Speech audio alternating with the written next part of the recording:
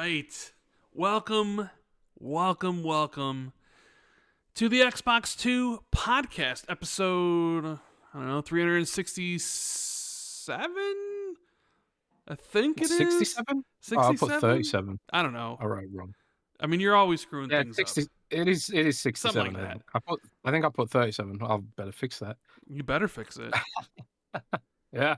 But Well. we are here on this beautiful Friday, June 13th, to talk about everything that's happened in the past week, which has been a lot. It's been a lot. So, Jez wants a short show. Jez wants the show to be 45 minutes long today. Because he's tired. He's tired. 45 minutes. Yeah, I genuinely don't think we're capable of a 45-minute show. I think like even if we tried, I think we just waffle too much. That it just goes well over 45 minutes. Yeah, Jez is like, hey, could the show be 40 minutes today? And I'm like, that wouldn't go over very well. Considering part of the heel turn. Yeah, our show last week was probably the shortest show in a while, and that was like 2 hours and 45. But we made it. We're here. We're sorry we didn't do a show on Monday, but both me and Jez were busy, so Friday it is today. But we're excited to spend the next few hours with you guys, talk about everything that's going on, and have a nice little chat.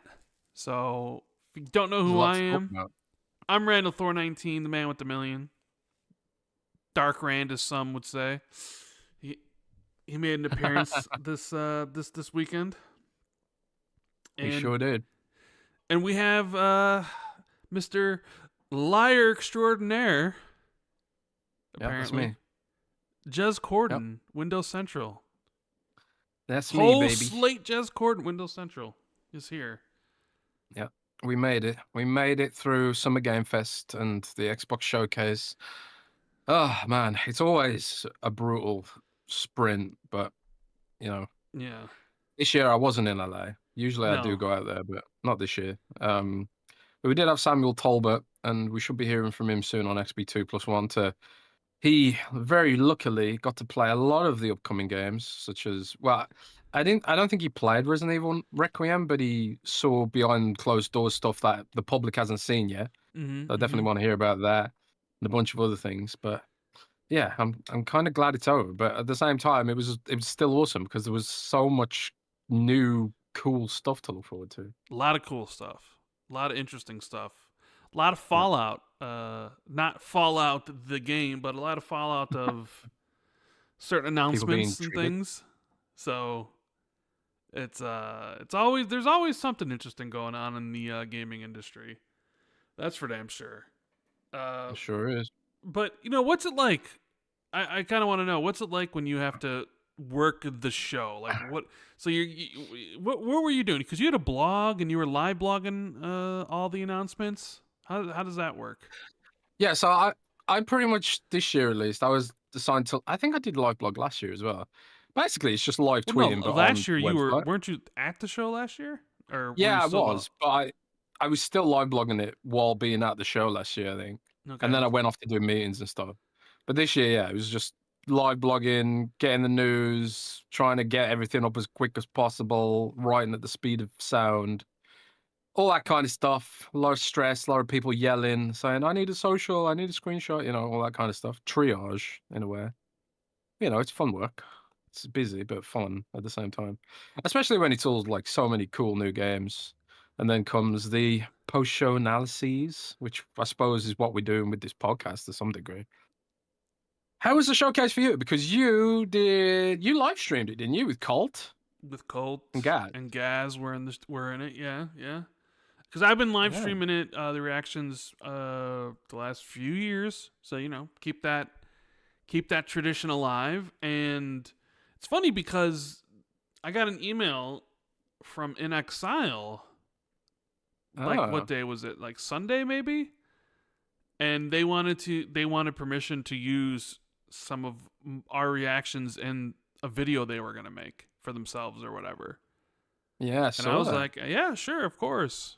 I mean, that's great. Game looked great. Some would say game of the show, best thing at the Xbox show. I think you would probably say that for sure. Yeah, I'd definitely say it was my game of the show for defos. That was cool. I and getting an email from an exile and be like, yeah, absolutely, you can use the reaction. I'm not against that. Cool. There was a bit of Windows Central in the showcase as well. I did see that Windows Central, like front and center. What game was it? It was Fallout 76. Oh yeah, because of the fishing angle. Yeah, because they knew you give the game a 10 out of 10 if it had fishing in it. Yeah, it's a little inside joke because it was really awesome of them to have done that for starters. But I actually made a Twitter account a long time ago called "Can You Fish in It," which was kind of like a riff on "Can You Pet the Dog," right? Or can it play or whatever? With the yeah, something like that. But it was kind of like can you fish in this game? Yes or no, kind of thing. For people who want to find fishing systems in games, right? And the first tweet I put out on that account was, "Can you fish in Fallout 76? No." And that was like 3 years ago or something. And because all the gear is in game to fish. Like there's like fishing clothes and a fishing rod. You can even equip it and stuff, but you couldn't fish. And it was like unbelievable. Yeah, it was ridiculous. Like why have all these fishing items in the game if you can't even fish? But lo and behold, we now have fishing in the game. And then, like the wait screen, the 30-minute wait screen for the show was fishing. I was like loading up the screen and I'm like, what is this? I'm like, oh, this is Fallout 76 and they're fishing. What an amazing update. There, guys, we got update 14 coming. Guess what? You can fish. And everyone's like, yeah. Live service games. You got to love them, man. The brave new bold directions that some of these games are moving into. Hey, dude, fishing in games is important, and it's a really in-depth system. Yeah, depth, get it? Like water depth. You get it? So funny. You're so funny, dude. How long have you been waiting to use that pun? Well, I just thought of it now. You just thought of it now? Okay, all right. I'm not smart enough to have planned that out, but yeah, it's quite in depth. Like seriously, like there's loads of fish you can catch, radioactive stuff, rewards you can get. It's not just a little dumb thing. It's a serious system, dude. Mm-hmm. So and speaking of Fallout 76, they revealed at Summer Game Fest that they do have a much bigger expansion kind of DLC coming later in the year. So it's not just fishing on the way, but right. Yeah, that was cool to see. But we're going to talk more about Summer Game Fest a bit later. It's not just fishing. Yeah. But yeah, so welcome everybody to the Xbox 2 podcast. Hopefully everyone's having a great day. I know this weekend is Father's Day weekend, so get something nice for pops of yours. Present or gift or card or maybe a ribeye steak perhaps. Yes. A ribeye steak. Ribeye steak. Something. Yeah. But with that said, hit that like button for us, please, if you haven't already. Share this out on social media. Let everybody know that me and Jez are live with this week's show. And subscribe button, if you hit that, if you haven't already, that would be most awesome. But we're going to do some quick housekeeping, and then we'll get into everything that happened this past week. So, Jez, it's time to get the shark voice on. Oh, we're doing some sharkage? The shark roar, doing some sharkage? Yeah. Yeah, so we've got another awesome sponsor this week from our friends over at Surfshark VPN. I'm just going to find a Discord channel where I put that. Surfshark VPN. Thanks again to Surfshark VPN for sponsoring the Xbox 2 podcast. We appreciate them very, very muchly. Links are in the description. 80% off, log free, and all that good stuff. 86% off. 80% off. Did I say 80? You said 80. Or is it 80? I think you said 80. It's 80. Oh. I think it's 86% off. Yeah, 86% off. No, that's just my terrible, terrible accent. Yeah, of course. Yeah. Very terrible. Without the T's. The T's. So we have Yes, looking for the ultimate way to safeguard your online experience? Surfshark VPN has you covered. Rawr, There rawr. we go. There's the shark. That's the last thing you hear when you jump into the water. You hear Yeah, it's something a lot. going rawr, and Yeah, that's the then last your thing you leg hear. is gone and your arm is gone and you don't know what's happening. Yeah. Well, that's what might happen to you if you don't use Surfshark VPN, Mm. Rand. 'Cause, Well, well, better use look it then. for legal reasons, Surfshark will not protect you from a shark attack. But what it will No. protect you from, Rand, is hackers, privacy thieves, and other Mm. data wholesalers. So, whether you're streaming, gaming, or simply browsing, Surfshark ensures your privacy and security are top notch. With its lightning fast speeds and unlimited device connections, Surfshark is the perfect partner for all your digital adventures. Rawr. Unlock a truly open internet with Surfshark's powerful features. From bypassing geo restrictions to accessing global content, Surfshark lets you enjoy the web without limits. Plus, its Clean Web feature blocks ads, trackers, and malware all before they can reach you, giving you a faster, cleaner online experience. Your data is precious, and Surfshark treats it that way. With a strict no logs policy, you can trust that your browsing history stays safe and stays private. Mm. Surfshark's robust encryption keeps your personal information safe and secure so you can surf the web with confidence. Don't miss this exclusive offer for the Xbox 2 universe. Grab 86% off a 2-year plan and take control of your online freedom today. Hit the link in the description below to claim this incredible deal. Surf smarter, surf safer, surf with Surfshark. Rah, rah. You and that shark. You and that shark. Rar, I guess. Rah. Yes, but But yeah, anyways, Surfshark is really awesome. yeah. Highly recommend it. I actually used it today. What'd So- you use it for? because, well, I was writing an article and I wanted to get the American price of something, but it was only showing me the price in British didgeridoo money, right? Right. So use Surfshark VPN to connect to the United States server and trick the website into thinking I was in the US so I could get the US price.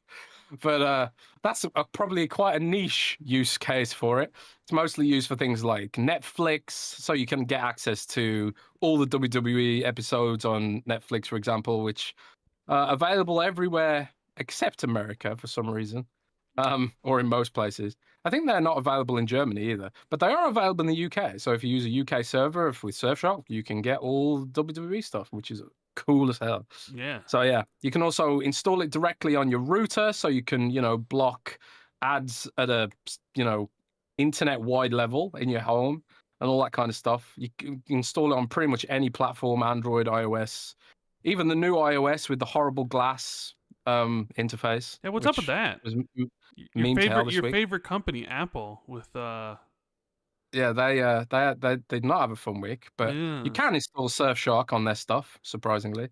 But yeah, the deal in the description gives you Surfshark VPN, unlimited device connections for 86% off, which works out to something like $2 a month. It's a really, really good deal, and it's exclusive for people who smash the link in the description. So thank you very much Link in the to them. description. Link in the comments. It's pinned at the top. Yeah. But we also have the wonderful patrons who support me and Jez on patreon.com/XB2, which question answer thread is up. We will answer everybody's burning questions at the end of the show. We're going to have an Xbox 2+1 next week. Patrons get early access to that. We'll be probably doing an Ultimate sometime this month as well, which will be exclusive to Patreon. So, helps support us and what we do here. So, we also got shoutouts for the Xbox 2 MVPs. We got Ethan Linhares, VA, Resin Force, iMike Zero, Tier, Shrapnel, Inner Machine, Just James 93, Holy Dark Death, Steve Sompy, 09C Mine, James Wiseau, Trickster for Trey, Laser Wolf, Battered Haddock, Armored Dude 52C, Foreign Object, Silas, James Moore, Fantasticals, K-Trox, Bright Tundra 1, Discarded Caboose, Justin Duel, Sean Kramer, PB Broking, Asa T. and Madison, Governor Grimm, DZ Huffin, Wagerman, Pat Rock, Scarcely Relevant, Adam Bartolo, Darren Torpy, Briggs Country, Prof JJJ, and Wolfgang KPZ. Thank you guys so much for supporting the show. And thank you to Wagerman for putting on the Xbox Community Fan Fest event alongside yeah, that was awesome. Ben Kenobi and Ainsley and Hargeet, and they went the extra mile to make sure that tradition kind of stays alive. So yeah, and Paris and Danny hung out there as well. Yeah, and Paris. They did a podcast. I think Danny and Paris were in a podcast in the beginning of the show alongside a couple other people. Yeah. But yeah, that was where, and you see some videos coming out of the event, when certain games were announced for Xbox. So, Jez, I don't know, where shall we begin with this? Should we just begin with so much? All right, Should we do showcase? Well, we'll do showcase in just a minute. I figure, you know what, we got to give props where props are due, right? And this is going to be really short, but Switch 2, fastest selling console of all time, Jez. So got to give it up for Nintendo. Even at a higher price point than the Switch 1, they were able to ship 3.5 million in 4 days, which is more than anybody else. What do you think about that? What do you think about Nintendo breaking records left and right, bro? Does that fill you with happiness, or does that fill you with just utter contempt? Just fills me with apathy. Apathy? I mean, it's a Switch Pro, isn't it? I mean, at the end of the day, it's a tried and tested console. It's a more powerful Switch. Why can't you just give props to Nintendo, bro? Because I don't care, bro. Oh my lord! And people talk about me being the Nintendo hater of the show, huh? Well, it's like the PS5 and the Xbox Series X too. There's like no innovation there anymore. It's like you already know what's gonna sell. You already know what you need to do.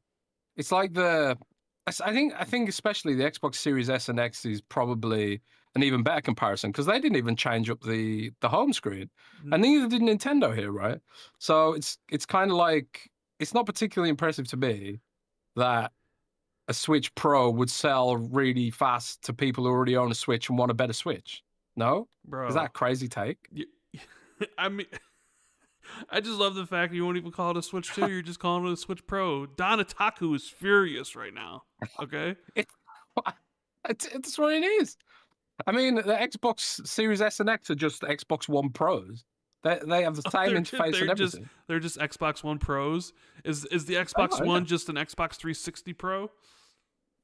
I think what disappoints me about the whole thing is, like, it just kind of feels like the era of innovation is over, in a way. And to me, it's just not that interesting. You know where the innovation is going to come in the future, right? AI, baby. AI is going to bring all the innovation you could ever want or need, or didn't even know you wanted, or whatever. That's where the hardware is the hardware. They're going to innovate with AI, and I know that sounds corny as hell, and some people are like, yeah, AI, and other people are like, screw AI. But I think most people are like, screw AI, frankly. That's where all the innovation is going to come in the future. Do we know, does the Switch 2 have an MPU? I don't know. I would imagine probably not. Yeah, well, even still, if AI is the innovator, it's just like, it's not like it used to be, where we sort of like, we went from 2D to 3D, and like Nintendo is doing like all these interesting innovations, but yeah, it came with a lot of risk. I mean, the GameCube didn't blow up as much as they wanted, I would have thought. And also, I don't even think the N64 blew up as much as they would have wanted. And then you had the Wii U, which was really innovative, but it didn't sell. But it kind of paved the way for, all these other companies that are trying to do these hybrid handheld consoles now. So like, Nintendo innovated there, like no doubt about it. But it's kind of like become the new iPhone now, where it's like every year it's like, oh, it's a new iPhone, but it's 1 millimeter smaller, or some other bullshit, right? Like, phones aren't interesting anymore. I think the Switch 2 kind of proves that consoles are going that way as well. because I kind of expected Microsoft and Sony not to innovate particularly much, but now even Nintendo's not innovating really. No? Well, I mean, they I don't found know. what they I just wanted. don't find it that interesting. You don't find it that interesting? No, I don't. I mean, I thought Can't it lie, man. to be expected that they would sell as much as they did, of course. But people. I just kind of know people bitched about the price, right? People bitched about the pricing of not only console but of the games and all those things. And granted, like the launch is as record breaking as it is, but does that mean that it'll be as record breaking and sell the most consoles ever, or beat the Switch 2? Could it be more front loaded, like maybe some like summer blockbuster movies sometimes, especially like sequels, will have more people go opening weekend than went for the first movie because they're fans now, and they'll shift those fans from maybe people who discovered it later and now like gonna be forward. So do we see the Switch 2 blow past the Switch 1 in total sales eventually? I don't know. That's something to keep an eye on. Does price become a bigger factor eventually when, you say like when the system gets more of a mass market casual, hit the casuals, but I don't know. When you talk about Nintendo, you're already kind of in the mass market casual sort of thing, and it really didn't really seem the price increase changed anybody's desires yet. But then again, I think it was always going to do well out of the gate because these things usually do. Like you have the biggest fans coming out and buy it. But I figured I'd just point it out, give kudos to Nintendo. Congratulations on, having the fastest selling system ever. Because Jez wasn't a believer, but I was.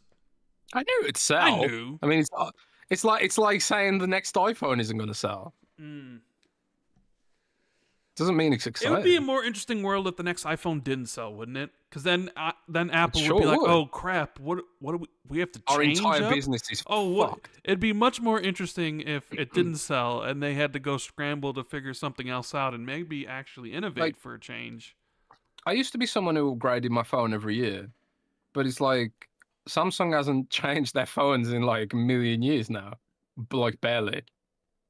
And it's just like, well, why bother upgrading? But at least I suppose with the Switch and consoles, I think there's still some juice to be got there.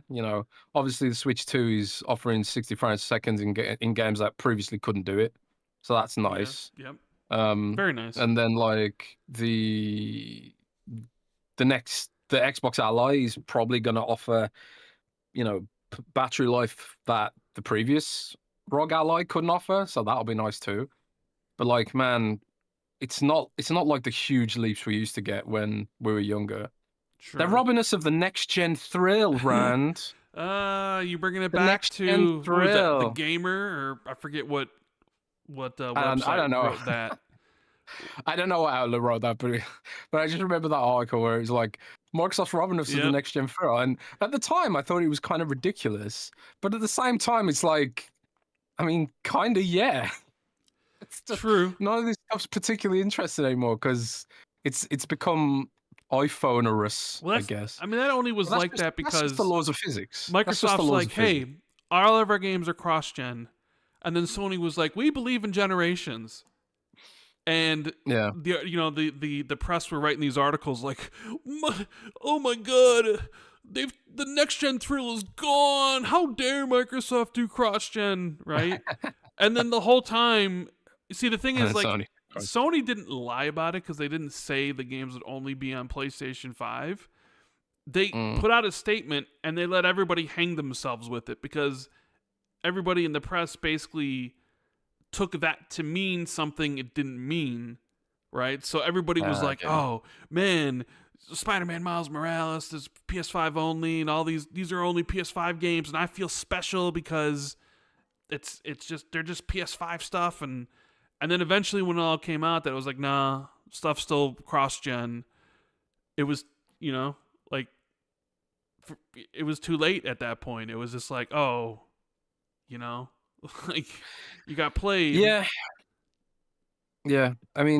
is what it is. The laws of physics being what they are, and there's only so far you can push things like the speed of light, for example, when communicating data and all that stuff.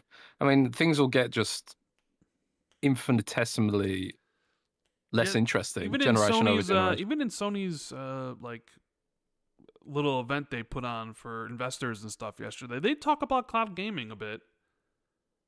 They said we think it's going to be But they also supplementary or mentioned how whatever. it's too expensive and those things. And he got Microsoft going like all in, every single week or maybe every other week you see them being like, hey, more games added to stream your own games, right? Which is great because who doesn't want Yeah, more games, I mean, for Sony, it is a price issue because Microsoft has the infrastructure already in place. So Sony would have to like either rent from Amazon or Google or Microsoft indeed, or they'd have to spin up their own server infrastructure, which is expensive and increasingly expensive because a lot of the demand's falling towards AI right now. Whereas like Microsoft can be like, when these cloud servers aren't in use, we can send the teraflops or whatever to AI processing. So like Microsoft server infrastructure is more cost effective than what other companies could implement in a short space of time. I think that'll change over time as well, in theory, But even then, it's like rare earth minerals are finite, and you've got like only like the last few weeks, China's been using rare earth minerals to as a bargaining chip with the tariff stuff, because they know like a lot of the minerals that go into making these components is something a markets that they control large swathes of, which is not to get too geopolitical, but like that is part of the reason why Greenland's come into the conversation now, because the assumption is that underneath that glacier there's a lot of minerals which could, whoever controls those minerals won't have to kowtow to China with regards to certain computer components. So, there's all these sort of factors at play here with regards to cloud. But I did put out an article about cloud today that Microsoft's moving ahead with next generation cloud. So Microsoft's what's clearly the pushing deets ahead on with that? it. What's the deets on the next gen cloud? So it does seem like, as part of Microsoft's next gen project, which includes a Series X successor, it did include a handheld, which we'll talk about in a bit. We could talk about that as part of this, I guess. Yeah, we could talk about it as part of this. I'll talk about it in a sec. But as part of that, there was a handheld, which is now the Xbox Ally Canon. Well, but Microsoft was going to make their own handheld, which has been sidelined. Canceled. And then basically canceled, says Tom Warren, though. Yeah, the operating word being basically cancelled, which in my opinion also means sidelined. I mean, didn't when we talked about this last week, didn't I tell you that it was going to be canceled? Like, that was my stance. I'm like, there's no way this thing's coming out. Sure. I'll explain what's going on with that in a sec. But as part of that whole effort, there's also like next gen cloud. Right. So what does that look like? Going up from 720p to 1080p streams, going up from maybe a 4K streaming tier, maybe improve bit rates and hopefully improve latency, and getting up to parity with NVIDIA GeForce Now. Right. Because Microsoft's buying all that infrastructure anyway for AI. And the idea is that, like, when these cloud servers aren't in use, they can be used to power AI and other things. And it's all the same shit. The new next gen cloud streaming stuff isn't going to be based on console hardware like previous, where it was originally Xbox. Was it Xbox One X's that were in the cloud, or Xbox Ones? And then it was Xbox Series X's to run 4 instances of Series S's versions, right? Yeah, so you play the Series S version when you play in the cloud, usually. Usually. And I ain't exactly 100% sure. My assumption would be that they'll have some kind of facility for backwards compatibility, because I do think, like, as part of Microsoft's game preservation ethos, I think cloud has to be part of that conversation, because in the future, like next gen, we're still getting native Xbox One, Xbox Series S and X games on our systems and backwards compatible 360 games. But what does it look like in the generation after that, like 2035 or something like that? It's probably going to be increasingly PC, right? So maybe like the generation after that, cloud's good enough where it feels native enough that streaming older games from the cloud becomes a more viable solution, and the native experience is more PC oriented. That's just speculative, by the way. Microsoft doesn't know what's happening in 10 years either. But at least for like, in my view, I think in the short term, those cloud servers are going to have to be backwards compatible with the ERA development environment. But I don't know for certain.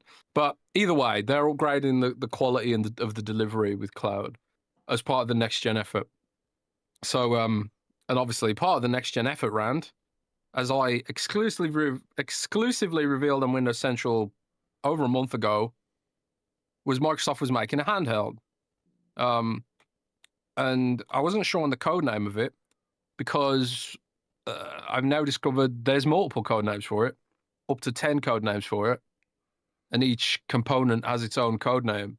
So every team that's working on a different component seems to have a different code name for it, and they're not often privy to the other code names.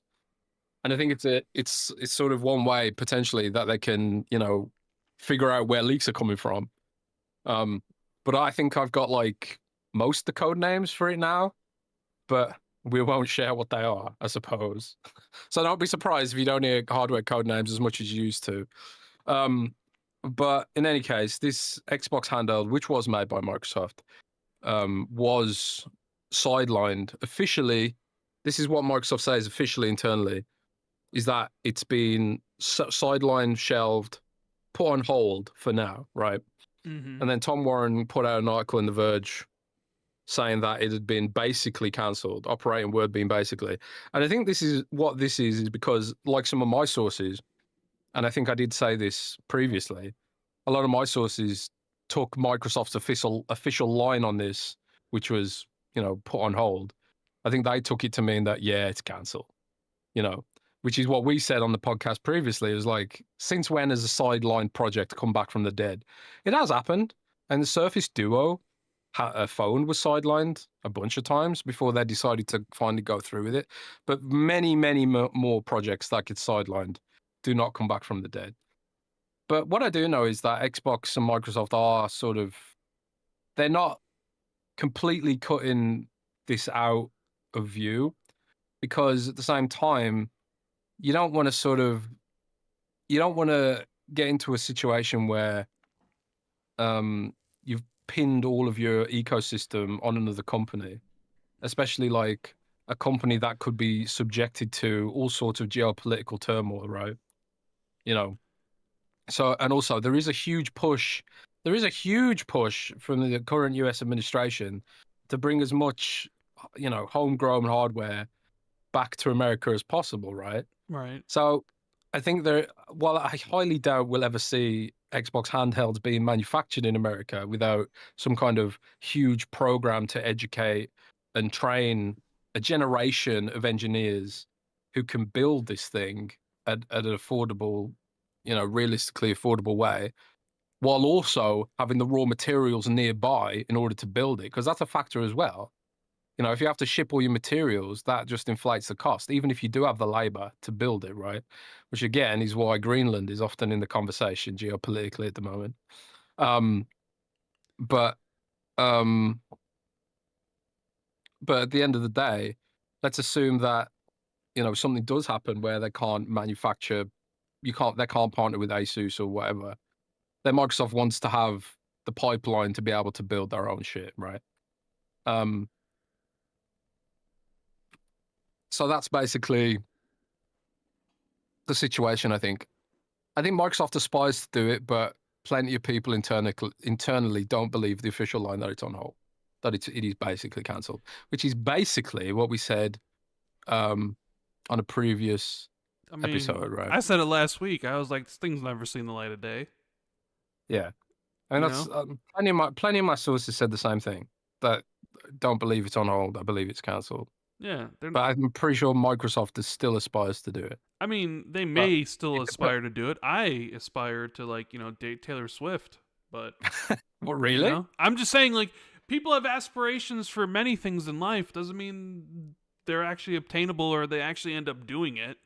So, yeah, Microsoft could sit there and be like, we aspire to make our own handheld in the future, but then reality slaps you in the face and you realize that you don't need to because other companies are doing exactly what needs to be done, and there's no reason for you to spend the money to make your own.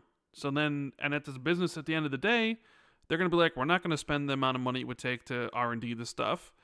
And, like, imagine a scenario in the future where, okay, let's just say Xbox gets all your library playable on PC, right? So, like, there's, I don't know how many games on Xbox. I think, let's just say there's 9,000 or 8,000 games or whatever there is playable on Xbox Series X and S, not including, or maybe even including the back and pat stuff. Let's just say, hypothetically in the future, 2-3 years from now, or maybe even around the launch of the next generation of Xbox console, let's just say they pull off what we sort of expect them to pull off, where the vast majority of your games are now playable on PC. Somehow they figure out the licensing issue, right? Somehow that's all taken care of. And when you log on to the PC thing, let's just say you're somebody who has 1,000 games on Xbox.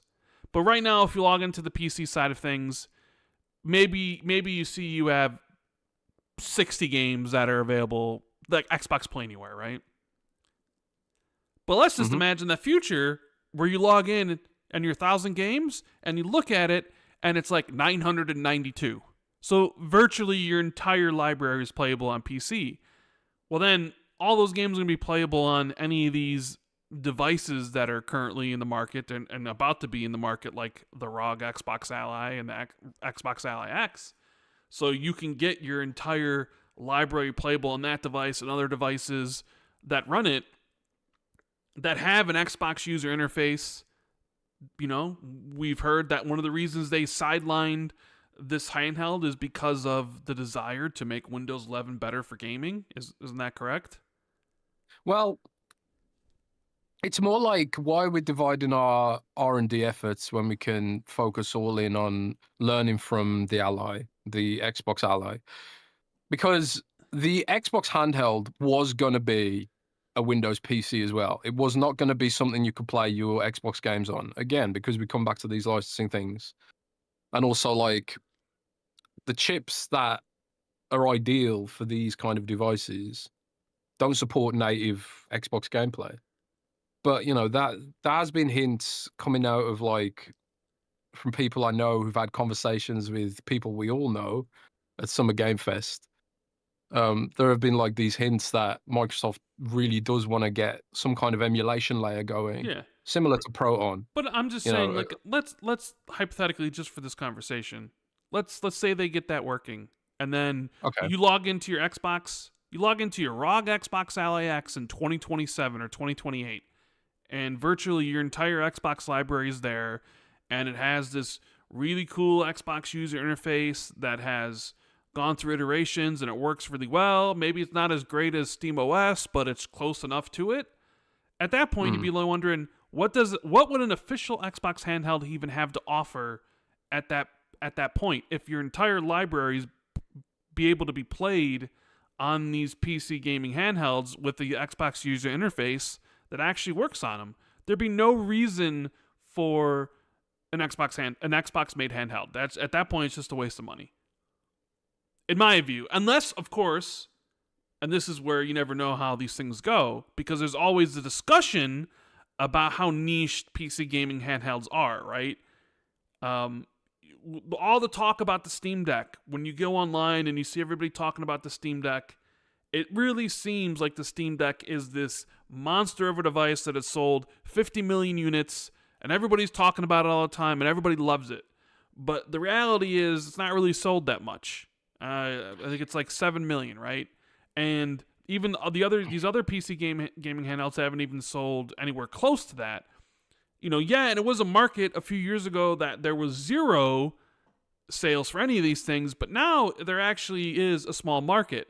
Now imagine a situation where, I don't know, maybe in 5-10 years, PC gaming handhelds blow up.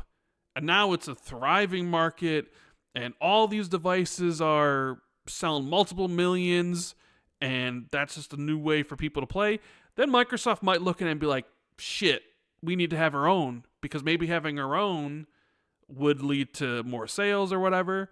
But that's assuming, of course, the market takes off in that way, right? Well, listen. Well, think of this, right?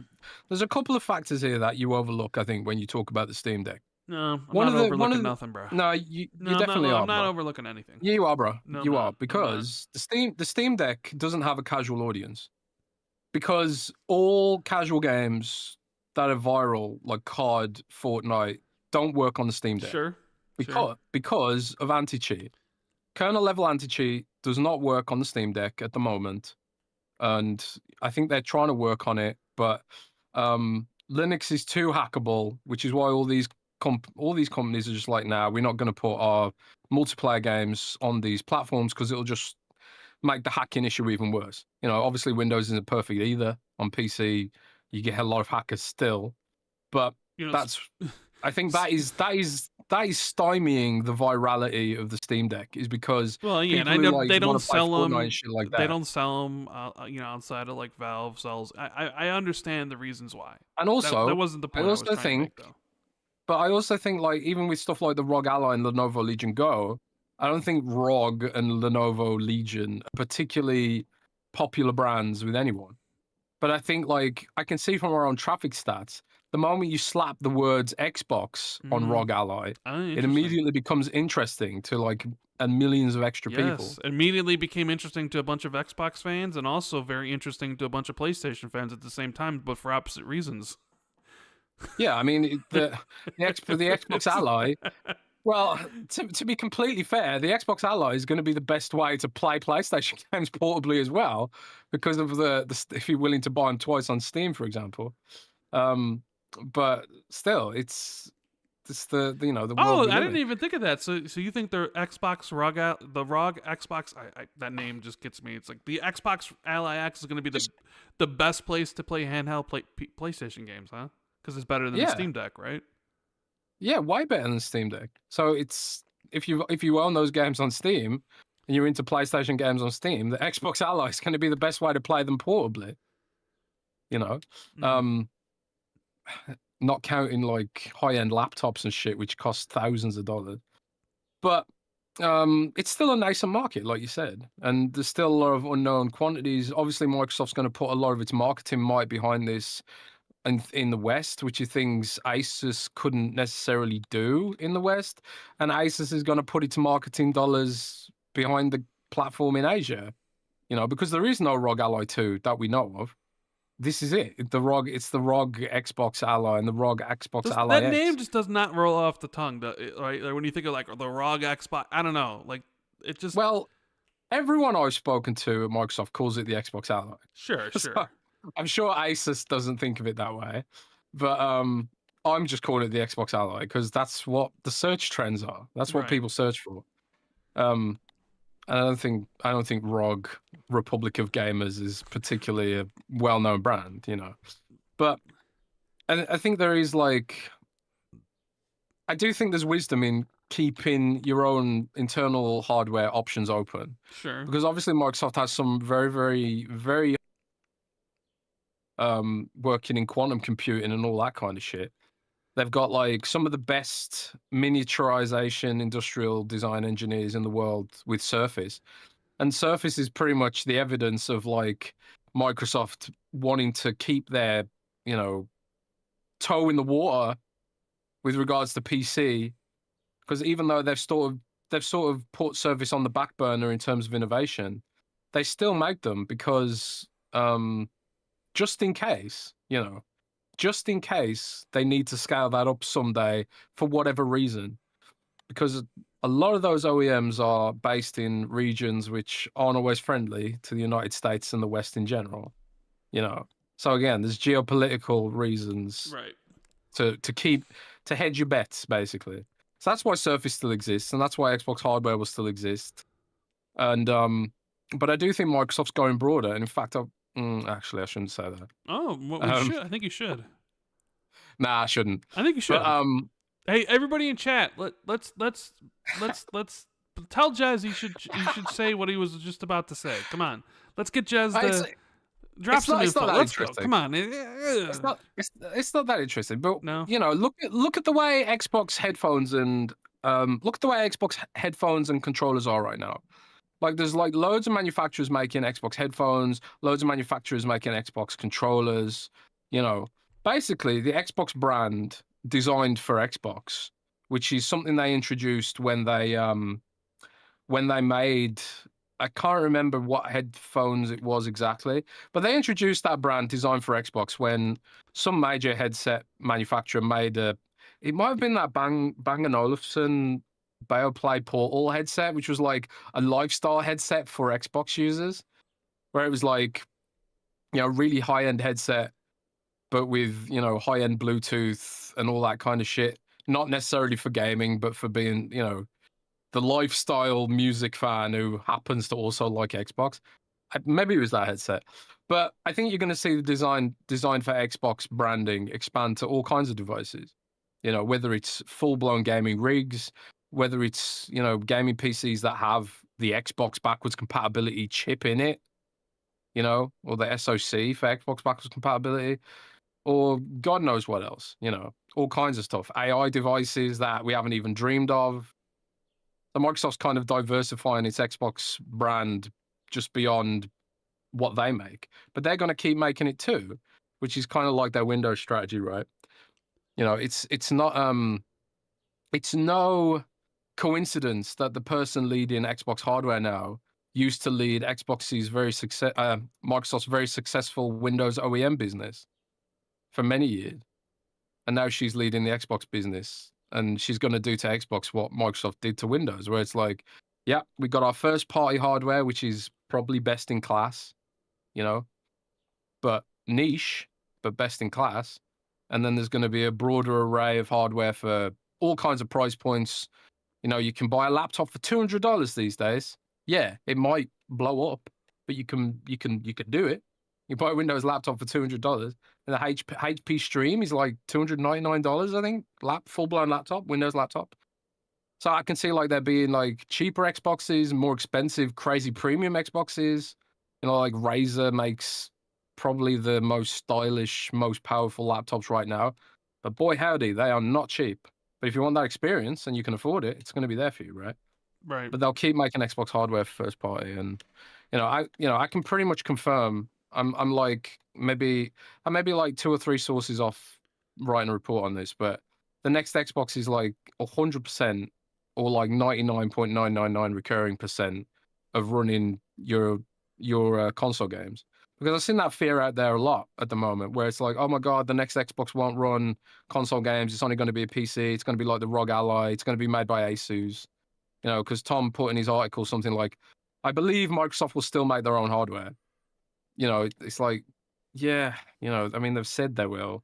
Yeah, but you know, Xbox, you can't always... The thing is, Xbox has said a lot of things in the past. Well, that's what I was going to say. So. That's what I was going to say. Like when Tom says, I believe they're going to make it, that exposes an issue with Microsoft's messaging, is that people don't really trust what they say anymore because they're gone back on their word so many times. But, you know, which is again why I've been told by a bunch of people the next Xbox has the silicon for running, you know, Xbox One and Xbox Series X and 360 games natively. You know, what's in the backwards compatibility program. And then everything you own on Xbox One and Xbox Series X and S, those will all be playable on the next Microsoft Xbox. But I would not be surprised if there is an Asus ROG gaming all-in-one. Sure. That also is just a PC, like Tom said. Yeah. And to be fair, Tom was one of the first people, I think, who officially reported on the idea of third-party Xbox hardware. I think I didn't believe it at the time. I cynically didn't believe it at the time, but the more I looked into it, it was like, oh shit, yeah, he's right. So shout out to Tom for that.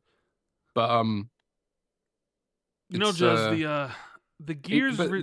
Just one last point. It does come at the cost of confusing people about what Xbox, because they keep saying this is an Xbox, this is an Xbox, that's an Xbox, and it's like, it is confusing people about what that means. You know, because for everyone who's currently an Xbox fan, the only device that is an Xbox is your Xbox, the Xbox that runs your games. Because the Xbox Ally does not run all your games. It runs a subset of your games. They need new messaging and new branding to really describe how all this shit works, because the way they're doing it right now is not good enough, in my view. That's my last point on that. Okay. Well, I think, as you know, I don't know if you're trying to play it now, but the Gears of War beta is live. But apparently, yeah. Apparently, though, I do have it. Yeah, check it out. See if you can get in, because apparently, doesn't seem like people can actually get into play. Check it out. So load it up. Since you're, what were you playing anyways? While we were talking, playing Darktide, baby. Playing Darktide. We'll load up Gears of War Reloaded, and tell me if you can get into a match. I mean, this is your baby after all. This is your Gears. Bro, I'm so bad at Gears multiplayer. Oh, of course. I don't know. I possibly couldn't be worse at it. I mean, someone who loves Gears bad at the multiplayer. Shocker. I like the universe and the lore, but you like the universe and the lore, but when it comes to PvP, nope. It's too hardcore for Jez. Jez likes the little baby multiplayer games where if you get an assist, you get a kill, like Overwatch and stuff. Like, yeah, I got that kill. That was me. Yay. Or PUBG. PUBG doesn't give you kills for assists. Yeah, it does. You get some points, bro.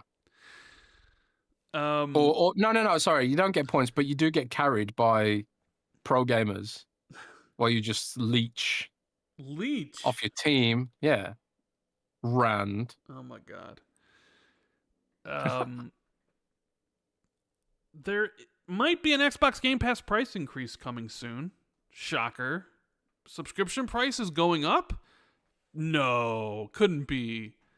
Because of some string of code found in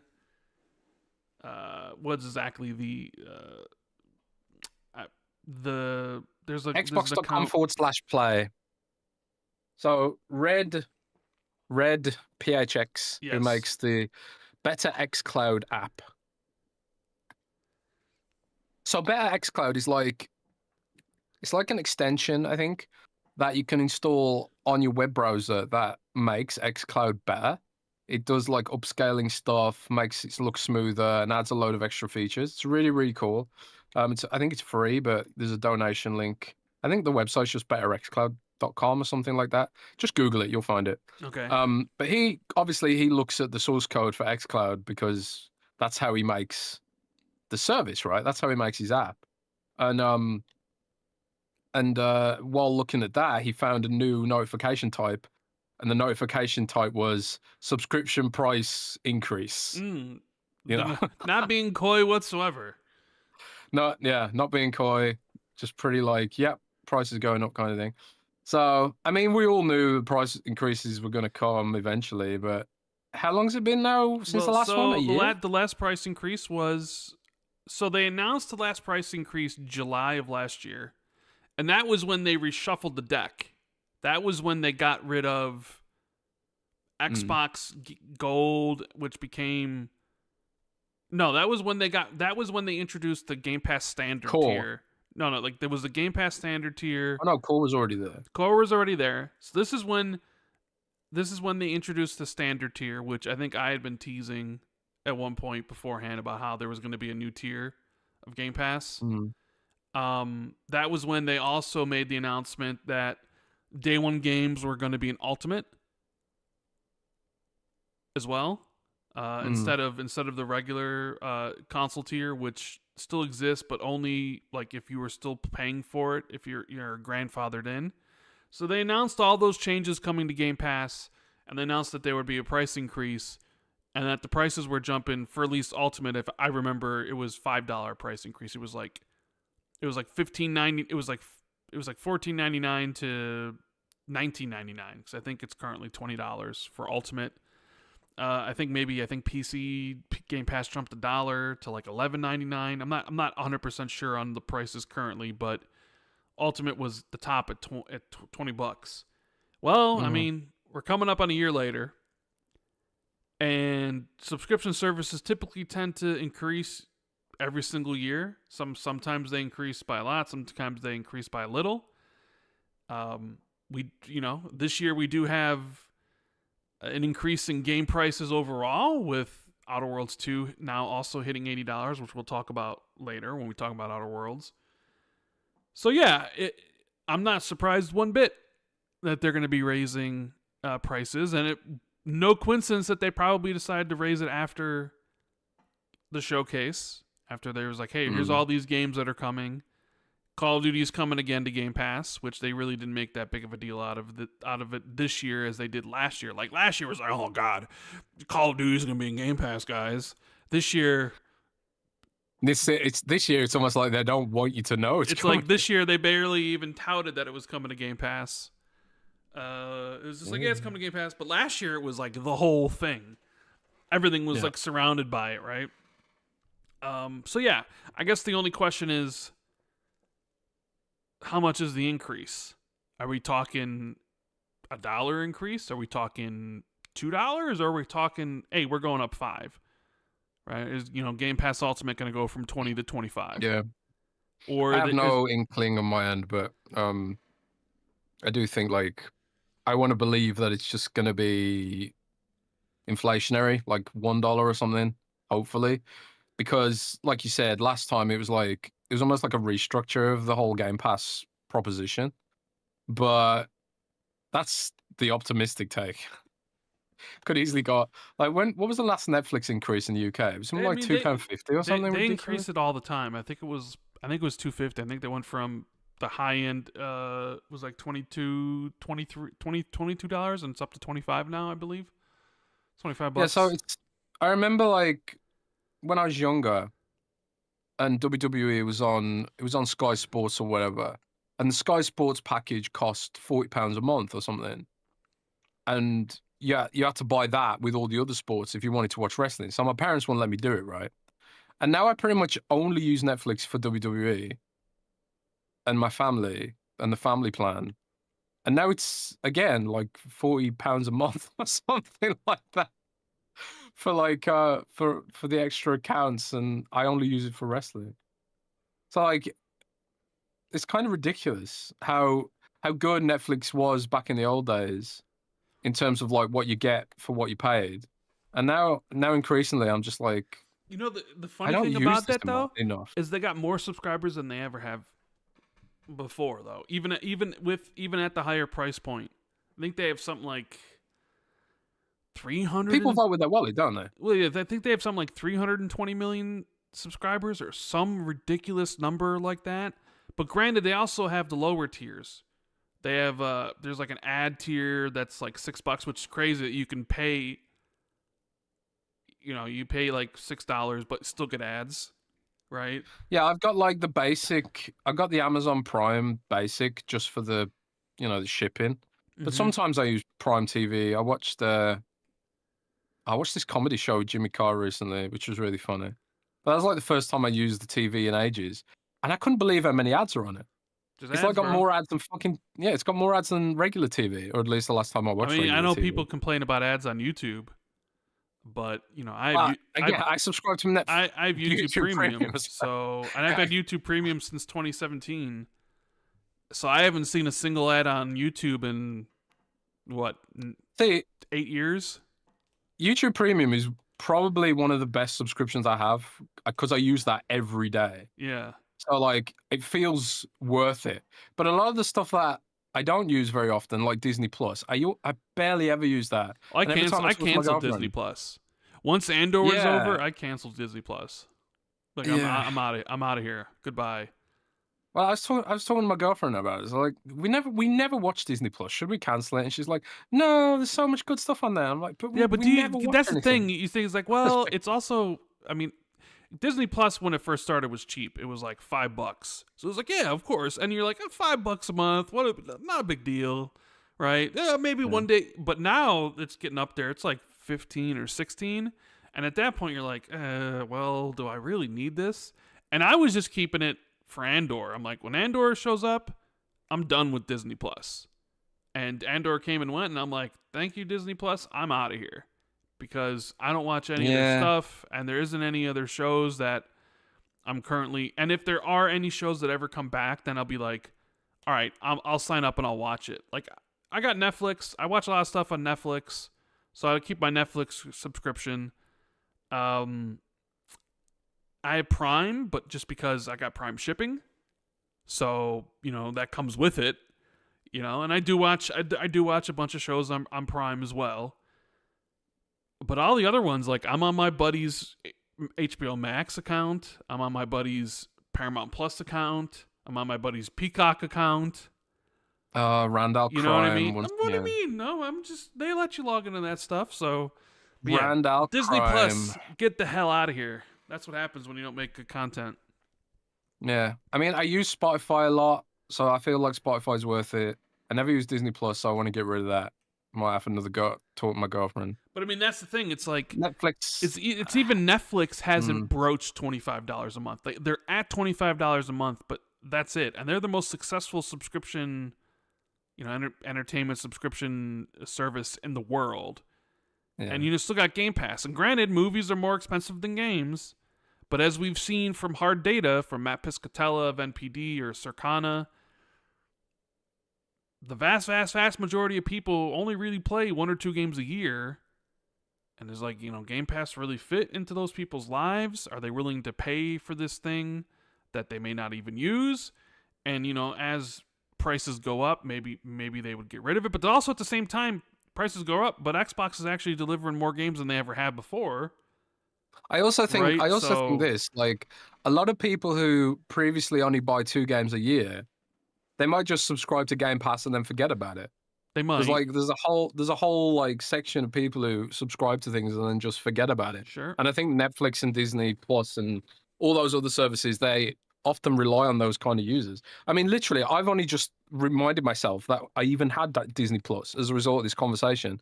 And I'm wondering now how many months have gone by that I've had Disney Plus and neither me or my girlfriend used it. It's probably been. When's the last time you remember even watching something on Disney Plus? I can't remember. You've probably Simpsons on there. You probably given them hundreds of dollars and you haven't even watched anything. You really should just cancel it. Don't say that. Yeah, don't say that because it depresses me. Oh, actually, someone told me about a trick you can get with Disney Plus. Yeah. If you subscribe to Uber One, which is Uber's subscription service, it's like half the price of Disney Plus, but it comes with Disney Plus. It might. I mean, there's also bundles for Hulu, which I'm on my buddy's Hulu as well. So, thank you, Sam, for letting me take part in all the. I used to be on his Netflix until Netflix kicked me off. When they were doing the crackdown of the password sharing thing. Oh man, I'm having such an issue. All right, with that. well, I guess I have to get Netflix on my own because I watch too much of their content. But the one subscription service I don't think about, YouTube Premium. It's like I have it and I use it, and I'll be on YouTube quite a bit. It's like I don't even think about it. It's like people talk about ads on YouTube, and I'm like, I haven't seen that in 8 years. It's the greatest subscription service. Never seen that on YouTube. Amazing. Yeah. If I could somehow move all of my Spotify stuff to YouTube Music, I'd probably get rid of Spotify as well because I've tried to use YouTube Music, but it's like, oh man, I've got like thousands of albums on Spotify. I can't be bothered to move them all across. But yeah, at least Spotify is the free tier if you wanted to use it. But yeah. Yeah, I do really like Spotify. Their algorithm stuff is really good. But anyway, this discussion's gone really long. It was just about the Game Pass price increases. Which the whole point of it is like, is there a point where people just start thinking this isn't worth it anymore? Yes, there will be a point. There will definitely be a point, depending on each person individually, where it reaches a certain threshold, and it's like it's not worth it anymore.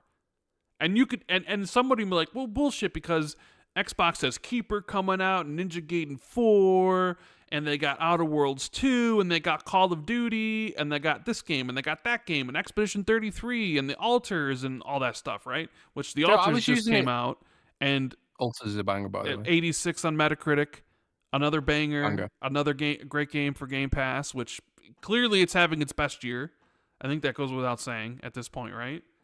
Yeah, definitely. But best year ever by far. Some people. I was playing Space Marine 1 earlier on Game Pass. Yeah, Space Marine 1, playable now on Game Pass and on Xbox and PC, but not on PlayStation 5 for whatever reason. That is so weird. But I remember loving that game on the 360. So, I don't really have any intentions of revisiting it, but it is a really cool game. If you want to get into the Warhammer Space Marine stuff and you haven't played 1 or 2, start with that one, because 2 is a direct sequel, and they just announced that Warhammer 40k Space Marine 2 just hit 7 million players. And then I think the studio head came out and said that's 7 million sales because they're not on any streaming service. So, and then somebody came out, and then I saw the Windows Central article that said, don't sign a deal with Game Pass. It was Alex Hutchinson, because he just put Revenge of Savage Planet on there, and he didn't really have that many good things to say about Game Pass, but no, he didn't. You'll see publishers and you'll see devs talking really good about it, and then you'll have a few people there talking bad about it because everyone's spirits is going to be different. Or maybe his deal wasn't as good as other people's deals or what have you. So yeah, he definitely was like, don't sign it, blah blah blah blah blah, and it's like, okay. I mean, yeah, I got thoughts about that. Well, give me your thoughts. I want to hear them. I just think the game wasn't very good. I mean, I'd say it, but good game. They reviewed decently, 77 on Metacritic.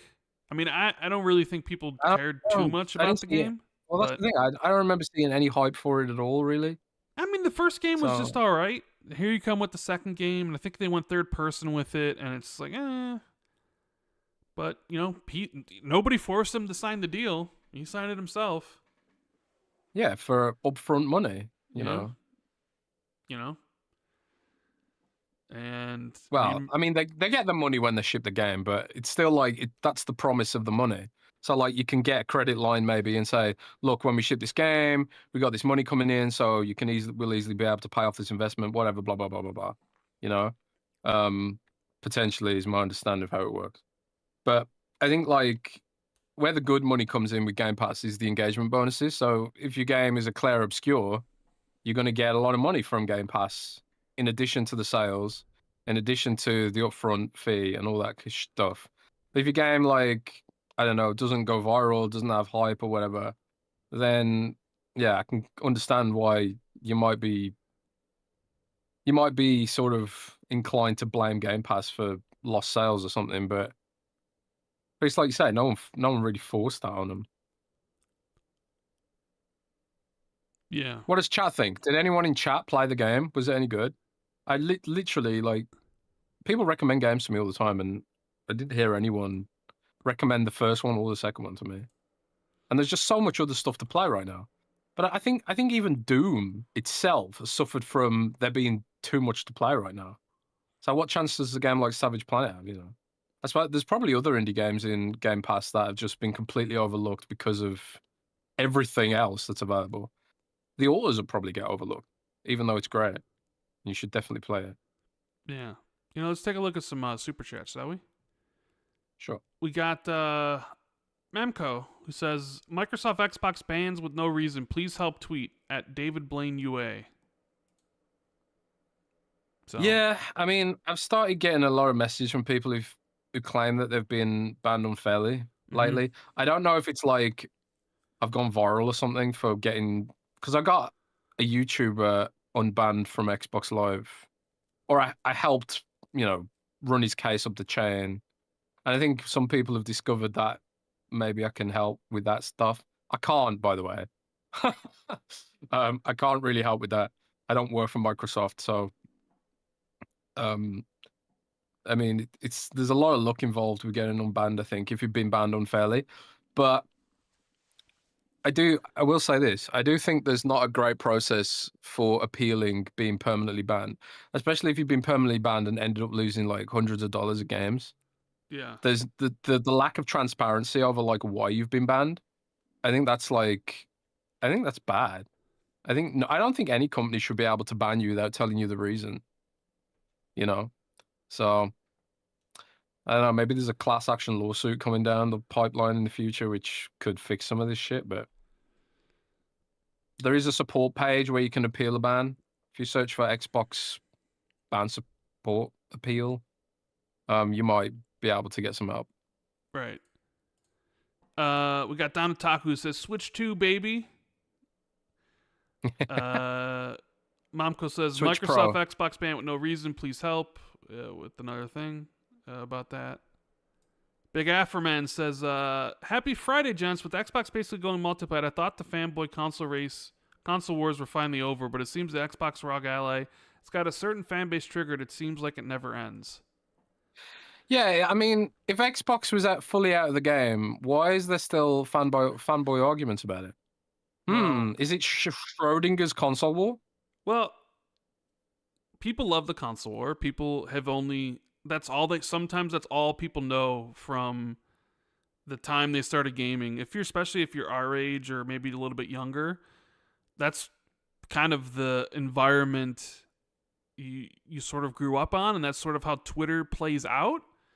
And that's sort of how like camps were set up. Like you're either PlayStation or you're Xbox or you were Nintendo, and you sort of found friends within those things, and found friends and community within those. Like I'm an Xbox fan on Twitter, and all the Xbox fans welcome me, right? But the PlayStation fans don't. So then I start integrating myself with the Xbox fans. We have a good time. We all play together. Blah blah blah blah blah.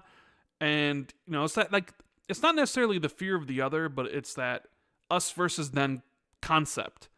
That's not just exclusive to video games. It's basically throughout everything. It's sports teams. The Packers and the Bears. Bears hate Packers fans. Packers fans hate the Bears. Wrestling. You think the console war is ridiculous. You just see some of the stuff that goes on the wrestling side of stuff between WWE versus AEW, right? Shoe brand, I've heard that shoe brand takes it even to a new level, like Nikes versus Adidas. Like wait, the shoe brand there's wars? There's shoe console wars, yeah. Think about anything that presents like a tribalistic us versus them mentality is going to have that. I mean, iOS versus Android, everything is set up that way, right? And sometimes I think some of the corporations egg it on a little bit. I mean, you even have Peter Moore, I think he was on the Iron Lord's podcast not too long ago, basically saying they played it up. They egged it on. He even said it was good for the industry, the console war with the fans fighting with each other, right? And now I kind of agree with him in a weird way. And now, so you still have the platforms, right? You got Xbox, you have PlayStation, and you have Nintendo, and everybody has their fans, and everybody fights. Like Nintendo introduced their stuff, and then people made fun of the $80 Mario Kart thing, and some of the things that might have been seen as issues with this Switch 2, whatever. Then there were YouTubers that came out that were like, don't buy this, don't buy this, don't buy the Switch 2, don't buy this, I'm not going to buy it. And then all those YouTubers who said that shit all bought that shit day one. Also, they could make money out of it, right? And make revenue out of it. Like going out there and telling you shouldn't buy this because of X, Y, and Z reasons. And I'm not going to do it either. And then the first day it was available, they ended up buying it anyways, only to put out their reviews about how they were disappointed in it, drawing a whole bunch of revenue. It's a game to them. So like, it doesn't mean, it's like, sometimes you just can't trust what YouTubers say, especially when they're like telling you not to buy something and then they go and do it themselves when they said they wouldn't. It's ridiculous. You can trust us though. I mean, I'm not going to tell you to not go get something and then go get it myself. Like, no. I mean, that's absurd, but and it's funny because you could see those people and you just knew exactly what they were gonna do. Like they pitched this outrage fit, told people not to get it when you knew they were gonna get it themselves, only to make a video about it, telling them how much they didn't like it, so they could just rake in the revenue, making the ad revenue. That's why we never took the Raid Shadow Legends back. Yeah, they offered. I couldn't pretend to sell that game. Yeah, I couldn't pretend to be like, yeah, guys, Raid Legends, come play with me. I'd be like, yeah, come on now, that ain't happening. Ain't nobody doing that shit. I'd shell for Plants vs Zombies though, if it was still around. Plants vs Zombies was lit, but nah. As far as it comes between console war now, you thought like, okay, well, with Xbox going multi-platform, that maybe some of that stuff would die down. You know, people talk about the Xbox tax, right? When it came to game Xbox reviews, and that people thought that, hey, with Xbox games going multi-platform, some of their games would no longer see the Xbox tax in reviews.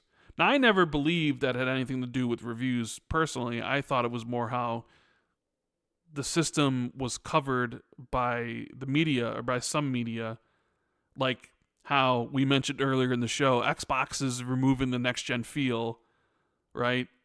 It's like presented this way, but in reality, they're doing the exact same PlayStation was. That's kind of like the Xbox tax in my humble view. You know, but then I saw people like with Xbox's first truly multi-platform game, Doom: The Dark Ages. There really seemed a lot of console warring surrounding that game, specifically about how well it did or how well it didn't do. Even though it came out and it was playable on PlayStation and on PC and everywhere, there were still just whole people like wishing it failed or hoping it was a bomb or all these sort of things. And then when Microsoft came out with the numbers, they're like, don't trust them, they're lying. And I was like, oh, so even if it's multi-platform, you're still going to experience some of this stuff. So you can imagine it happening with Outer Worlds 2 and Ninja Gaiden and potentially all the releases from next year. And yeah, you definitely have, you know, Xbox. I think even like, I mean, we all know Starfield got it, but I think even Palworld got it a little bit. Yeah. I think PUBG got it as well back in the day when that was like temporarily exclusive, even though like it was the biggest game in the world at the time. I don't know. Maybe that's like. But here's the other thing. It's like sometimes you reap what you sow, right? Sometimes you reap what you sow, and you may not like what you get. Example, especially with this case going on here, the ROG Ally X or the Xbox Ally X, right? When Microsoft started this is an Xbox ad campaign, you know, there's many different reactions to it. Some people are like, that's cool. I like the vision. They're trying to sell this. I understand it. Some people are a little bit like, but not really. Like, I understand this is the thing they're trying to sell, but they're not there yet. And that was, I think, kind of mine and Jez's whole thing was like, we get it. That's the future you're trying to sell, but the future ain't here, right? You still got work to do.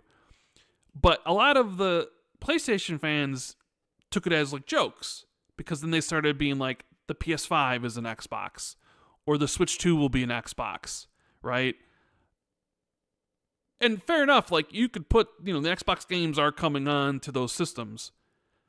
But for whatever reason, whenever Microsoft announced this Xbox Ally X that has Xbox branded and has the Xbox user interface, even though the PlayStation fans were laughing at the top of their heads all the time. Some of them. Granted, obviously, I'm not speaking for the entire user base because that would be utterly ridiculous.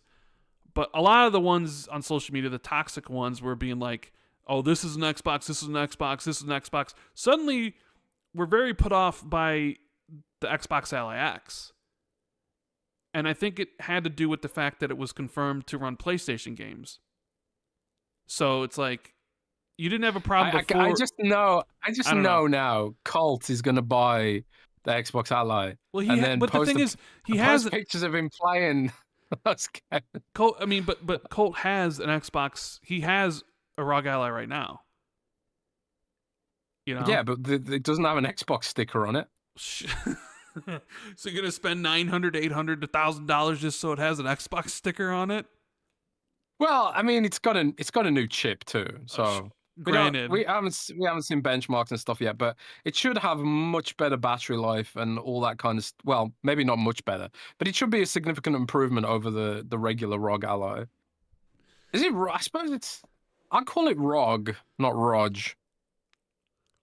What do you call it? ROG or ROG? I don't know. I think I'm just gonna have to call it the Xbox Ally, but it's the like ROG reminds me of Roger, like Roger Ally, like Roger from Star Wars. Roger. Yeah. Roger. Yeah. Moving on. We'll talk about that more when we get to that segment on the show. Commander Shepard, member for 59 months. Says showcase this year is underwhelming for me. The two things that I'm looking forward to the most is the game Daywalker and Indiana Jones DLC. Yeah, Daywalker looks pretty sweet by former Witcher devs. If you didn't know, looks pretty good. Nerds and Other Legends, member for 16 months, says showcase was great, 10 out of 10, but I have slight community watch party bias. Also, Spaceballs 2. I can't believe they announced Spaceballs 2. That was ridiculous. Oh, that is crazy. I can't believe they did that. Rick Moranis coming back. Yes, as well. he actually is coming back. Bill Pullman's coming back, and his son, who was in Thunderbolts, is coming as well. So I don't know how they're going to play this off, but they are. Meat Puppet says, my YouTube Premium is the best. I've had it since the first launch, and what do you guys think? The Xbox ROG prices will be... Is there any truth to the leaked price? Should we talk about that now? Yeah, I guess he asked the question, so we might as well. So, Xtasis put out a leak thing where he said pre-orders are going to start in August with the release in October, I think. I don't know if he had the exact dates, but it was basically pre-orders in August, release in October. And I think he had... What? Go on. Continue, sorry. I believe he had the Xbox Ally at $499, and he had the Xbox Ally X at $799 was the prices, if I'm not mistaken. In euros, right? I think. No, in US. In US. Well, euros and US are pretty much equal at the moment. Now, I don't want to put words in his mouth because I don't have the exact quote here. And sometimes when you translate things from other languages, some things are lost. Was he actually saying that was a leak, or was that a speculation? He says that he I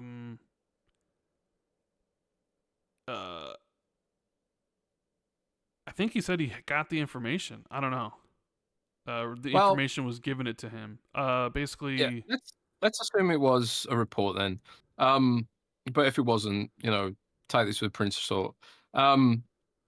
So I think I predicted something like, this was a prediction, not a leak, that it was going to be something like, I was imagining 600 for the low end model, and then maybe 1,000 for the high end model. Mm-hmm. But then again, I started hearing things like the reason they chose a 7-inch screen was to keep the price down as much as possible on the both models, without sacrificing variable refresh rates. And variable refresh rates is something I really, really miss on my Legion Go, because sometimes on these kind of devices you will lose frames sometimes, and VRR can help mitigate that sometimes. And that was the first thing I noticed when I switched between the devices. I ultimately stuck with the Legion because it had a kickstand and stuff like that, and detachable sticks, which I thought was, made it more versatile. But VRR was something I really missed. So I think it could come in maybe $799, but I would be shocked.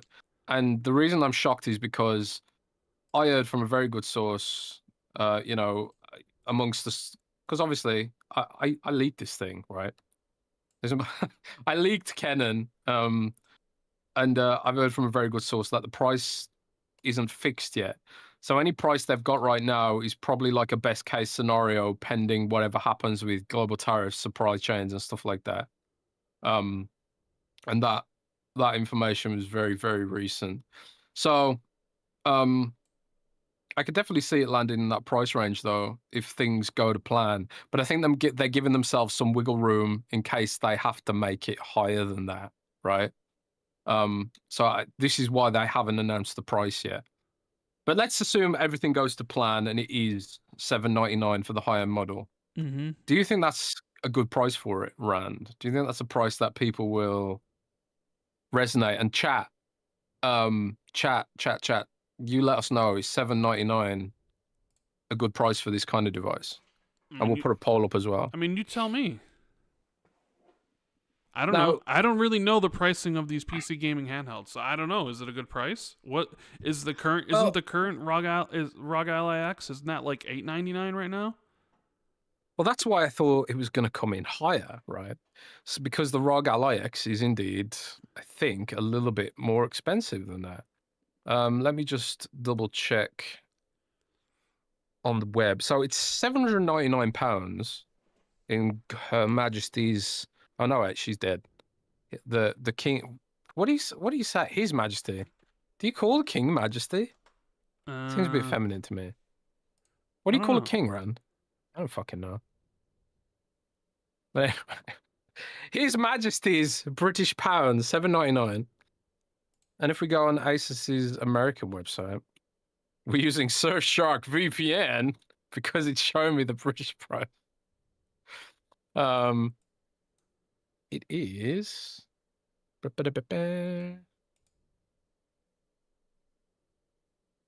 It is $7.99 as well. What the hell, man? Why do we get screwed so much in this country? It's like $150 more expensive in England. But anyways, it's $7.99. So maybe they are going to bring it price parity, you know. So XBX Lord Chaos says a king is called Your Grace. So his grace is British pounds. I don't know. But yeah, I presume that maybe that is what they're gunning for, to match, because this is the ROG Ally 2 in essence. So maybe they're just gunning for price parity and figure that's a fair price for it. But the thing is, these things were priced before the tariff craziness popped off, you know? Right. So like maybe these prices reflect current stock levels rather than buying new shit in. I don't know, man. It's weird because when I go to Best Buy and I search for the Asus ROG, right? There's one here. The ROG Ally X 7-inch 120 Hz FHD 1080p gaming handheld. AMD Ryzen Z1 Extreme processor, 24 gigs with 1 terabyte SSD black. It's $900. And then the 2 terabyte one is $1,000. 900 didgeridoo monies. Yeah. And the white one, the ROG Ally, regular one, 7-inch, 512 gigabytes, is $650. So yeah, if you go to Asus's website, I mean, I did, and then I went to Best Buy because they linked it there. buy but yeah. direct. So like right now, apparently, if you wanted to buy this, $900 at least on Best Buy right now. Yeah, like my personal belief is that it's going to come in at $899. But that is my personal belief currently. We'll see. I don't know. Maybe those prices drop, and then the better ones, the Xbox Allies, take its price point or whatever. But I mean, just looking at this price point in comparison to how much better this new one's going to be, because there's better chipset and all that stuff. You know, if it really comes in at $799 when this thing right here is $899, well, then that's a better price right off the bat. Maybe Microsoft is subsidizing a little bit. Maybe they don't want. Yeah. Maybe they realize that they can't have, if they come in any higher than that, it's a no-go. And they wouldn't really get any like efficient data out of it, because the only people buying an Xbox Ally at those prices are enthusiasts. Yeah, but maybe if you try to keep the prices down a little bit, you know, I don't know. Yeah, I like the optimism, bro. I'm just putting out a thing right now, and oh man, but I mean, that's the way it could go. That's the way I hope it goes, that it's cheaper and it's subsidized, because at the end of the day, it is going to it's going to come with Xbox shit out of the box. And when you press the Xbox button, it's going to load up the Xbox store. Don't know if we'll be able to reconfigure it into a sort of a different button. I mean, right now, if you want to reconfigure the ROG Allies, if you wanted to reconfigure the Armory Crate button on the current ROG Ally, you have to use a program to do it. Gmapper, I think it's called, or something like that.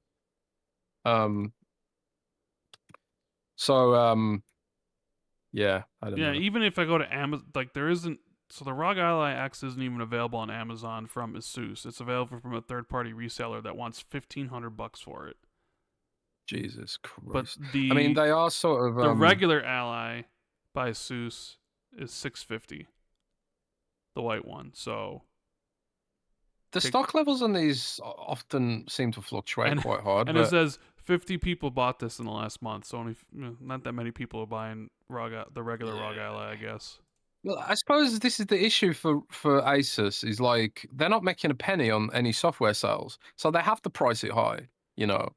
But maybe Microsoft can be like, we'll take on the subsidy aspect of it, and you can get, you know, our cut of the hardware or something. I don't bloody know. I mean, all this is pie in the sky optimism. I don't exactly know how the partnership is going to work in terms of who gets what money, where, and when.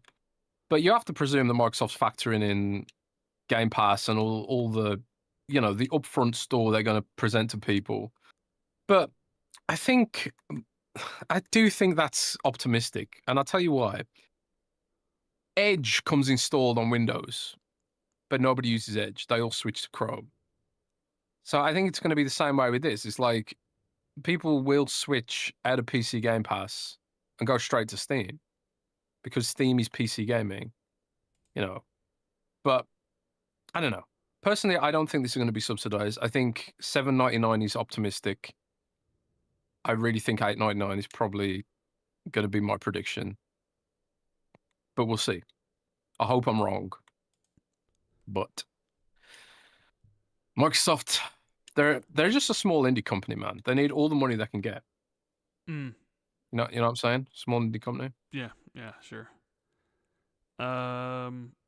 We have a super chat here from Mr. Face23BKNY. The $50 one. Appreciate the support, Face. He says Microsoft is pushing moving its Xbox fans' Game Pass subs to PC, especially if the next gen console is also an OEM, just like Nadella said. We are changing what it means to be an Xbox gamer. Regardless of merger, Xbox PC is still Windows PC. Xbox PC is still a Windows PC. Am I wrong? Well, that's not happening, first and foremost. The next Xbox is not going to be from a third party. It's going to be from Microsoft.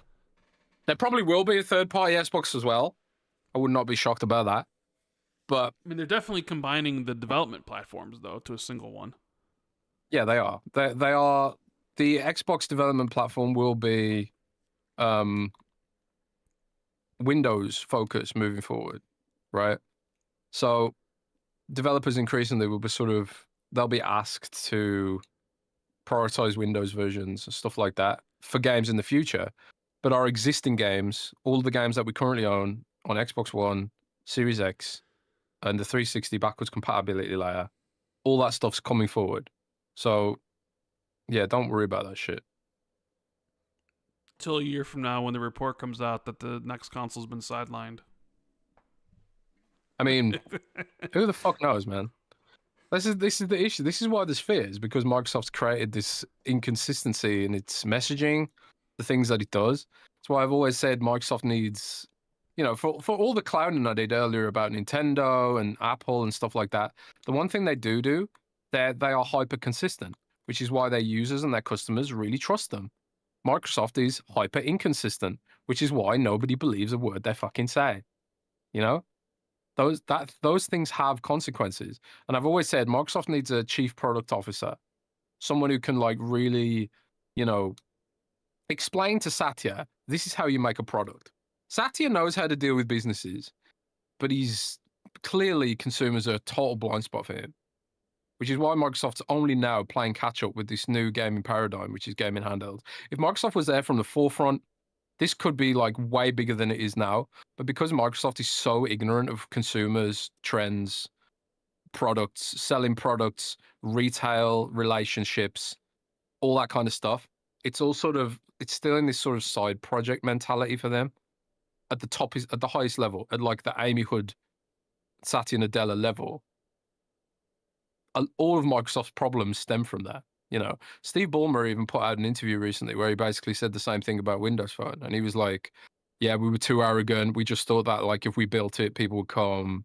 You know, we didn't like do any of the sort of groundwork that you need to do to make a consumer product." I do think Microsoft's like becoming more aware of it though, which is why like going harder on making Windows better has become a priority now, because their Steam OS has presented a threat, and that's why like competition's so important, right? But yeah, I don't know. It is what it is, man. Mm. We got a super chat here from Manu who says, Jez Rand, what's up with the Xbox not releasing physical editions of its own games? I know the physical format is dying, but giving up on their own platform while supporting PS5 is a tough pill to swallow. Right, so I've actually tried to get details about this because this pisses me off as well. I don't buy physical games. I haven't bought them for years, but like, I would like to. The reason I don't is just because I don't have the space. So it's like it's a huge amount of space to save when you don't have to buy physical games. But I really appreciate the whole idea of collecting games, and I think it'd be a shame if Microsoft did away with that. It's like they'll sell you the case, but it only comes with the digital code, right? Yes. So you can get a case with digital code. But I think they're only selling like the Outer Worlds 2 Deluxe Edition and like the Ninja Gaiden Deluxe Edition, so the more expensive versions. But even then, there's only a code that comes in the box. It's not a physical copy of the game. No. In the PlayStation version, though, you do get a disc. And I know. And the PlayStation version gets a disc. And that's because of Sony's rules. But I think the reason Microsoft's doing this is because of Xbox Play Anywhere.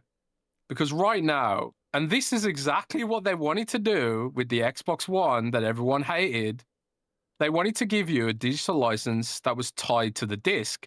And when you wanted to sell that game, you had to take the disc and get it unlocked at a participating retailer. Yeah. Now, in practice, that might have been a shit show. Oh, but it would have been. Yeah, it might have been a shit show.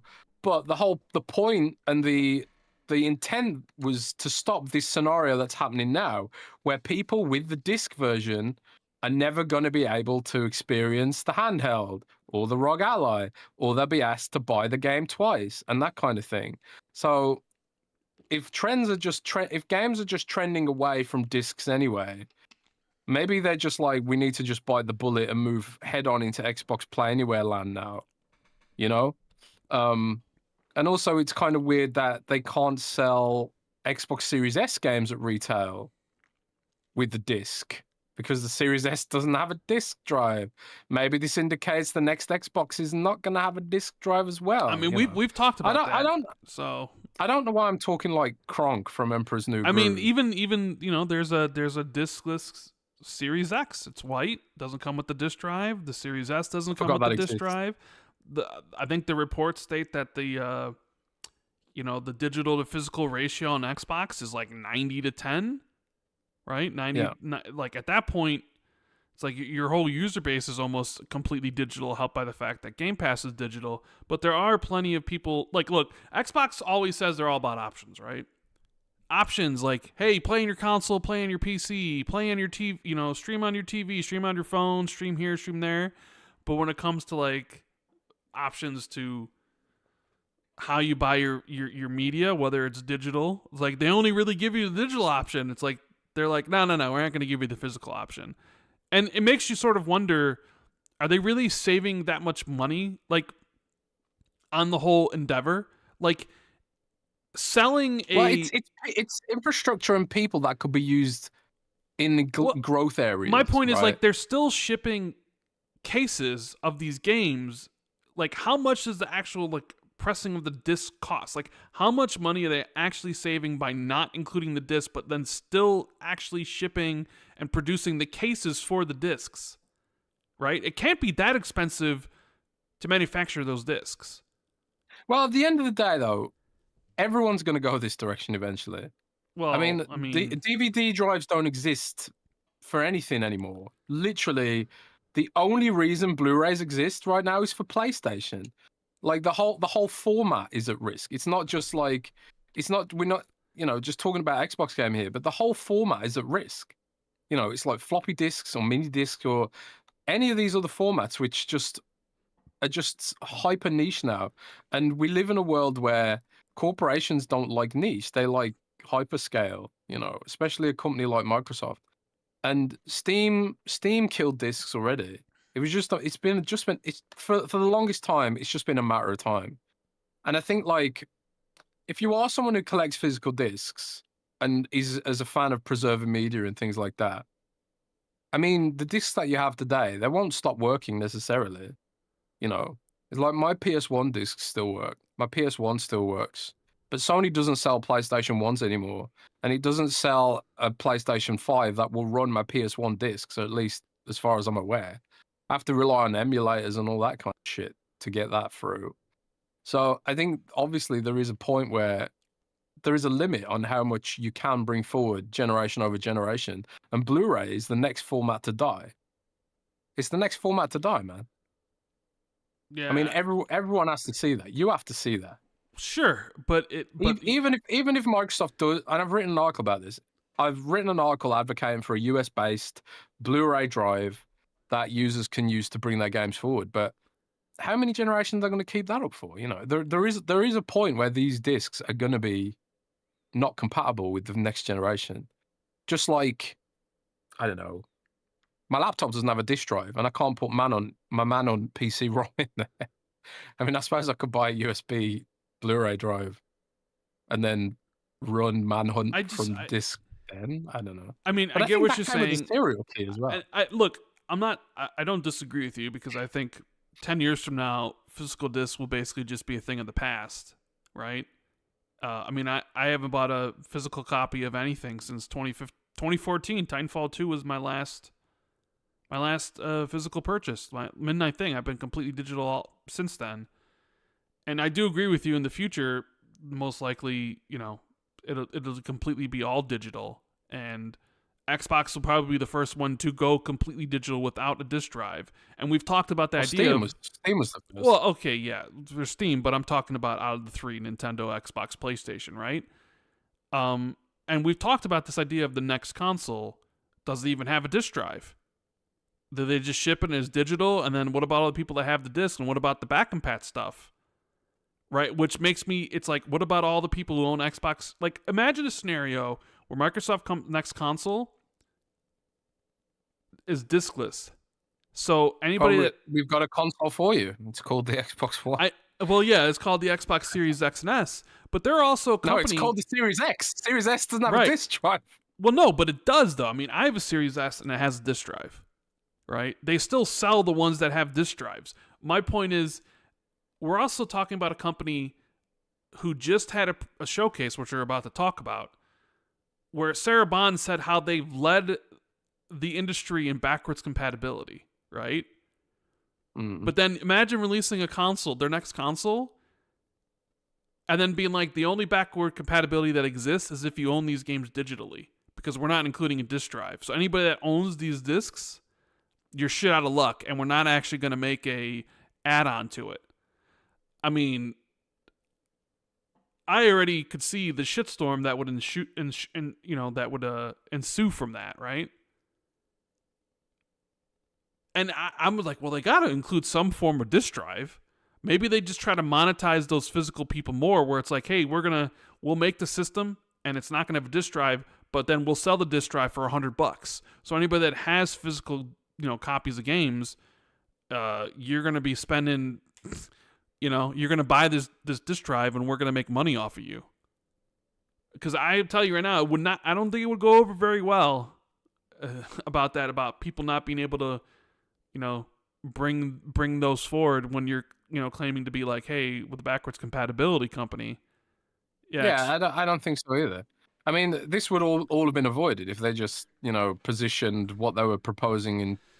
No, nobody was ready for that. I mean, that's because they were grabbing people by the hair and being like, "Come on, we're going," and people were like, "No, no, no, no, no. What do you mean? This is too much change all at once." And especially with Sony basically saying, "We're not changing shit," and everyone's like, "Yeah, Sony." They got out. Yeah. Xbox got outplayed, bro.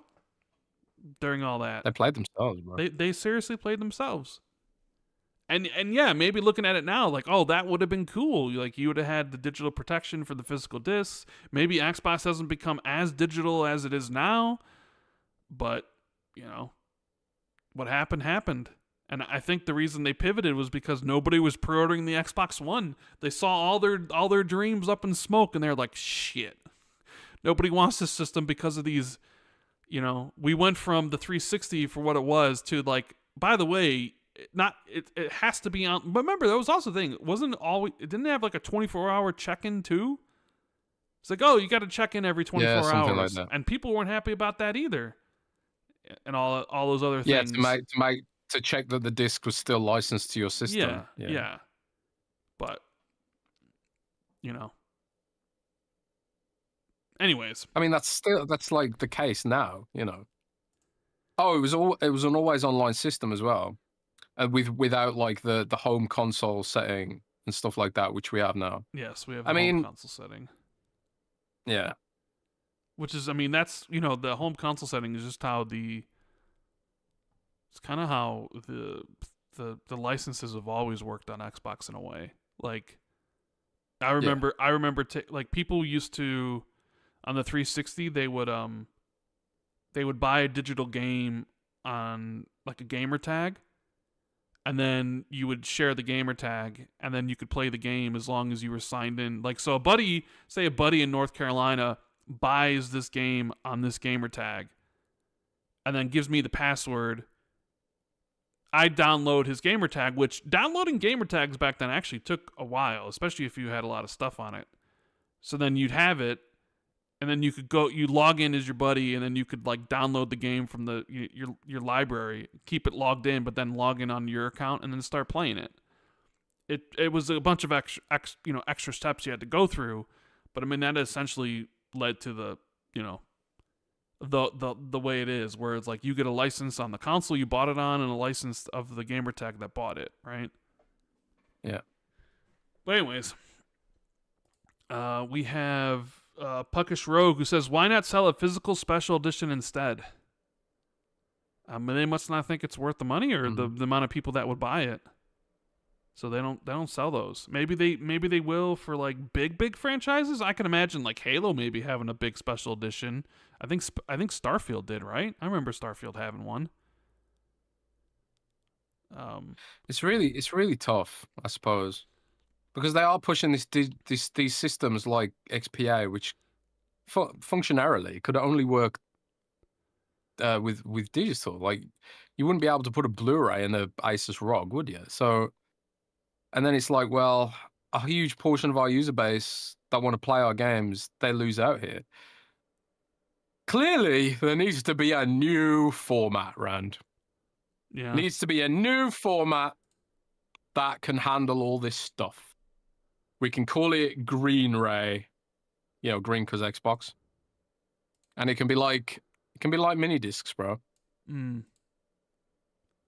Do you think that'd work? No, I don't think it would work. Sorry. Shit. Damn.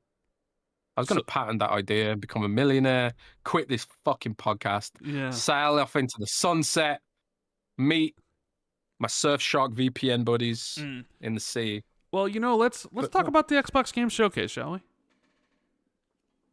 Yes, let's talk. We've talked a lot about the handheld stuff and blah blah blah blah blah. We got to talk about all the stuff here. So, I haven't actually spoken to you about what you thought of the show at all. I don't know your thoughts here.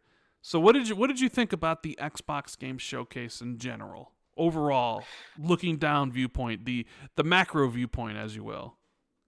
The macro viewpoint has evolved over time because the way my brain works, I suppose. So what was your initial reaction? My initial reaction was that was awesome, amazing, loved it. 10 out of 10, 9 out of 10, 8 out of 10 kind of thing? 8 or 9 out of 10? Yeah, 8 out of 10, I would have said. But like, as my brain, over the week, as my memories have faded, all I can remember is that they ended on Call of Duty. Oh, really? Okay. Which I think was such a brutally hefty mistake. Because I think a lot of the people... And let's not play down Call of Duty. Call of Duty is the biggest franchise in the world, but it's also the biggest franchise mostly for casuals, maybe, I think. I think a lot of the people who are watching this show were not there for Call of Duty. Call of Duty needs to be in its own space, I would argue, at least to some degree, maybe. I think it was cool last year because it was like coming to Game Pass, introduction, Call of Duty to the Xbox people and all that stuff. I remember for years people were saying like, "Oh, Xbox needs the Call of Duty marketing back," But now that they've got it, people are like, "Oh, I don't want it." Call of Duty is not as popular as it once was with core gamers. I think now it's like, you know, Seth Rogen skins and all that kind of bullshit. Not really interested in it, and I think it didn't. I don't think as well that trailer felt a little bit bait and switch, because initially it was like, oh, this is cool, this might be something new, and then like increasingly it was like, oh shit, it's just Call of Duty. Surprise! You get the same game you get every single year. Congratulations. Here you go. Yeah, exactly. Although there is a co-op campaign this year, I believe. I don't know if that's public, actually. I think it is. There's a campaign. There's zombies. There's multiplayer and all that stuff. It's typical. Yeah, but a co-op campaign. Last year didn't have a co-op campaign, did it? No, it didn't. So you might have. I don't know if that's public. You might. I hope that's public. I don't know. It might is. Maybe chat will tell you if I hope it's public, and I also hope it's not incorrect. But well, but it does seem like I wasn't a huge. Okay, it's public. Thank God. Then I saw already. Phew. So because sometimes it's just like little factoids rolling around my head, and I'm just like, is that a real fact, or is that just something I've pulled out of the ether or something? But yeah, I wasn't a fan of the way they end. But I thought the rest of the show, and obviously like sometimes the end of the show is important because it's what you remember. It's kind of like the main event at WrestleMania, right? Yeah. Like it sets the tone for how you feel when you leave the arena, and I think like this year's WrestleMania was kind of mid. Like the last match was pretty mid, so everyone thought WrestleMania was pretty mid, even though like there was some good matches sprinkled throughout. Kind of feel like that way about the Xbox Showcase. There was some like a high highs, man. Like in XR's game, I thought it looked absolutely fantastic. I was like, this just looks brilliant. Beautiful, huge step up for the studio. Clearly, I wasn't that interested in the Outer Worlds 2 initially, but then when I watched the direct, it was like, wow, this is like way deeper than I expected it to be. I think they used the phrase crunchy RPG systems, I just wanted an overview of it all, because we're gonna go through everything that was shown here. All right. But well, I'm just saying like the morsels of the bits that I really enjoyed. So basically, what you're saying was you were really, really high on the show when it was over. When my memory was good, and now my memory's gotten worse. All I can, Now your like your I think I've gone down to a 7. Gone down a little bit. Yeah, I think I'm at a 7. I think it was still a really good show. It wasn't as good last year. It lacked that sort of oh my god moment like we were hoping for Elder Scrolls 6, right? Yeah. But and also there was a lot of games that I was like, where is State of Decay? You know, where was State of Decay? Why wasn't it there, Jez? Yeah, especially because they updated their seemed like they were teasing before the show. Yeah, they updated the website branding before the show, and it was like, well, they've got to be there then. It's like those teasing bastards. But there was also like I don't know, a lot of other games missing. So I think, but overall, it was a really good show. Probably, I think Summer Game Fest had the oh my god moment more so than Microsoft did with Resident Evil. Which is funny, because when you actually look at like Jeff Keighley and his polls, right? Like, because you know Jeff puts out a poll for each one of the shows, and you know he's like the biggest person out there on Twitter with like the biggest following that puts out a polls like this, and he does it for every show. So sometimes you can kind of check the vibe of how people feel about the shows just judging off of his polls. And it's not even like he's not even that much of like a, you know, like Jeff may be biased the way he sort of announces things or tweets things, but you can't really say the audience he's not a console warrior, but he just has a preference. I was more trying to say, it's like if you asked, I don't know, like if Colt Eastwood put out a poll and you said, which show was better, the Xbox or PlayStation poll? Like, right, Xbox is going to win because of the, you know, the followers that he has, right? It's mostly Xbox followers. Where like Jeff is obviously a little bit more spread out. Like everybody follows him from Xbox, PlayStation, Nintendo, right? 1.5 million followers. So he had put out a poll that said, what would you grade today's Xbox Showcase? It got 73,000 votes, which is less than the 115,000 votes for Summer Games Fest and was less than the 150,000 votes for the PlayStation show. But 73,000 votes, with B leading at 36.6%, A in second with 31.3%, C at 18.7%, and a D at 13.4%. So basically, A and B were 68%, which is pretty high. I would have voted B, I think. Which is pretty high, because if you go look at his poll for his own show, let me bring that up here.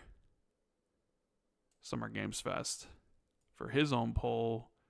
31.9% said a B, 22.9% said an A, 23.1% said a C, and 22.2% said a D.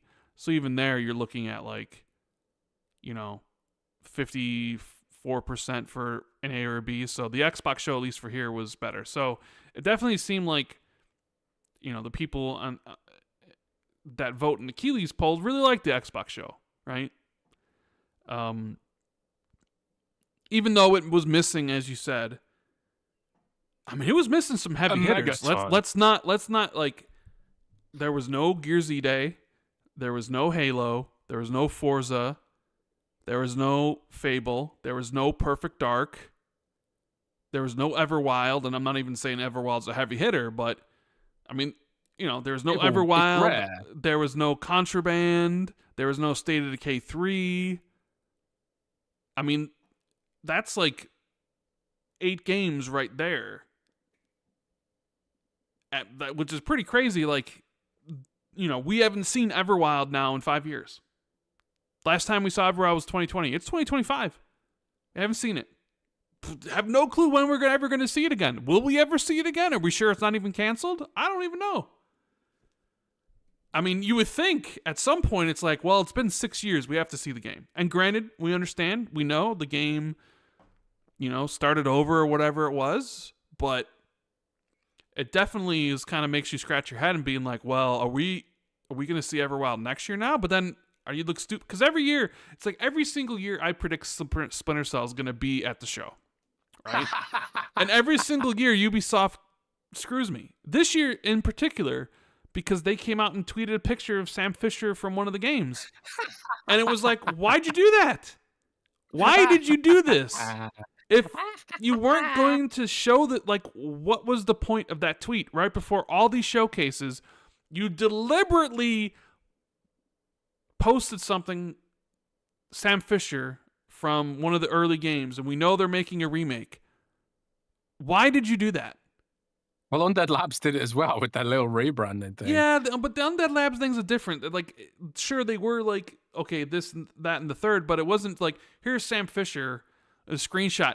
If the Undead Labs people were posting screenshots of State of Decay 3, you'd be oh man, well, this is a company that has basically blue-balled us now for I don't know how many years. So screw Ubisoft. Us you and the one or the Splinter Cell fans. Yes, but that's okay because we got Korean Splinter Cell in the showcase.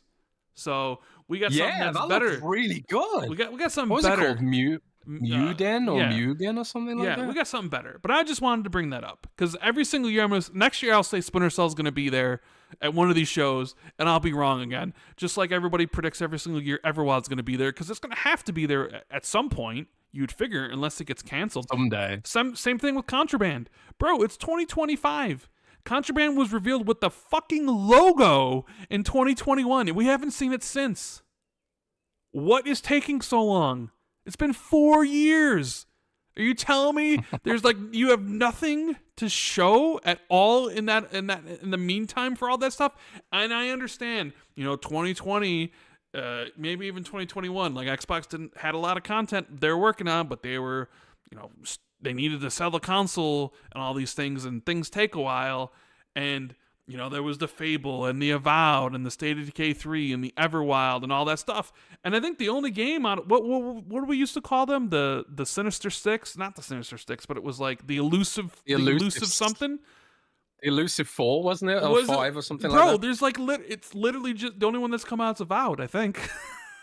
Yeah. You know, and it's like, By the way, just chat has corrected us.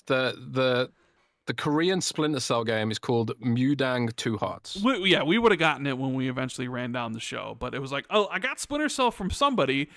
Granted, it wasn't Ubisoft. So you look at you look at the games, like you look at the online reception for what was here, and then you look at the games that didn't show up, especially in comparison to last year, where I think everybody was like, yo, that was Xbox's best show ever. And it's like, wow, man, they really got, people really enjoyed this show despite missing a lot of the heavy hitters that people wanted to see. And when I finished watching this show,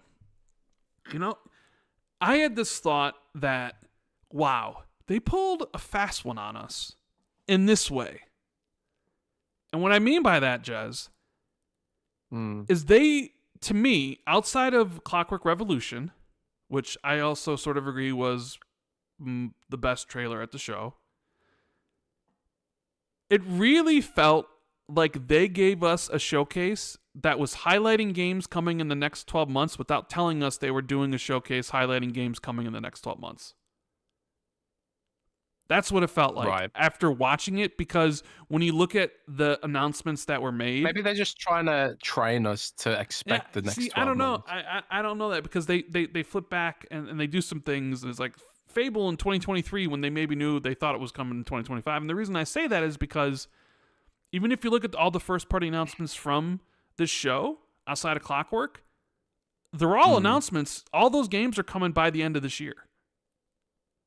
I suppose there's another thing. Ninja Gaiden 2, Outer Worlds 2, the Fallout 76 and the Elder Scrolls thing, plus the Sea of Thieves stuff. It's all stuff out by the end of this year. So like the games that were further out, they weren't here. And even all the other games that were announced here, like I think were all announced for 2026. So I'm not saying maybe every single one was, but it felt like, oh, they really kept it close to the vest and announcing things that we're going to be playing within a year almost. That's what it sort of felt like. And it sort of also felt like they were holding back a bit for next year for the 25th anniversary. I mean, Phil even came out and said, hey, next year's 25 years, you're going to be able to celebrate with the Gears E-Day, Fable, a new Forza, and, a franchise that's been with us from the beginning. And obviously that's Halo.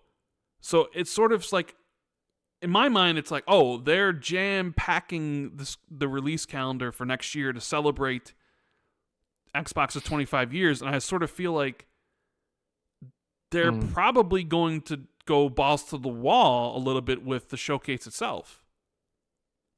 I do think, as well, you've also got Tina Amini, and she's leading the programming now, right? I think, yes. And she'll probably be looking at what games they've got to offer, and also planning out, okay, we've got 2 slots at the Game Awards. What games could we put there for maximum impact? We've also got the Direct in January. What games can we put there for maximum impact?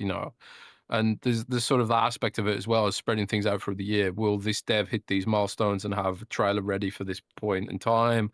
Or could this perform better next year when it's closer to launch? That kind of thing. I mean, Microsoft got things cooking, And also, BlizzCon is next year, the return of in-person BlizzCon. So if it was still the pandemic and Microsoft was like, okay, well, we're not doing BlizzCon this year, so instead of BlizzCon, we could put some of those Blizzard games here. One of your hopes was that we get a new StarCraft or something here. But with BlizzCon coming next year, obviously, if they're going to have an announcement like a new StarCraft rumored shooter from Jason Schreier, or indeed anything Blizzard related, chances are they're going to hold that back for BlizzCon. So stuff's more spread out through the year, I suppose, which is why we really lack that, oh my God, what the fuck moment. But like you say, 25th anniversary next year. I mean, that's what and I also think maybe as well, this is the reason there wasn't a fan fest this year, because they want to do something. I mean, this is probably optimistic, but they want to do I think that's something. a bit optimistic. I mean, I actually don't, because I've heard that there is plans for another in-person FanFest I kind of mean, event. they announced that when they canceled the FanFest for I the did that really? yeah, they said they Okay, were, well, whether it's a Gamescom thing or something, but they did announce that they were going to have a fan fest. Now, maybe they do have one. Maybe they have a final one next year for the 25th anniversary. Who knows? yeah, Maybe like it's like we do that and that's it and it's done. We're never doing one of these again or and whatever. I'll say this as well. Like last year, I kind of feel like last year, with regards to festivities in LA, I feel like last year they spent this year's budget because they rented out like the Academy Awards Museum for last year's event, which is like that couldn't have been cheap, you know. So and stuff like that, and they put on a really big spread. And this year there was like very little. So maybe it's like we'll save this year and then plan ahead to do something more interesting and spectacular next year for the 25th anniversary, which is something I suppose Microsoft wants to celebrate. So It's a big I milestone, don't know. you know. Yeah, it is. 25th anniversary of Halo, 20th anniversary of Gears, both releasing next year.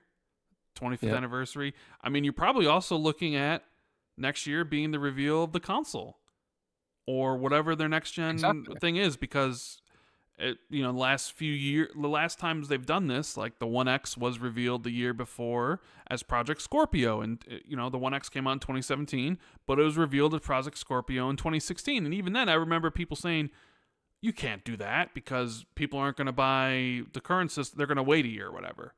Mm. And then the Project Scarlet was announced in 2019, and the Series X and S came out in 2020. So, Yeah, if they're on target for 2027, well, next year's the 25th anniversary.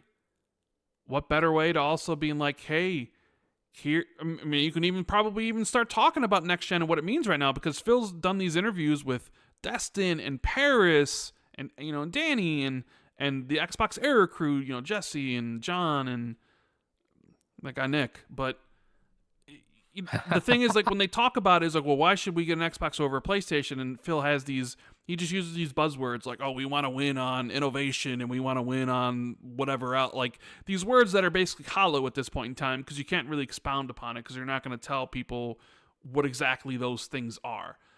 But next year, being its 25th anniversary, if it comes out in 2027, you announce it, you could probably even start talking about what that vision looks like about the future, or during the 25th anniversary. So it sort of feels like it all is kind of, that's where it's all going to be heading. Like, you're gonna, I mean, because you look at this year, Jez, and the amount of games mm. Xbox is putting out. They're going to release 12 games this year, It's a lot of which games. is ridiculous, right? You go down the list, you Avowed, South of Midnight, Oblivion, Towerborn, Doom, Tony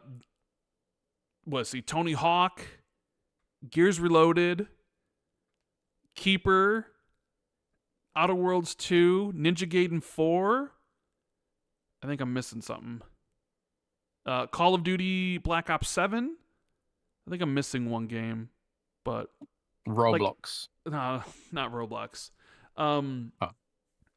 So it's like they delivered this year in all these, like, this is the sort of thing we've been waiting for them to do, because they have all the studios and it's like it was only a matter of time, and they delivered this year. But then you look at next year and it's like, holy crap, because you can finally say next year and not feel bad or feel sort of ashamed because you're glossing over this year, right? Because sometimes people be like, I get oh, you. wait till next year, because the current year is like, oh, they only gave us like 2 games. But they're dropping 12, and then you're like, oh man, next year is going to be even nuts, because you look at next year and you already know that Gears E-Day is coming that year. Probably the Halo remake, a new Forza, so Forza Horizon 6, and the Fable game. I mean, you talk about heavy hitters of heavy hitters. That could end up being Xbox's best single year ever.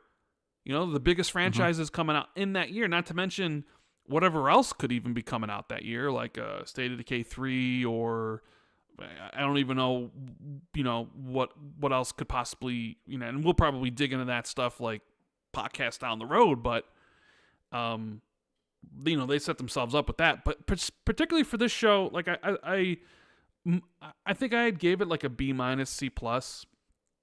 So I don't know what that translates into numbers, like maybe 7.5 ish. Yeah. Like around there. Not their best show, but I did feel it was too long, Jez. I felt it was too long because I didn't feel that. Well, I felt not the show itself, not the hour-long show. I felt like the 2 directs went on too long. I sort of almost wanted them to just do one. That would be my feedback, is like, don't do 2 directs again. Granted, I know it's Obsidian and they got both those games. Oh, that's the game I forgot was Grounded 2 was releasing this year. So that's the 12th game. But it's sort in early of access, right? Yeah, in early access. It just kind of, I don't know, like the more it went, I just kind of got less interested in it. And I was just like, oh, okay. Tell me, can you make your own character in Grounded 2? No, you pick from 4 different characters. That was the only thing I didn't like about Grounded 1. So here we go, Jez. Outer Worlds 2 let out the show, launching October 29th. I will say, I do not like the show. I do not like the game that has this direct opening the show. I don't like that. But I will say everything I saw from Outer Worlds 2 looks fantastic. It definitely looks like a big step up over the first game. Yeah. And then they went through the whole direct stuff. However, a lot of the discussion about Outer Worlds 2 now has now been hijacked because Microsoft decided that the price of this game should be $80. So now a lot of what the game is doing well, and I've listened to like Greg Miller, who basically like loved it. Even said, because he gave like Starfield his game of the year when he played in 2023, and he was asked, could this be better than Starfield? And he said it has the potential to be. So he's super high in the game, and other people I've talked to that have played it are all super high on it. And the trailer looked great, and the direct was great, and it's like, oh man, that looks like a huge step up for Obsidian and the game itself. But all anybody wants to talk about now is the $80. In fact, there was an interview with the dev that said, don't ask us. That's Microsoft and Xbox setting the price of the game. So now you turn the discussion from what should have been potentially a celebration of the improvements that the Outer Worlds and Obsidian is doing, and the fact that Obsidian is launching 3 games this year. I do think this, right? Microsoft is the wrong company to put things up to $80. Like, if Microsoft is the biggest company in the world, right? Satya Nadella is worth hundreds of millions of dollars, if not billions at this point. And it's like, this is not the company to want to put games up to $80. I mean, I know Nintendo's doing it, but I think if Microsoft had just waited for Sony to do it, I don't think people would be so pissed. But because it's Microsoft, infinite money Microsoft, especially like with Xbox reporting about how much bigger and richer it's gotten, I think people are just like fed up of all the price increases, because it's not just, it's not just games, is it? It's groceries, everything's going up. And when you look at a company as big as Microsoft, it's like, what have you done to earn this price increase exactly? Well, yeah, because but I'm just saying a lot of the conversation now is around $80, and when we knew they were doing the $80 price increase, yeah, that's why they shouldn't have done it. We just assumed it was for COD, right? That was when we discussed it before. We were like, oh, it'll be for Call of Duty, because I don't think me or you thought, I don't know if Outer Worlds 2 is the franchise you can really do it with, or the game that is going to be able to bear the $80 cost, or Ninja Gaiden 4. And then we had talked about, well, though I fully expect Gears E-Day to be 80 and Fable to be 80 and, Forza Horizon 6 to be $80, right? Because those are like big games. Where Outer Worlds 2 still kind of has that like AA-ness to it a little bit, although at least when people like originally like how it was budgeted, definitely looks a lot better. But I really, really do think $80 is pushing it for this game. I do think it's going to hurt the game sales wise. But the only thing you can really say is that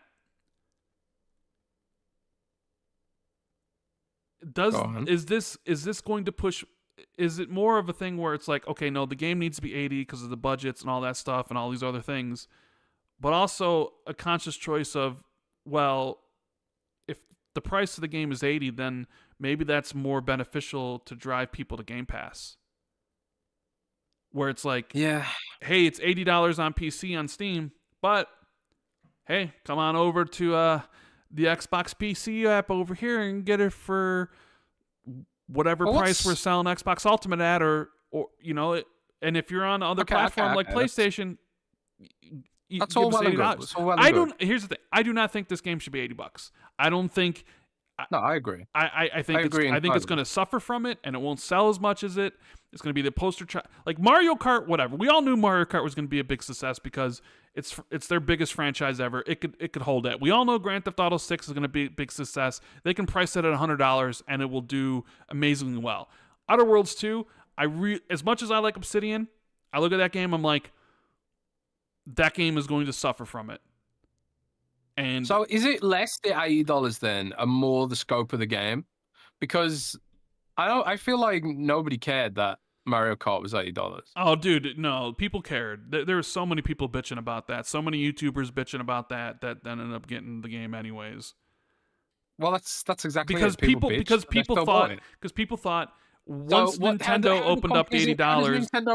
How does Nintendo interpret that? Oh, they bitched about it, but they didn't care because they bought it anyway. Well, this is the thing. It's their biggest franchise, so they knew it was a safe bet. Is it less about the $80 and more about how much nostalgia you're getting from it then? No, I think it's about. I think it's about. World's not nostalgic enough. Yes, I think it's about how big the franchise is. Like, could Fallout perceived value? Yeah, could Fallout pull it off? Like Fallout 5, probably, but could Outer Worlds? I don't think so. So how do you say, if you're Microsoft, how do you go to the team and say, okay, we're going to price this $70 because we don't think you're as good as a Fallout? Well, or we don't think you're as good as a Mario Kart. But the thing is, like, it's not about quality. It's about popularity, really. It's more about like Fallout's. I'm just saying, like, how do you define that? I don't know. You wing it. I mean, you have to try it, and I guess you could say you could get the data from this by pricing it at 80. You'd see how many people that you thought might have bought it, how much sales you lose versus the projections that you have. Like, because I know they're going to have sales projections for this game, and they're going to be like, okay, did we hit those targets, or did we come in under? And they're going to probably be looking at how many people decided to get this through Game Pass. Did it really drive subscriptions? If so, they might look at it as like, well, we didn't sell as much as we wanted, but we actually sold more subscriptions, so it might be a good thing. And you notice they're not trying. They're not trying this. How much is it on Steam? Sorry, go on. It's $79.99 US. So on Steam? Yeah, that's insane. I mean, I think that's actually insane because Steam users have been trying to wait for sales more than anything. That's what I'm saying. Like. So, you know, and you notice Ninja Gaiden 4 is not 80. Ninja Gaiden 4 is $70. So, you know, we're at that. Is that Koei Tecmo setting the price? And I don't think so, because I think Xbox is publishing it. So, you know. Yeah, but maybe Koei Tecmo is like, we don't want this negativity to be attached to the game. I also sort of feel Ninja Gaiden 4 is also going to be a much shorter game, considering it's going to be a linear action game, where Outer Worlds 2 is probably going to be a bit heftier in length. Right. So, I don't know. It's very interesting because you have people balking against. People bitched about the $70 price point, but it was adopted by the whole industry immediately. And it was like, well, if you want any of these games, you're going to have to get it. And it's like, whatever. The $80 price point is new, and it's not been all the like even this holiday you still have a whole bunch of games coming in at 70, so it's not like everything's 80. You have Mario Kart at 80, you have Outer Worlds 2 at 80. You know, Randy Pitchford is being coy about whether or not Borderlands 4 is going to be 80, But even still, they haven't set pre-orders yet, so we don't know. So I don't know if they're judging reactions based on this stuff. So maybe we're at that limit where it's like maybe Outer Worlds 2 is a sacrificial lamb. Maybe they're like, we know what's going to work we know what's going to work for Call of Duty.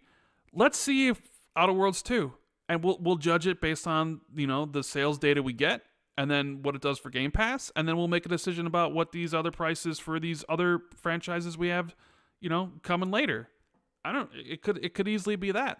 Sometimes you just need to get data. I mean, they basically raised the prices $20 in 2 years. You know, remember we were bitching like Redfall, the first $70 game from Xbox, and Redfall was a piece of shit.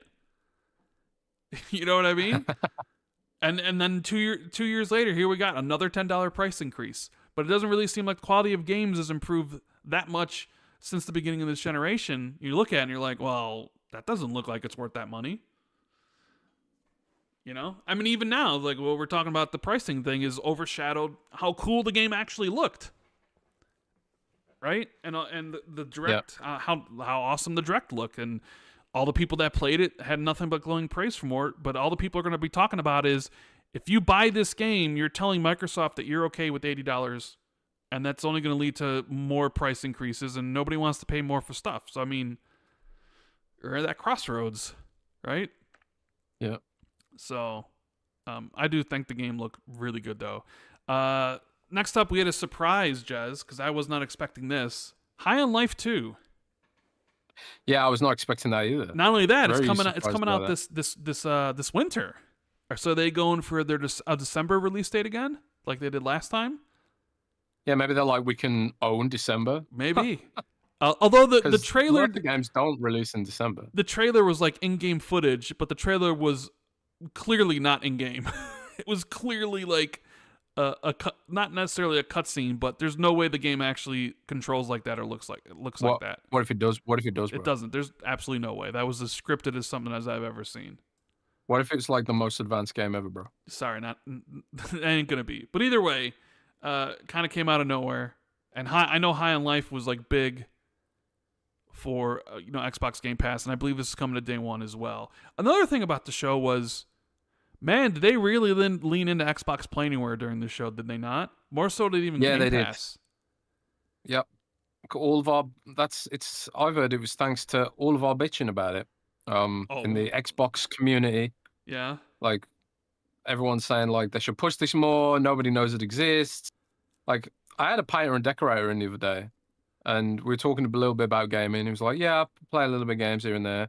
Talking about how much he likes Final Fantasy, when he was younger and stuff. I was like, "Oh, did you know like you can get like all the Final Fantasy games on Xbox?" And he was like, "Nah, they're PlayStation games." So that's like one interesting little tidbit of public perception. And I was like, "Oh yeah," and a lot of them are in Game Pass as well. And it's like, "Oh, it's Game Pass," And I think a lot of people have got a story like this where you explain to Game Pass to someone and they just don't believe it exists. They're like, "Nah." They were like, "Oh, so the games come out later?" Or I was like, "No, they come out day one." And it's like, "Nah." And he's like, "What's the catch? You can only play them for an hour at a time or something." I was like, "Nah, you just own them." Well, you don't. While own you're them, subscribed, you own them. You just can play them as long as you're subscribed, as long as they're Well, in the service. Like in terms of like the account, you're flagged as owning the game in the account system until you unsubscribe. So, there's no time limit. You can do whatever you want. Cloud saves, blah blah blah. Didn't believe it exists.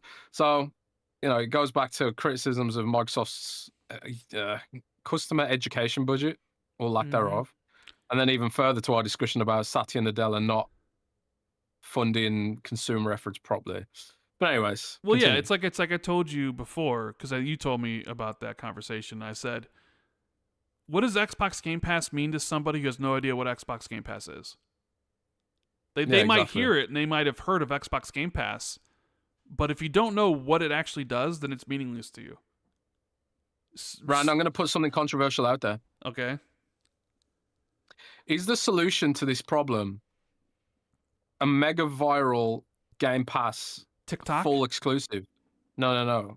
You can only play it with Game Pass. Something like an Among Us. Something they've said they would never do. Yeah, something they said they would never do. Like 1 versus 100, for example. integrate it with TikTok and or do some kind of crazy AI meme bullshit with it. Super viral kind of viral bait kind of game, but it's exclusive to Game Pass. I really think that might be how you get the mass market interested in this shit. I mean, maybe. I think again, it's a content issue as well. I think maybe because normies. I mean, suppose normies like maybe they jump in for Fortnite Cloud sometimes and a bit of Call of Duty, but I think you need like a Wii Fit kind of moment.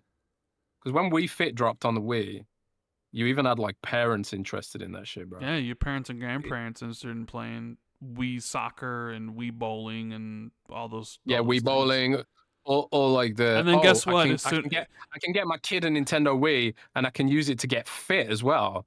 I think Game Pass needs that kind of moment, which it just doesn't have right now. But yeah. I don't know. Maybe it's a slippery slope, right? Maybe, but we got a new Plague's Tale game, Resonance, A Plague Legacy, which is I'm not sure if it's a sequel, but it has a character from the last game. It didn't seem like there were any rats in this. I love the Plague's Tale series. Maybe it's gonna be bats. Bats? That would be that'd be interesting. So I'm very looking forward to this when it does release next year, because 2026 looks ridiculous at this point in time, like a lot of stuff.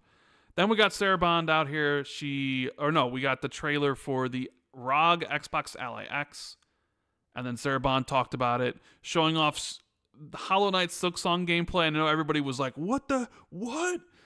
Mentioned that it was basically going to be playable this year. Like Hollow Knight Silksong, like it's going to be playable on that device. Yeah.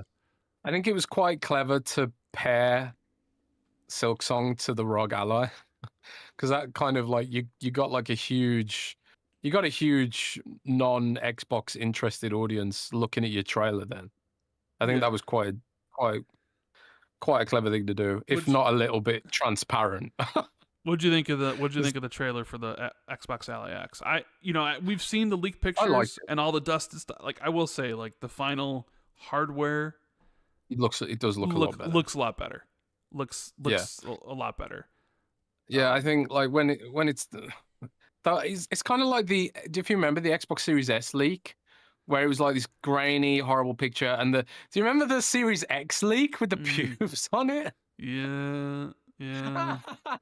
Good old. So everyone was like, "Oh, pubes, pubes." The pube Xbox. Remember, and people thought that was a controlled leak. Some Xbox executives' pubes on it. You remember? Well, either way, it's like. It looks a lot better when you got a proper look at it, right?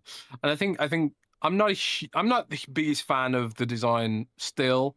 I don't really like ROG's weird angles and the gamer stuff they do.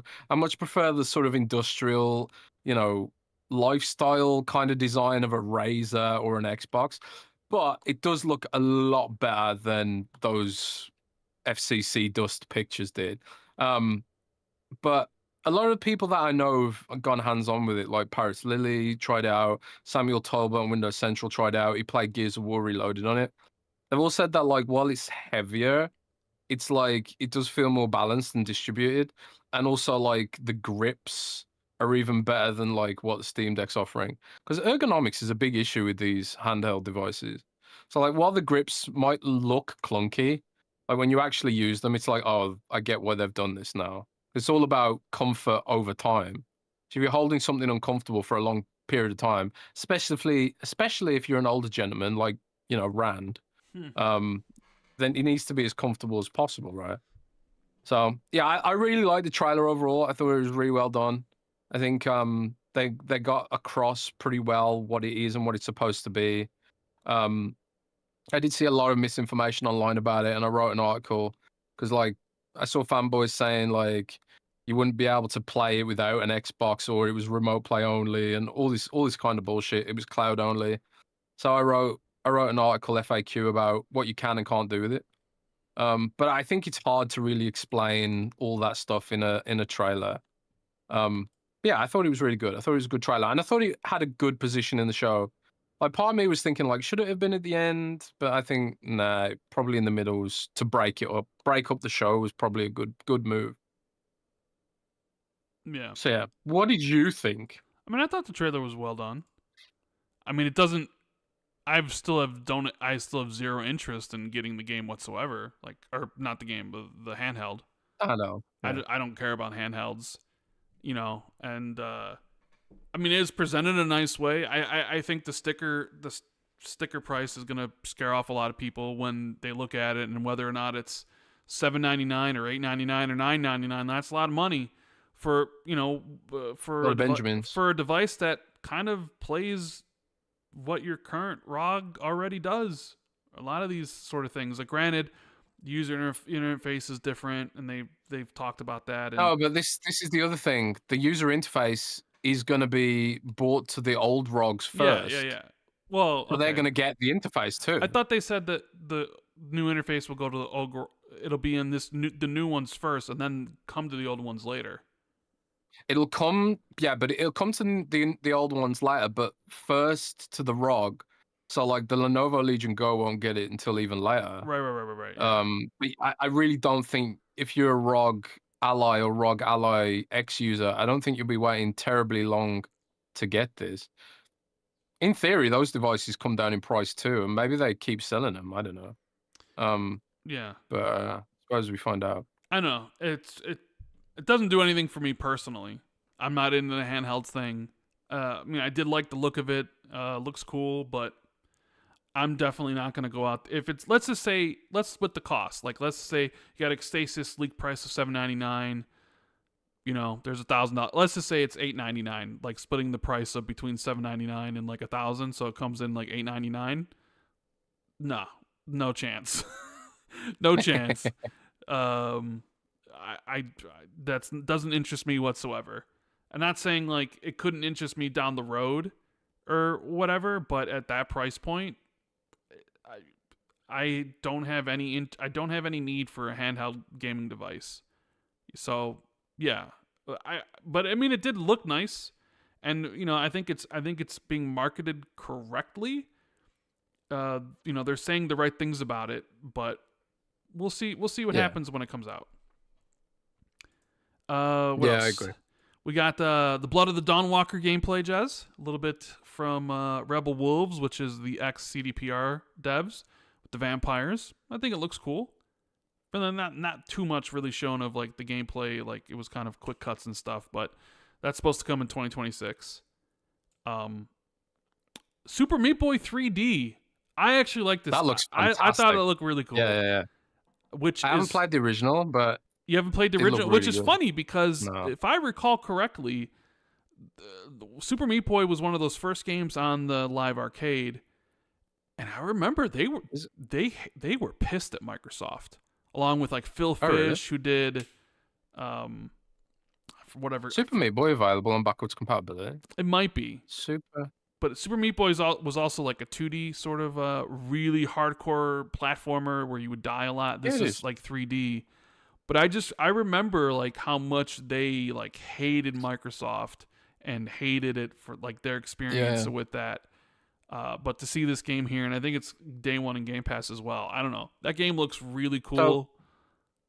So, just a quick aside about Super Meat Boy. It is available on backwards compatibility, and it's also 70% off right now. Awesome. So it's like very, very difficult too. But it's also very fun. Man. But yeah, the Super Meat Boy 3D game is definitely one that I kind of want to play. They said early 2026.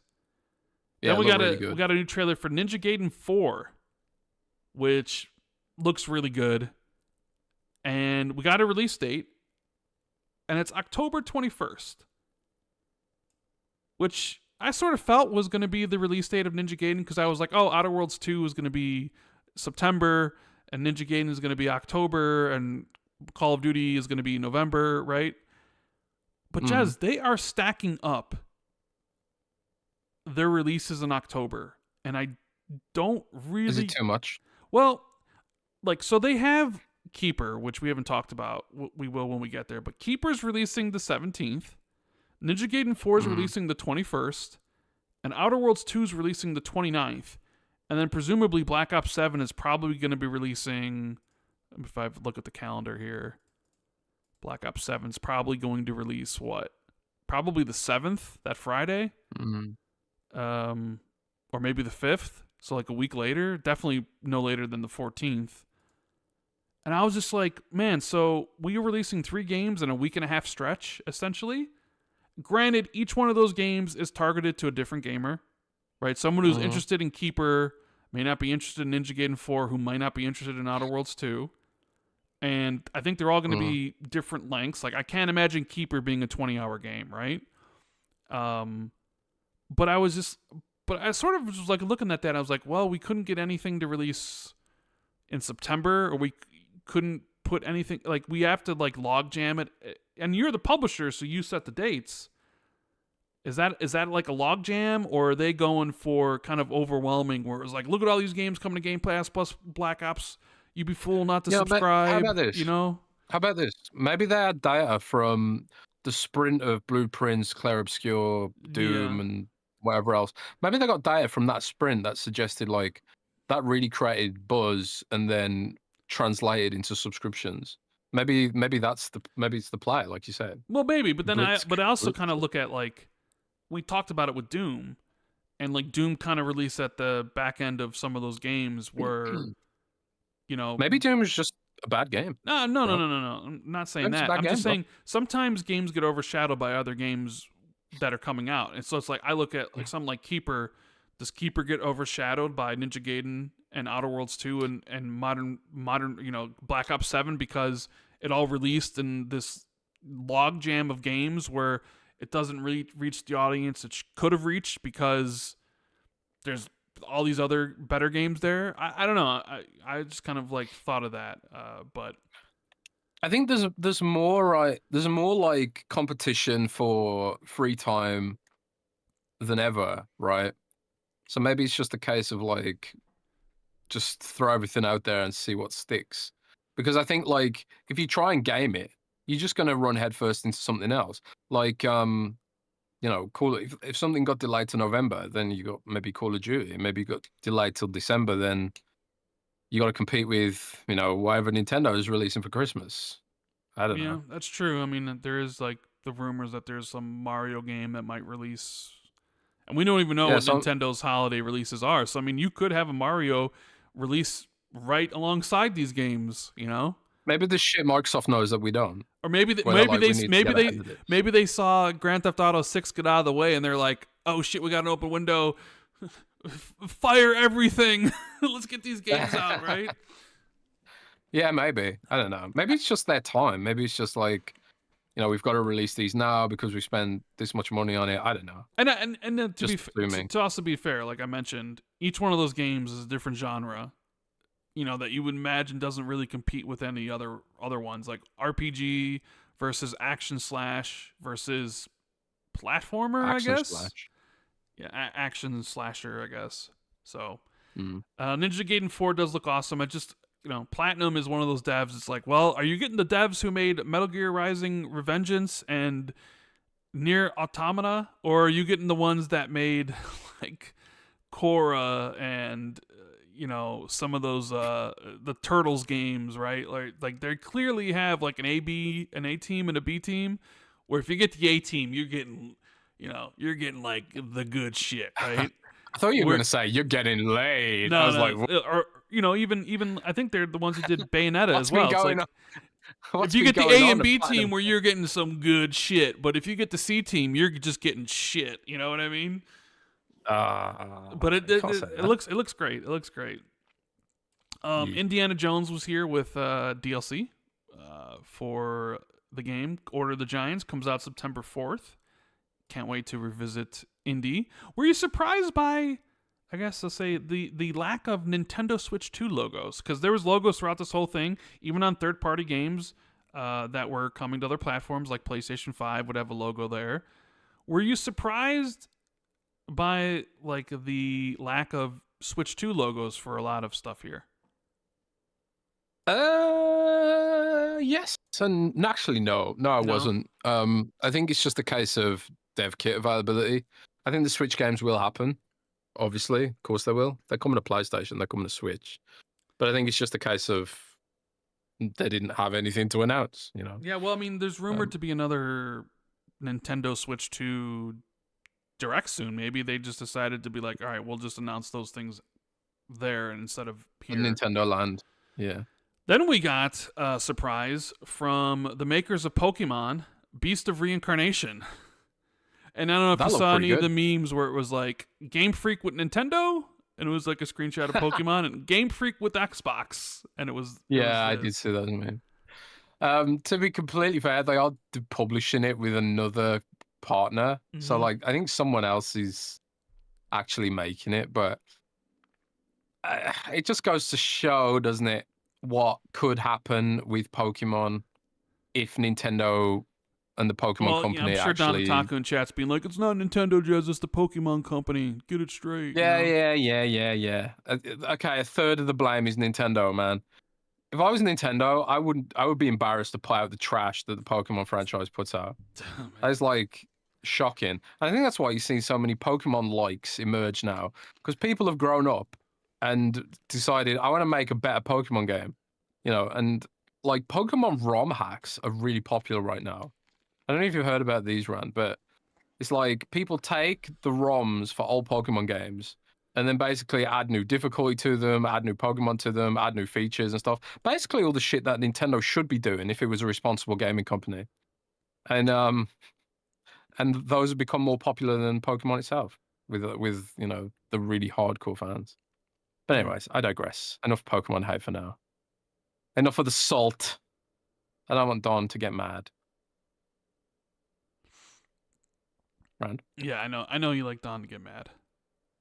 No, I said I don't want him to get mad. Oh, you don't want him to get mad. Oh, okay. Yeah, he'll beat me. So, the Beast of Reincarnation 2026 also confirmed to be a Souls-like. So, there we go with that. Then we get the trailer that I think everybody liked, Clockwork Revolution. A long trailer. A trailer that was so long at some point I was thinking, man, is this year? Because it got a lengthy trailer. They went over so much stuff here. They went over the character creator. You got to look at some of the villains and the people in the game. You got to look at like the weapon crafting and changing that stuff. You got to look at the gameplay segments of like the combat, using the powers of the time. This was quite a long trailer. So, and then it said, hey, come in due time. So what did you like about this one, Jez? I know you're a big fan of In Exile. Is this them stepping up to the bigger leagues now, essentially, with a bigger budget and a clearer vision, perhaps? And yeah, I did feel like people who haven't played Wasteland 3 took something different away from this than what people who played Wasteland 3 did. Like, I had no doubt that it was going to have really great humor, great writing, good story with RPG sort of traditions baked in there, right? Because it showed like selecting dialogue boxes and different outcomes and branching narrative, all that kind of stuff. Wasteland 3 is one of the most criminally overlooked games of the last generation. It's an absolutely incredible game with incredible writing, amazing gameplay, and couple of really great expansions. If you haven't played Wasteland 3, absolutely go and play it. Yes, it's turn-based, which we know some people are too ignorant to appreciate. Naming no names. Rand. But this game is not turn-based because I guess In Exile has just accepted that a lot of people lack the taste and the nuance to play something that requires more brains and tactical acumen, such as myself, such as gamers like me. So they've gone with more of a sort of shooter motif now, which again retains In Exile's penchant for hyper-violence, hyper 80s style violence, which we really love, but also insane creative weaponry in a universe that is just like totally a vibe, like with really thoughtful art and themes, like a BioShock, something like that, or a Dishonored. I think it just looked fantastic. I suppose the biggest step up for them is because obviously, like I said, they already had story nailed. Gameplay looks really good, but I was really impressed with the graphics, the detail, the the NPCs looked really good. Like that sort of cartoony realism to them, like Wasteland 3 did.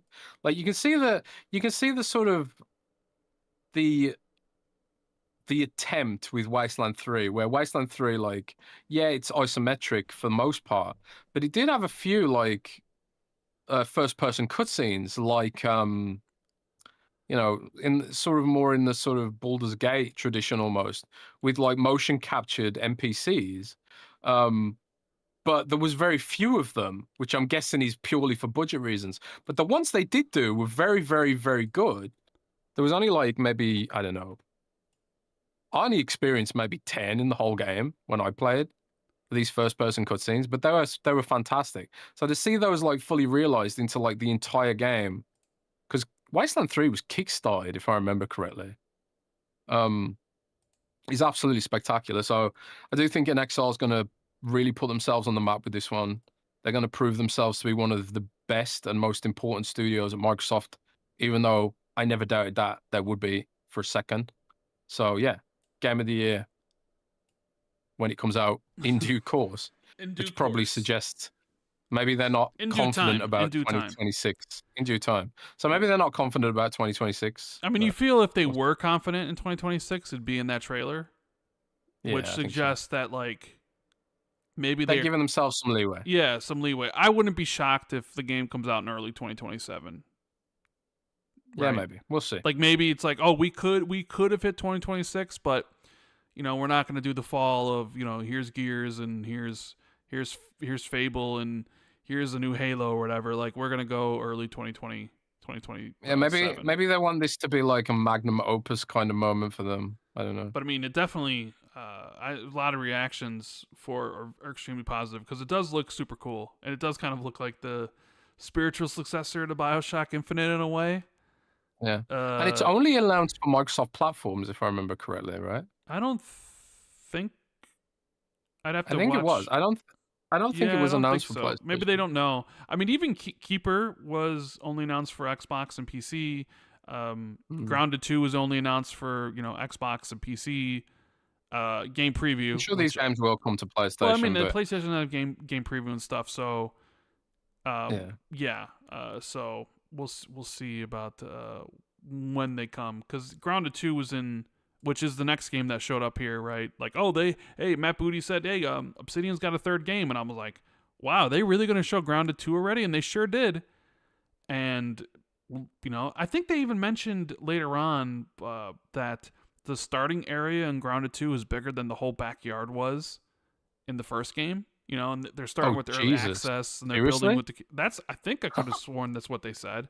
Because Grounded 1 is not a small game. No, bro. It was kind of a small game when it first started because there wasn't really a lot to do when it first launched. I mean the size of the map. The size of the map is pretty big. So apparently that's. I could be wrong here. I'm sure Jez, see if chat's, because my chat's screwing up. It's like constantly crashing and everything. Just gotta refresh, bro. Yeah, but then it's like it's constant, and every time it happens, like my fans of my PC just. It's so weird. It's something. Really? Yeah, it's something to do. Oh no! What? Rand's PC's dying. No, I looked into it. It's something to do with like hardware acceleration on Chrome. Something to do with ad block or something. Oh. But I have like ad block disabled on YouTube. But for whatever reason, when I have like chat up for anything, like it's like, I don't know. That happens to me as well, but I use Edge, so refreshing it fixes it. Well, yeah, I mean, I'm using Microsoft Edge as well. I stopped using Chrome. Chrome just uses up too much memory. But yeah, Grounded 2, you get some mounts. You could mount a spider or mount some ants. An ant. And that's awesome. It's coming July 29th, so a little bit more than a month. You'll be able to play it in game preview. I should finish the story of Grounded 1. I mean, it takes a while to finish that game, to do everything in it. So we had Bloober's newest game, which is coming this fall. And honestly, after playing Silent Hill 2 and how much they got that right, I'm like, are they going to be on a roll? because not only this game with Chronos: The New Dawn, which looks like their take on Resident Evil-ish or Resident Evil like Dead Space, right? Sci-fi shooter. It looks really cool. But they announced the Silent Hill 1 remake.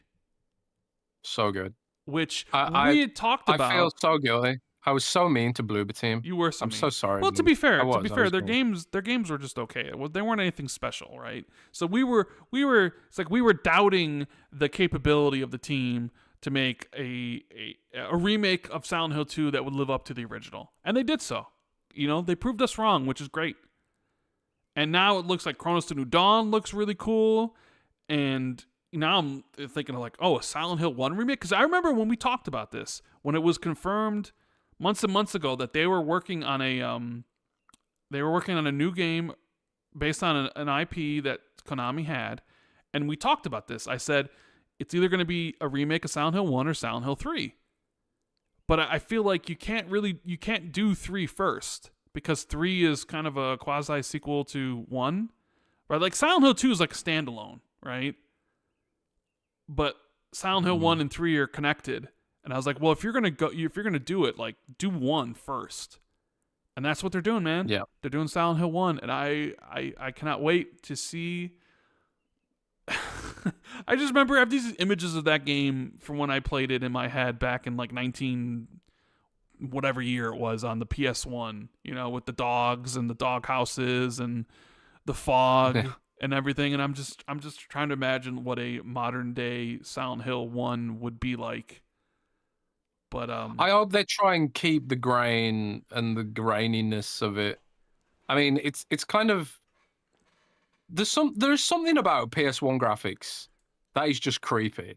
I don't know if it's creepy because of Silent Hill. Maybe it is. But there's something about like the draw distance in Silent Hill 1. It's so claustrophobic. And like even more so than like Silent Hill 2 remake. And even I think the original Silent Hill. Like even Silent Hill 2. Like the original Silent Hill 2. Like I still own that on PS1. And I think Silent Hill 1 is even more claustrophobic than that. Just because of the limitations of the PlayStation 1 at the time. So like if they can like really nail all those sort of uncanny aspects, which it's you can't even really put it into words. There's just something about Silent Hill 1 that is just on another level of creepy for me. And maybe this is the challenge, I think, of remastering games, because you're not only contesting with the technical aspects of remaking the game, but also the nostalgia that people have for it, the unwritten perception of the game, which sort of speaks to things like what I'm talking about, as in like the weird claustrophobia that was a result not necessarily of the game's design, but the PS1's limitations. Like the VHS copies of horror movies have this weird creepiness about it as well, I guess, because of nostalgia. That's why analog horror has become so popular over the last few years as well, where people make horror movies to look like VHS for some reason. I don't know. If they can pull it off, it would be crazy impressive. But Rand, just to round this point off, do you think, I mean, Silent Hill 3 remake's pretty much a given at this point. Do you think they'll do The Room? Because that was the last one made by the remnants of Team Silent. Silent Hill 4 The Room, I think, had a really cool premise, but just wasn't executed that well. Do you think they'll have them remake that? No, I don't think so.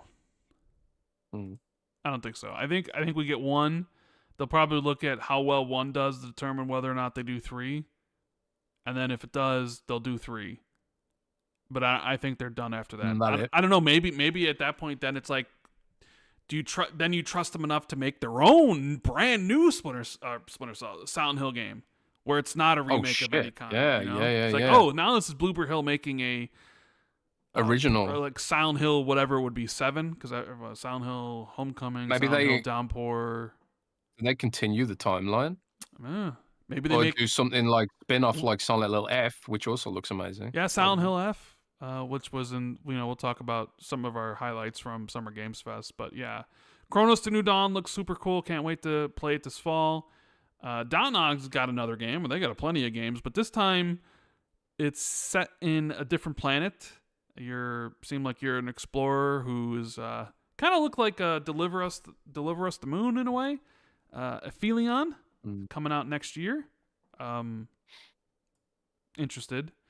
There Are No Ghosts at the Grand is coming next year. And that looks really weird. It looked really, really weird. Talking cats, house renovations, almost look like a cross between like what are those games where you use a power washer, right? Where you were like using a power washer to clean stuff off. It was like you were using some of that stuff to paint homes, and it looked. Yeah, I mean, they're literally renovation simulator games. Yes. Where you have to renovate houses. Like at first I was like, oh, this is a cartoony renovation simulator. But then it was like, oh yeah, but it's also a horror game. It's like, what? I was like, all right. So it's like you're renovating a haunted house. It looks really clever. I'm quite intrigued to play that.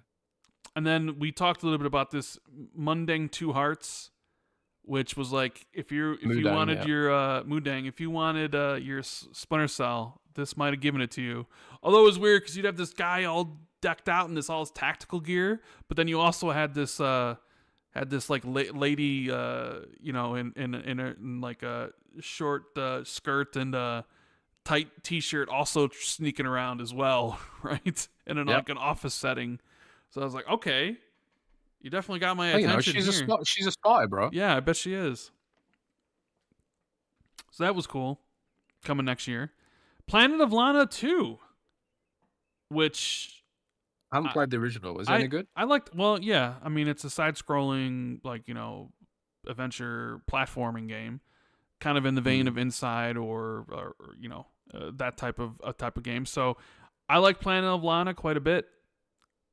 Definitely looking forward to playing a sequel to that coming next year. Solo Leveling Arise Overdrive, which is based off an anime that I have no idea about. That's coming next year. Believe it was even sort of listed as a Xbox PC exclusive because it was coming to PC first this year and then the console next year, but it only had listed as Xbox, which I guess. Animo looks like Pokemon. It's just like, okay. It's Pokemon, but you can turn into the Pokemon you catch. So you can like play as so they can avoid the Nintendo lawsuits and stuff, right? Yeah, I suppose. Because Nintendo doesn't. There's no Pokeballs. Yeah, there's no Pokeballs. Pokemon hates when games, rip things off. Like Nintendo always does. Yeah. We got a launch trailer for Tony Hawk's Pro Skater 3 or 4. They announced like a demo was coming that day, and then it looks like the Teenage Mutant Ninja Turtles are coming to the game as well, which the game releases basically in a month from now. What game is that, sorry? Tony Hawk's Pro Skater 3 and 4. Oh, yeah. Remake. I never played those ones. I didn't play 3 or 4. I'm not much of a Tony Hawk Pro Skater guy, so... we got to look at the Spiritfarer team's next game, At Fate's End. Look like more combat in this one than Spiritfarer had, which wasn't much. So I think that game's set for next year. Don't really have much to say about that one. Gears of War showed up here with the trailer. And they, it's funny. They showed up here. They showed a trailer for it with the release date of the 26th. It was after the show when they announced that there was a beta coming this weekend. You would sort of think like, why wasn't that in the trailer itself? Or at least it announced during the thing. I don't know. Yeah, that is weird. But you can play right now. I think there was even rumors that there was going to be a multiplayer beta announced at the showcase. Yeah. And for some reason, they announced it on Xbox Wire. They announced it on the Xbox Wire, and you can play it now. Yeah. I'll try and get in. Yeah, I do see there are a bunch of people playing, but there are also people saying that they still can't get in. So I guess your mileage may vary. But this is just weekend 1 of the beta. I guess there's going to be another weekend beta test in the future. So, but yeah, Gears of War Reloaded coming the 26th. We got the announcement. It was really short here for Persona 4 Revival, which sort of seemed like all the voice actors were like, I'm not in the remake. And it was like, okay, well, here's Atlas again with a remake of one of their earlier games. So, but I don't think it had a year on it, so I don't even know when it's releasing. I guess this further pushes back whenever they do announce Persona 6. Maybe they announce that in a couple years. Mm. We got a fighting game, Invincible Versus, which apparently is made by some of the ex-people of Double Helix, people that originally made Killer Instinct. And it does. Why isn't it Killer Instinct though? What? Why isn't it Killer Instinct? I don't know. Is somebody already working on Killer Instinct? Maybe they have a team working on it already. I don't know. But it does feature the voice cast, which is always a plus. So you don't want like Timo, Invincible. So you actually get Omni-Man. the people from or Omni-Man, yeah. So you ever watch that show? Yes, I like Invincible quite a bit. And Never then we seen get the vindication of Jez Corden. Final Fantasy VII Remake and Final Fantasy 16 to come into Xbox, with 16 shadow dropping that day and 7 Remake coming in the fall. Probably you could make a guess of like it'll be launching with the Switch 2 version.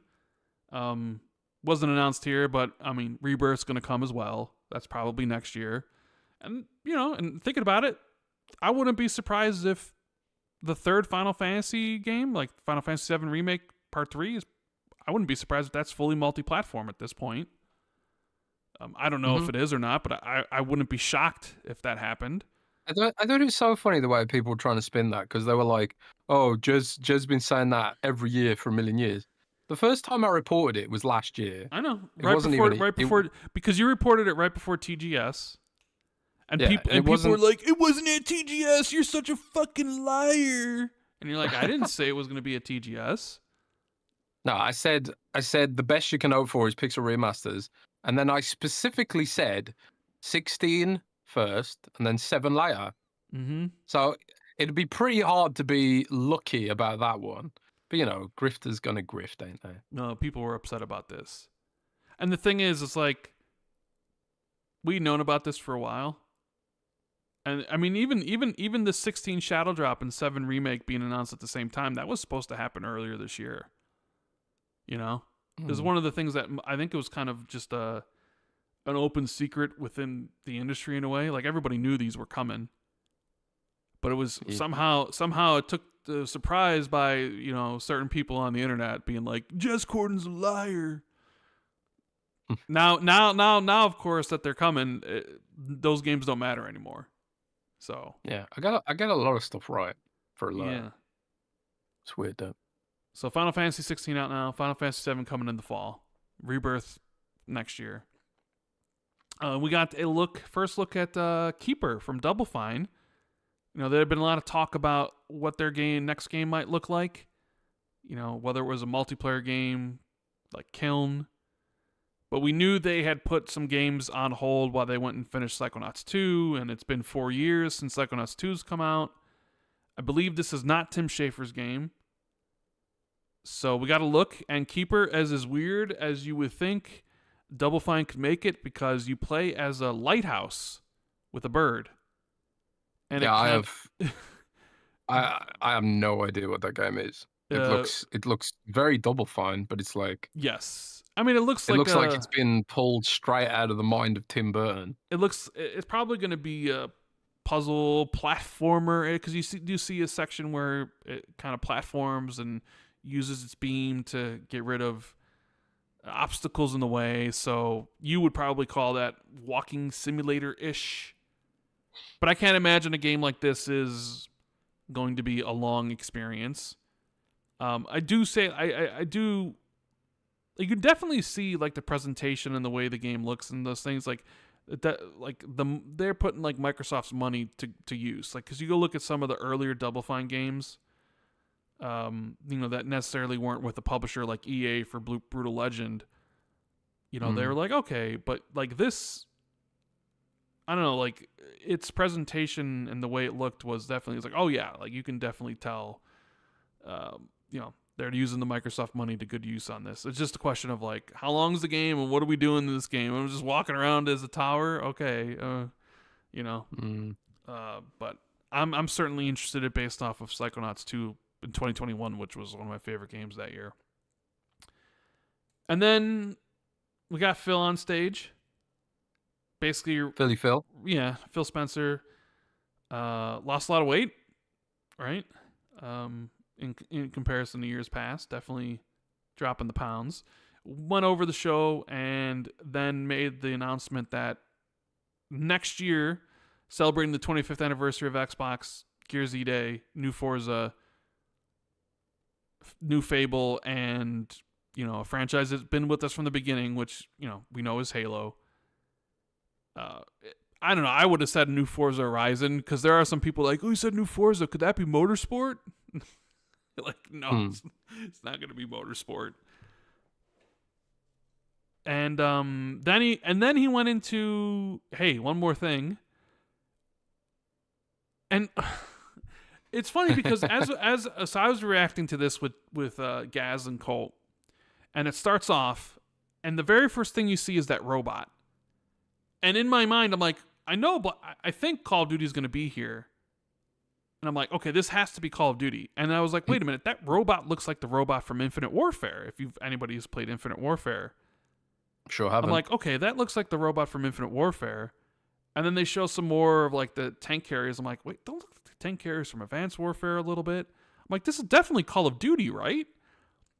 But it didn't. It sort of played out as it's like this really had nothing to do with Call of Duty. And then you got these like Inception style landscapes with like, he's upside down and the city's upside down and it's folding, and you're like, well, maybe this isn't Call of Duty. Maybe this is like the game that Elsewhere is making or whatever.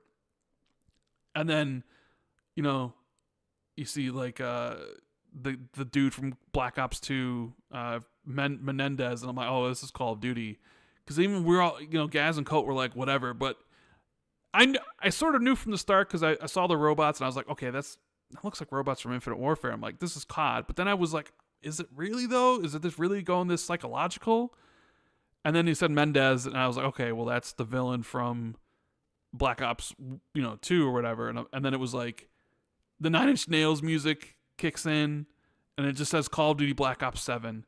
And dude, the amount of reactions I saw where people were super excited, super interested in what the game was, and the trailer, and then as soon as it came up with Call of Duty Black Ops 7, they were just like throwing their hands up in the air like, are you fucking kidding me? I got it's debated. Weird, isn't it? Because it's like, oh wow, it looks really cool, but then as soon as you know it's Call of Duty, yeah, you're suddenly not interested anymore, like, even though it looks cool. I mean, I'm gonna be playing the campaign, and if the campaign is as cool as that trailer makes it looks out to be, then it's gonna be great because Black Ops 6 was great. But I just sort of feel like using kind of what you said before, using Call of Duty as an ender for a showcase, I think is just as lame as you can possibly be. Because nothing says surprise like giving you a game that releases every single year.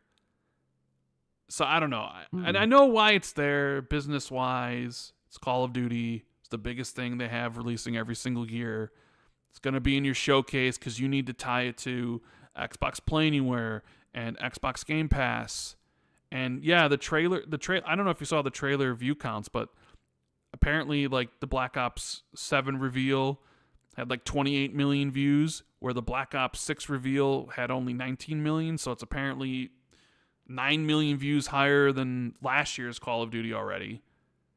That's kind of so it's surprising. Like, yeah, I would not. I'm sure everybody knows the reasons why it's there and in the show because it's their moneymaker. But it's just like, yeah, for every hater of Call of Duty, there's like 10 people who love it. But it's just like, man, I don't know if it'd be better served if you just start every year with Call of Duty, or have it as like one of the first 3 games you show before Sarah Bond or Phil or whoever comes out there to give us the spiel, the rundown. Do not. So what would you have had? What would you have had close the show then? Probably Clockwork. I mean, you can't pick something new. Well, it has to have been something else in the show. I don't think you could have closed with Keeper. So, honestly, I would have, if I had to pick a game that was in the show to close with, I probably would have picked Clockwork Revolution. But just based off the trailers, But maybe they felt they're like, well, we don't really have a big enough announcement to carry a end of show sort of thing, because I don't think Keeper would have been it. We've already seen Ninja Gaiden 4, so that's not much of a surprise. Hell, we've already seen Clockwork Revolution, and is Grounded 2 enough of a surprise? Probably not. So like, I get like if you're like, oh well, you can only close from the games that are here. Well, yeah, it's Call of Duty, but I think that's probably the situation they found themselves in. Yeah, but it's just lame, bro. It's just lame. You know what? It is lame. Then don't. Then should have been Elder Scrolls, man. Should have been. Should have been Elder Scrolls. We put together a better show than Xbox did. We were like Elder Scrolls, but yeah, they're probably too far away from that. So that's our thoughts on the showcase. And but I mean, that wasn't the only show that happened over the weekend, and I'm not going to go over everything here. I'll just pick out some games here that kind of stood out to me from Summer Games Fest. Mortal Shell 2, Jez. What did you think of that? Oh, that looked amazing. Yeah. I actually installed Mortal Shell 1 right after seeing that. So I was like, shit, that looks really good. I will say that dark fantasy action game definitely...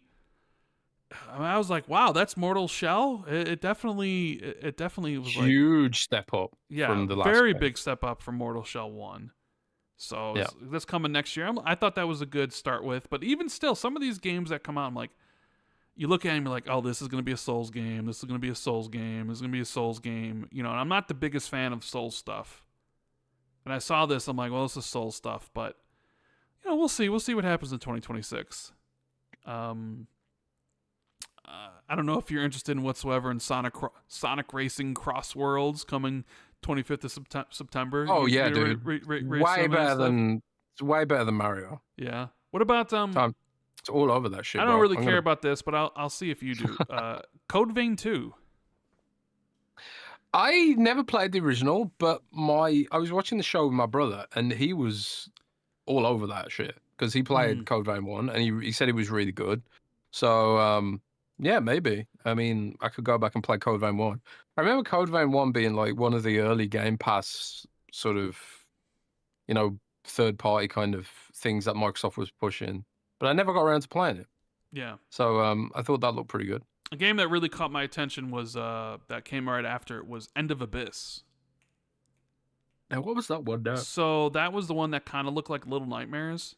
But you had like a flashlight. I was like, oh man, that looked really good. This looks cool. Really, and then I find out it is a bunch of ex-Little Nightmare devs making that game. So I'm like, yeah, no wonder, because that game definitely has that creepy vibe that Little Nightmares has. So coming out next year, I'm very curious about that game. A Game of Thrones, a Game of Thrones RTS, War for Westeros. Why are all these Game of Thrones games coming out now when the show ended? How many years ago now? Was it 7 years? I forget how long the show's been ended now. Like, you would think you would do Maybe these the things. pandemic fucked it all up. I know. So you would think you would do these games when the Game of Thrones was super. And I'm not saying it's not popular because House of, the current like prequel series that's going on here, right? House of Dragon, but it's like, man, Game of Thrones when it was on was the biggest thing on television, and nobody like made a game out of it. Well, I guess that's not true because Telltale made a game out of it, but I don't think anybody really remembers the Telltale Game of Thrones game. I didn't know they did. And I think there was even another like RPG that was made in the Game of Thrones universe back then, because I think I played it, but it was not very good. But it was like, I see this and I'm just like, man, you should have made this 10 years ago, right? But a lot of people are talking about these next two, Jez. And they definitely had very tantalizing trailers, super cool. And that's Atomic Heart 2 and The Cube. Yeah. From Mundfish, I believe. Mundfish, that's correct. Like, those trailers looked absurd, ridiculous, amazing. And it wasn't just like, here's Atomic Heart 2, which looked like a full open world kind of game, full of new characters, and all these sort of things. I was like, holy crap, that looks like a huge step up from the first game. Because the first game had some really cool trailers too, but the first game was...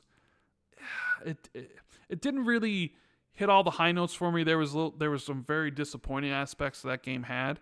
Still enjoyable experience, but it's not a game I seriously was sitting there being like, I would take another one of these in this universe. And then Wasn't you see it this like trailer and you're the like, game was great? Wasn't it like the game was great until it went open world or something? yeah, there's a little bit of that where the game was very, very sort of linear in the beginning and then it kind of gets more open, but it was just like, there was some of that European jank, but this trailer was like, excuse me? Yeah. What? Or not European jank? jank, maybe like Russian jank, I guess I would say, or whatever it is. I think that game's made in Cyprus now, I think. Whatever. But this trailer was definitely, I'm watching, I'm like, well, this has got to be Atomic Heart. European jank. And sure, it's Atomic Heart 2. So, all right, we'll see if they can pull off that like Uncharted to Uncharted 2 glow up, right? And then they had also announced MMORPG shooter called The Cube. So I'm like, whoa, yeah. how many devs and how much money does this studio have to do Atomic Heart 2 and then The Cube? I think, I don't know, but there is something about Cyprus right now, right? Because another studio that was at Summer Game Fest with multiple games was Owlcat, who've also recently relocated to Cyprus. Now, they make the Warhammer Rogue Trader and the Pathfinder games, which are very good, but are also very janky. We won't call them European jank, though, because Europe is a great continent, and I won't have any slander against my brethren. But Owlcat announced, I can't remember what their game was called. Oh, no, it was called The Expanse, yes. Osiris Rising. Cannot wait. And it was for like, that. Yeah, it was like, how did Owlcat go from Rogue Trader, which admittedly is graphically in the previous gen, how did they go from that to this? It looks amazing. It's like, what? I love The Expanse. And it looks so good, dude. I couldn't believe it. I was like, wait a minute, am I gonna get a proper like Expanse shooter RPG-ish game or something? I don't know anything about The Expanse. I know I've got a bunch of friends who've always told me, oh god, you need to watch The Expanse or read it or whatever. I think it was a TV show, right? It was a book series first, and that was adapted into a TV show. Yes, on Prime. Yeah, so I got a lot of friends who tell me to watch it. I never got around to it, but the show's great. Even as someone who never experienced The Expanse, it just looks phenomenally amazing. It looks like the Mass Effect we deserve right now, considering the Mass Effect we're never gonna get. Considering Jason Schreier's expose or whatever kind of article you want to talk about him going talking about your game of the year last year, Dragon Age. What was it? Dragon Age Veilguard? Dragon Age Dreadwolf. God, you can't even remember the name. I don't remember the name. I'm like, well, but Dragon Age Veilguard. Blanked it out of your mind. Yeah. It's like, oh yeah, I played that game. I played it to completion. It had some cool things about it, had some bad things about it. There was nothing cool about that game. But man, what Jason wrote about was like, cool. And this is one of your favorite franchises, Jez. You didn't even finish the game. Not it's anymore? It's dead to me, bro. Yeah. It's dead to me, bro. Yeah. You think Dragon Age is dead to me. EA is dead to me. BioWare's dead to me, bro. Do you think we're actually gonna get a Mass Effect? Do you think they actually survive to release this next Mass Effect game? I think there will be. I think there will be a next Mass Effect, but I think it will be bad. I don't think it'll be good. BioWare, what once was, right? I was even like trying to gaslight myself into liking Dragon Age, like, oh, it's gonna get good eventually. It's gonna get good eventually. It's really gonna get good eventually, and it just never did. Yeah, just never did. And I was like, I've put 30 hours into this, wasted 30 hours of my life, and I'm done with this. You know what game? And now I won't even touch an EA game unless it's in Game Pass. What game definitely looks good? Showing off a trailer here for gameplay, which was not that far off from when they revealed it for the first time at the Game Awards last year. Aminusha, Way of the Sword. We got to see some gameplay. Oh yeah, and it looked so good. Yeah, man. Oh man, so Capcom. Good. Why is Capcom? Why are they just like one of the best publishers? Why are they Cap God, bro? How are they doing all this? Capcom's just they're just flying right now. I mean, I wasn't the biggest fan of Wild, but it's Well, still sold you did gangbusters. say that was your biggest disappointment in gaming of all time. So Yeah, but that's also because the previous game was one of my favorite games of all time. But yeah, I mean they've really got their pipeline in order, man. And for the longest time, like there was something wrong with Capcom almost. They put out like a load of sort of meh and failures and flops one after the other, and now they're doing cool experiments. Like Exo Primal didn't blow up, sure, but it was a cool idea. And Kunitsugami was like a nice little indie style kind of game from Capcom. And now that hasn't detracted from the AAA bangers and like Resident Evil, and now bloody Onimusha, which looks absolutely fantastic, and also Pragma looks really good as well. Yeah. Variety also just posted an hour ago. Summer Game Fest viewership jumps 89% to reach record 50 million live streams. Yeah, E3's back, baby. Yeah, no wonder Jeff can charge like the 250,000 to 750,000 for each one of those spots, right? Because people tune in to watch, man. Yep. Yeah. I don't know. There was that funny, felt that boxing game with the. That was weird. It was weird, but it was like sort of. I was like, okay, that's kind of cool. Release date for Arc Raiders, which a little bit later than I thought, October 30th, which is a day after Outer Worlds 2. So they're like, oh, Grand Theft Auto's not releasing this year? Better get on it. And I'm not sure, did Marathon get delayed today or not? Because I know they talked about Marathon, and they sort of said it's going to release by the end of like March, the fiscal year or whatever, ending March 2026. But I was like, but doesn't it have a release date of September 25th? Why are they saying it'll be out by March 2026? But I haven't seen anybody saying it's like officially delayed or anything. Nobody cares about Marathon, bro. Nobody cares about Marathon. Okay. It's doomed. You know what I'm playing? What are you playing? Super Meat Boy. Oh, okay. That's cool. On the 360 backwards compatibility. It's really hard, man. Yeah. It's really, really Well, hard. Could you not find anybody to play against in Gears? Yeah, so I did connect to Gears, and I thought, oh, this is working, and it was just stuck. Trying to find players. So I guess that's clearly something wrong with it.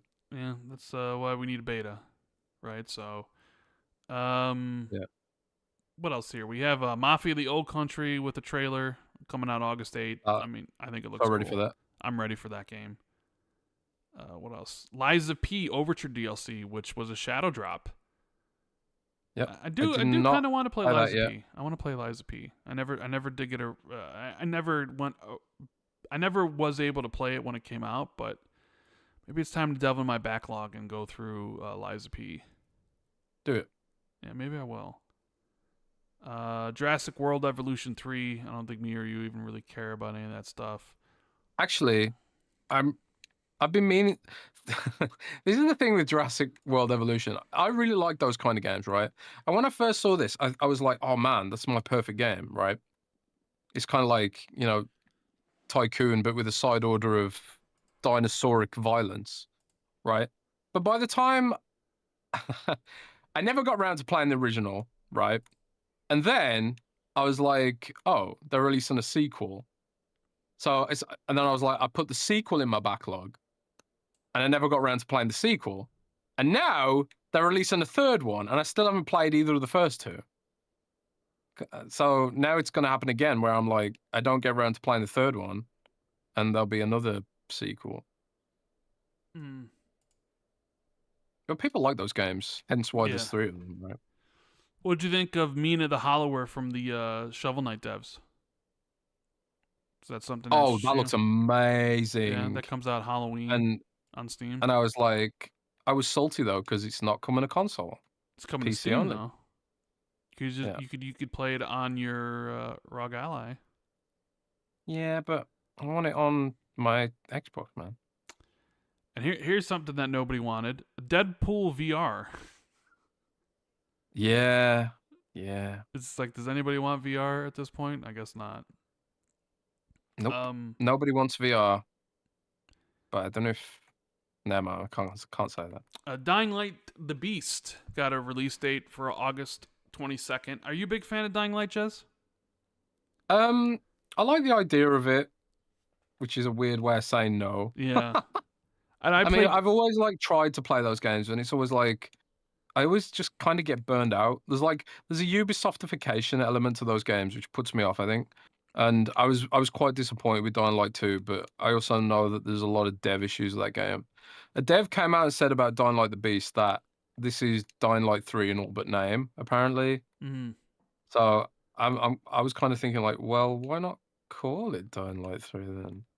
yeah, I don't know. But There must be a reason why they're not. yeah. Maybe because they want to say the next game's Dying Light 3 then. I don't know. I Yeah, I like don't know. Dying Light 1. I did everything in that game. I played Dying Light 2 for a few hours and it didn't really grab me, so I don't know if I'll play Dying Light the Beast. Let's see. Anything else here? Act of Blood? What do you think of Acts of Blood? Third person beat 'em up, kind of like Sifu. Oh yeah, Made it by kind of one looked guy, like right? it kind of looked like Old Boy as a Yeah, yeah, game. yeah. I thought it looked really good, Yeah. but I never played Sifu. Are So you a big fan of Scott Pilgrim? Because if you are, Scott never Pilgrim's heard of it. back. You never heard of Scott Pilgrim? Okay. Let's move on from that. Oh, I've heard of it, but I don't know what it is. Isn't it a Disney thing? No, Scott Pilgrim is not a Disney thing. It was a movie, or it was a comic book, or graphic novel first, and then they made a video game out of it. Side-scrolling beat 'em up like a Double Dragon. People really liked it. Very, very good game. But then licenses were kind of weird because originally it was with Ubisoft, and I think they sort of remastered it and it came out again. But nobody ever expected basically Scott Pilgrim 2. So Scott Pilgrim EX coming out next year, which had a lot of people excited. Were you excited? No. Oh. I mean, I liked the game when I played it, but not enough to the point where I was like, oh. And then we have Mindseye, where they ran a trailer for this game, and Jesus Christ, Mindseye and all the drama that surrounded the game this week, huh? Oh yeah, Holy Mindseye. shit!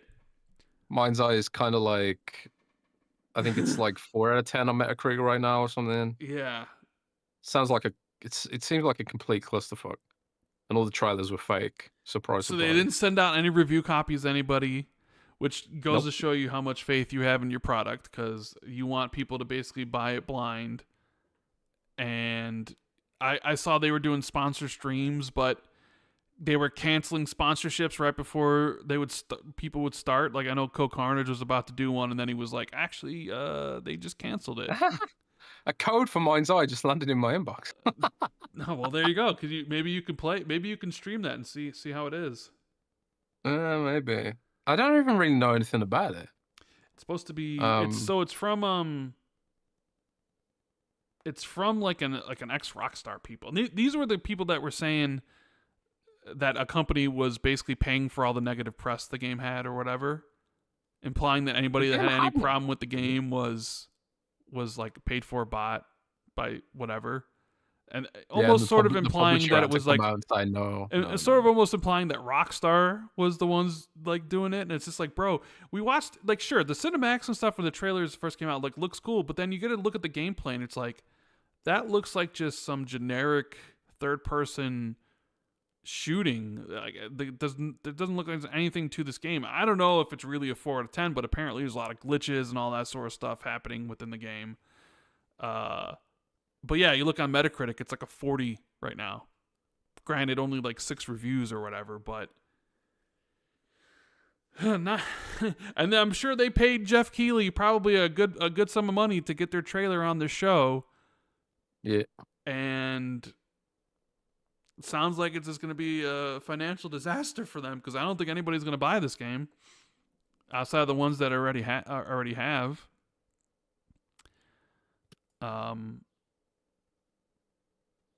But yeah, then they brought out Mads Mikkelsen and how he was going to be in Hitman as like a target to go after, which is kind of cool that they're going to cross over 007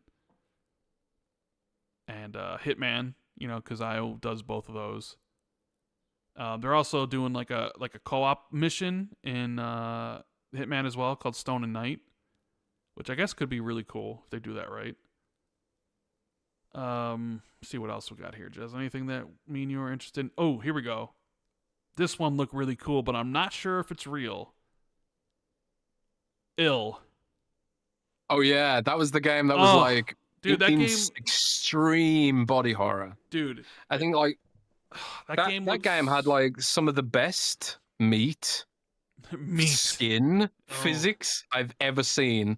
If it's real, and you have to keep saying if it's real, because these days you don't know if it's real. You don't know if it's just AI or some bullshit. But that game had like hyper realistic sort of, sort of shaky cam first person perspective with no UI and like realistic body physics, and the way the enemies moved and stuff was like freakishly realistic. Kind of like almost like the Rockstar Euphoria ragdoll engine, where when you kill something, they don't just become a ragdoll. They actually have some sort of, they're still alive for a little while they're going down to the floor. It looked amazing, but yeah, I was sitting there thinking, yeah, this looks great, but it's probably not real. I mean, I'm down for everything that game is trying to do. I don't care. I mean, if also, that game's real, it looks super good to me. I was just like, wow. I'd never heard of it. I'd never heard of it before, though. Yeah, it was So I believe I looked into this a little bit when I wrote about it, but I believe it was kickstarted, and then the Kickstarter was cancelled because Mundfish took over publishing of it.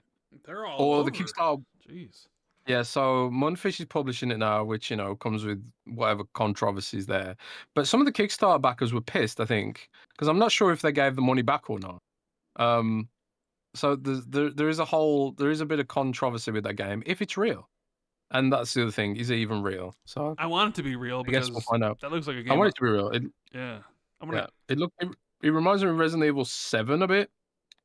When you're in the morgue in Resident Evil 7 and there's the mold things coming out the walls. Yes, that was my first thought when I saw it. I was like, oh, okay, they're kind of going in that direction a little bit, right? Yeah. I think it looks really good. I just hope it's real. What about Mecha Break? We finally got a release date for this. Yeah, only on PC and Xbox, July 1st. I want to want that game, but isn't it PvP only? I'm not sure. I think it is, I could be wrong about that. But I was also kind of like, I might try it out anyway. It's like a mech hero shooter, isn't it? I think so. It looks cool, though. Yeah, I was hoping Exo Primal would... Not Exo Primal. Actually, yeah, Exo Primal. I was kind of hoping Exo Primal might scratch that itch a bit, but didn't quite get there. But maybe this will. I don't know. Yeah, we had a trailer for Wu Chang Fallen Feathers, which is coming everywhere, but it's a Game Pass Day 1 game for July 24th. One of those Souls games. We had one of Jez's leaks from back in the day. Wu-Tang, Rise of the Receiver. Or Rise of the cool Deceiver. To see that finally revealed. I think Danny's part of the team, Danny Pena. So he tweeted it out and stuff. We didn't get a lot of look at like the gameplay elements of it. But it's nice to see that game exists. Doesn't look like it's like with the Xbox though. So there's that. Yeah. I think it used to be with Xbox, but I think this is my speculation and my my guesswork. I haven't got any evidence to suggest this, but it was kind of like it was part of a batch of leaks that I got, which included Project Typhoon, which was Contraband, Project Indus, which was Arrow History Untold, or was it Arrow History Untold? I think it was. And then there was some other ones. Minecraft Dungeons was one, Pentiment was one, and also Minecraft Legends was one as. What was Minecraft Legends in this? I can't remember. Code names are just crazy now. But yeah, this was one of the codename Shaolin, and it was like a Microsoft project at the time, or at least it was pitched as a Microsoft project. But either Microsoft didn't take the pitch, or maybe they missed milestones and Microsoft wasn't sure if it was going to actually come out and stuff like that. Or some of the layoffs and reduction of budget caused Microsoft to drop the game because, they had to cut budget from places, right, when they were laying people off. Yeah, that too. Maybe Yeah, I don't know how maybe that stuff works. one of the departments that got their budget slash was global publishing, right? Yeah, maybe. I mean, I've got no idea. It's pure speculation on my part, but game looked pretty cool. I mean, there's been Wu-Tang Clan games before, but not for a long time. So Yes. What else we got here? Splitgate 2, make FPS games good again. Came out, talked some smack about Call of oh Duty. man. Yeah, got into a whole trouble with everything, and it was like announced his BR mode for Splitgate 2 with a whole bunch of microtransactions, which sure enough, free to play. So you need to make your money somehow. But it's like Call of Duty sucks now, but we're just gonna offer a mode that's in Call of Duty with microtransactions and everything. It's like okay, okay. Yeah, it was not a good look. I think it just. I don't think you need to tell people that Call of Duty sucks. Everyone knows it sucks. So, I think when you're trying to tell people that and trying to ride that wave, people can sort of smell the grift a mile away. So, I don't know. I just think it was dorky, man. It was just dorky. You don't have to shit on if your game's good enough. You don't have to shit on other games. Yeah, that's true. What'd you think about the reveal from Project Century from RGG Studios, the one to do Yakuza, to Stranger Than Heaven? Oh, that looks amazing too. Yeah, it looks really cool. Right? Looks like a step up for them as well. Yeah. A lot of studios are just kind of like getting to that next level now somehow for whatever reason. Yeah, looked really good. But again, Yakuza is one of those franchises where it's like I want to get into it, but it's just like, well, I don't know. I don't know. Do we know if it's? I mean, is it presumably tied to Yakuza in some way? I think my brother told me it was. It might be part of Yakuza, but maybe it isn't. But it's clearly Yakuza inspired or Yakuza-esque. Yeah, it looks cool though. And then the final trailer was a huge swerve because throughout the show they had the actress who played the big lady from Resident Evil 8. She came on and she was like, all the Resident Evil games are on sale, right? And then there was a section during the show where she came on again to introduce the producer of Resident Evil 9. And he even said, hey, we're working on it, blah, blah, blah, blah, blah. More information later, blink and you'll miss it. Or, won't have to wait long, blink and you'll miss it, right, with a drink in his hand. So he talked about the 30th anniversary next year for Resident Evil. And that was it. And then this trailer started. And I wasn't buying this. I wasn't buying it, Jez. I knew immediately it was Resident Evil. I'm like, I was in a Discord call with my buddy Gopher.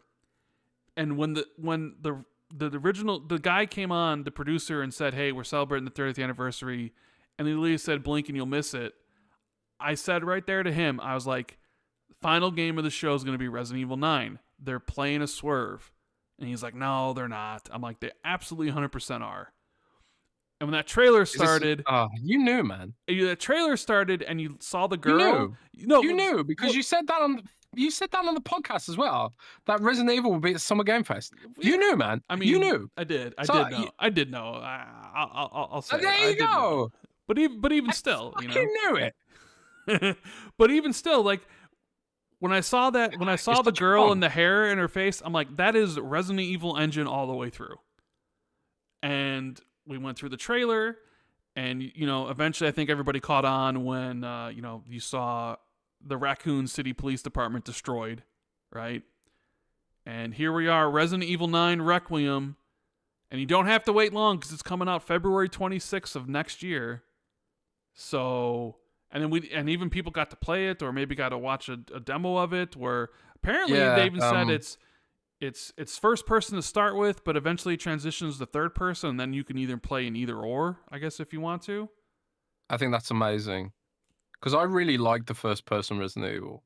Yeah. So being able to choose, more games should do that. And maybe they start a trend. Maybe. Because I remember people being so mad that Cyberpunk wasn't third-person. They're very mad about that. I kind of get that, because it's like, if I make a character, and I make a character and there's cosmetics in the game, but you never see them really, except if you look in the mirror. So I fully get that. So maybe Resident Evil starts a trend of let you choose your perspective. I don't know. But yeah, that was really cool. I cannot wait. I love the way Capcom handles Resident Evil 9, like the Resident Evil series, and I've talked about that before, which I sort of kind of wish a lot of franchises, a lot of companies held their franchises like this, where they do the remakes of the older games, but they also still give you the new games. So it's like Resident Evil 7, and then you get Resident Evil 2 and 3 remake, right? And then boom, Resident Evil 8, and then you get Resident Evil 4 remake, and then boom, Resident Evil 9. So it's like you're honoring the past by updating these classic games, but then also you're still continuing the series with the new ones, I think Square Enix is clearly aspiring to this because they released 16 and 7 remake. I just don't think they've got enough people or tech to do it. Like, I do think like the RE engine is clearly advantageous to Capcom in some way because they just seem to churn games out with that thing. So, Yeah. but Square Enix is now using Unreal Engine like everyone else. So maybe that's part of the, I don't know, the downfall there, but I'm with you though. I really like that idea. But Konami's doing it as well, man. We're getting Silent Hill remake, but we're also getting Silent Hill F. Silent Hill F. That was at the PlayStation show, which we already talked about. That's coming September 25th, and that looks cool. I mean, hopefully, the developer gives me pause, but then so did Bloober on remake. So it's like, well, we'll see. But I'll definitely be playing it day one. But yeah, Capcom's just on the streak, man. Even Pragmata looks super cool, and you hear from behind the scenes of like the people who've played it or whatever, and they're. Have you heard what that game is? Where it's like you control the character, but it's like a puzzle shooter. Like you control the character with one on like the left side, and you can like shoot and you can dash and stuff. But like you got to solve puzzles on the right side. I don't know. It's like it sounds super interesting. It sounds like something that really shouldn't work, but apparently it works really well. I guess. Yeah, it's almost like something you'd expect of Kojima, right? Almost. But it's like. But this is the thing with Capcom, like Exoprimal didn't land, but it was a cool experiment. It's like Capcom is remaking, giving us new entries in franchises that are nostalgic, while also trying out innovation. Like that's how it should be done, Sequels to nostalgia, remakes for nostalgia, and then also trying to innovate too. How is Capcom just better than everyone, bro? How are they doing this? They pretty are. I mean, they're great. I cannot wait. And you already know, 2026 next year, you already know 2 of the Game of the Year contenders, and that's Resident Evil 9 and Grand Theft Auto 6. So good luck 4 other contenders. You know what I mean? Yeah. You already have those in the bag. That's not working. The super chats aren't working. Someone said, I don't know. I just wondered if you're not seeing them all. No, I mean I know I see them there. We were gonna answer them once we finish. We get to them because we have Pat Rock who says in super chat, how is Xbox going to get around the offline mode of a handheld for Game Pass? You currently can't access Game Pass offline. They need a weekly check-in. Game Pass on PC? Well, no, the ROG Ally. Yeah, on PC. You can set a PC into offline mode. Okay. Well, actually, this is an issue because you can only have one PC as your home console, as your home PC, but the ROG Ally is not going to be your main PC, is it? So, well, I guess the question is, right about that. If you take the ROG Ally, the Xbox Ally offline, or so it's not connected or whatever, and you're still subscribed to Game Pass, and would you? I guess it's one of those things. I don't know, how does it work now? Do you have to be online to be able to access like the Game Pass games on your ROG Ally? I don't think so. I need to double check that. Or does it somehow or does it like when you go offline, does it know that I I think he might have fallen afoul of the fact that his ROG Ally is not set to his home PC because it's a ROG Ally. It's not. It's not going to be your main laptop, is it? So that is a genuine issue that I think Microsoft's going to have to address. Oh, he says you currently can't access Game Pass offline, so they need a weekly check-in, is what he said. Oh, weekly check-in. That's not too bad, a weekly check-in, right? I suppose if you go away on vacation for 2 weeks, but then you could yeah, and this is the issue. You can only swap what your home PC is. I think it's 3 times a year. So and if you are someone who travels a lot, that could be an issue because obviously you want your laptop to be your main PC, probably. I don't know. That is something to think about. I'll put an article out about that because I think it's useful feedback from Microsoft because I think even if that is a problem, swapping backwards and forwards between what your home PC is going to be an issue. And just so you know, you can change what your home PC is via the Microsoft account page on the web. And then you go to devices. So you go to account.microsoft.com, you log in with your Microsoft account, you go to devices, and it'll show all your laptops and your Asus, your ROG Ally and all the different handhelds you've got, if you may at least. And I think from there, you can set one as your home. Oh, actually, it's not there. Or is it device management? I don't know. I can't remember where you do it.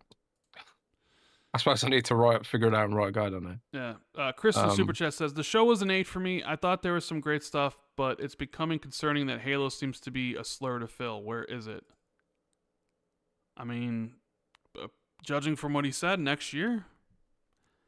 I don't know. I mean, maybe I don't know. Like they worked on Infinite.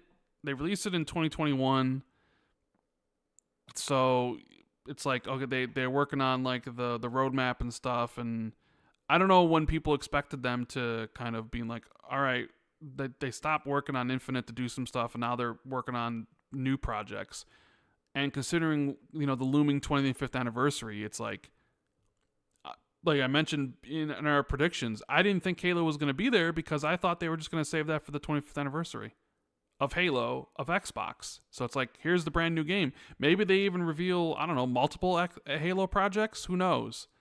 So, and I think the reason Phil didn't say it is because he wants it to be sort of teased. It's like he doesn't if you said Halo, it's like you know what to expect. But next year, when you're waiting for it, he didn't say the word, but that's that's what everybody thinks.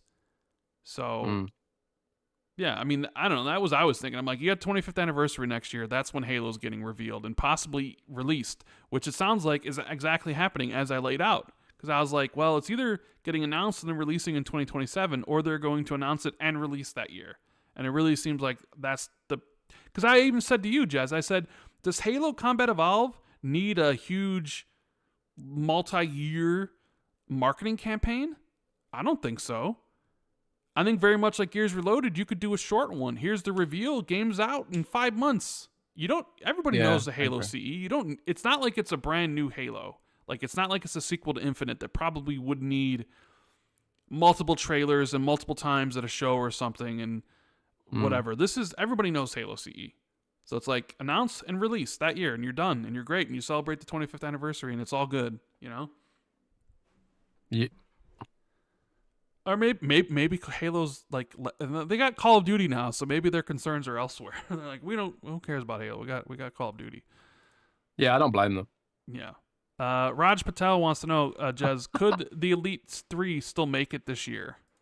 I would say no.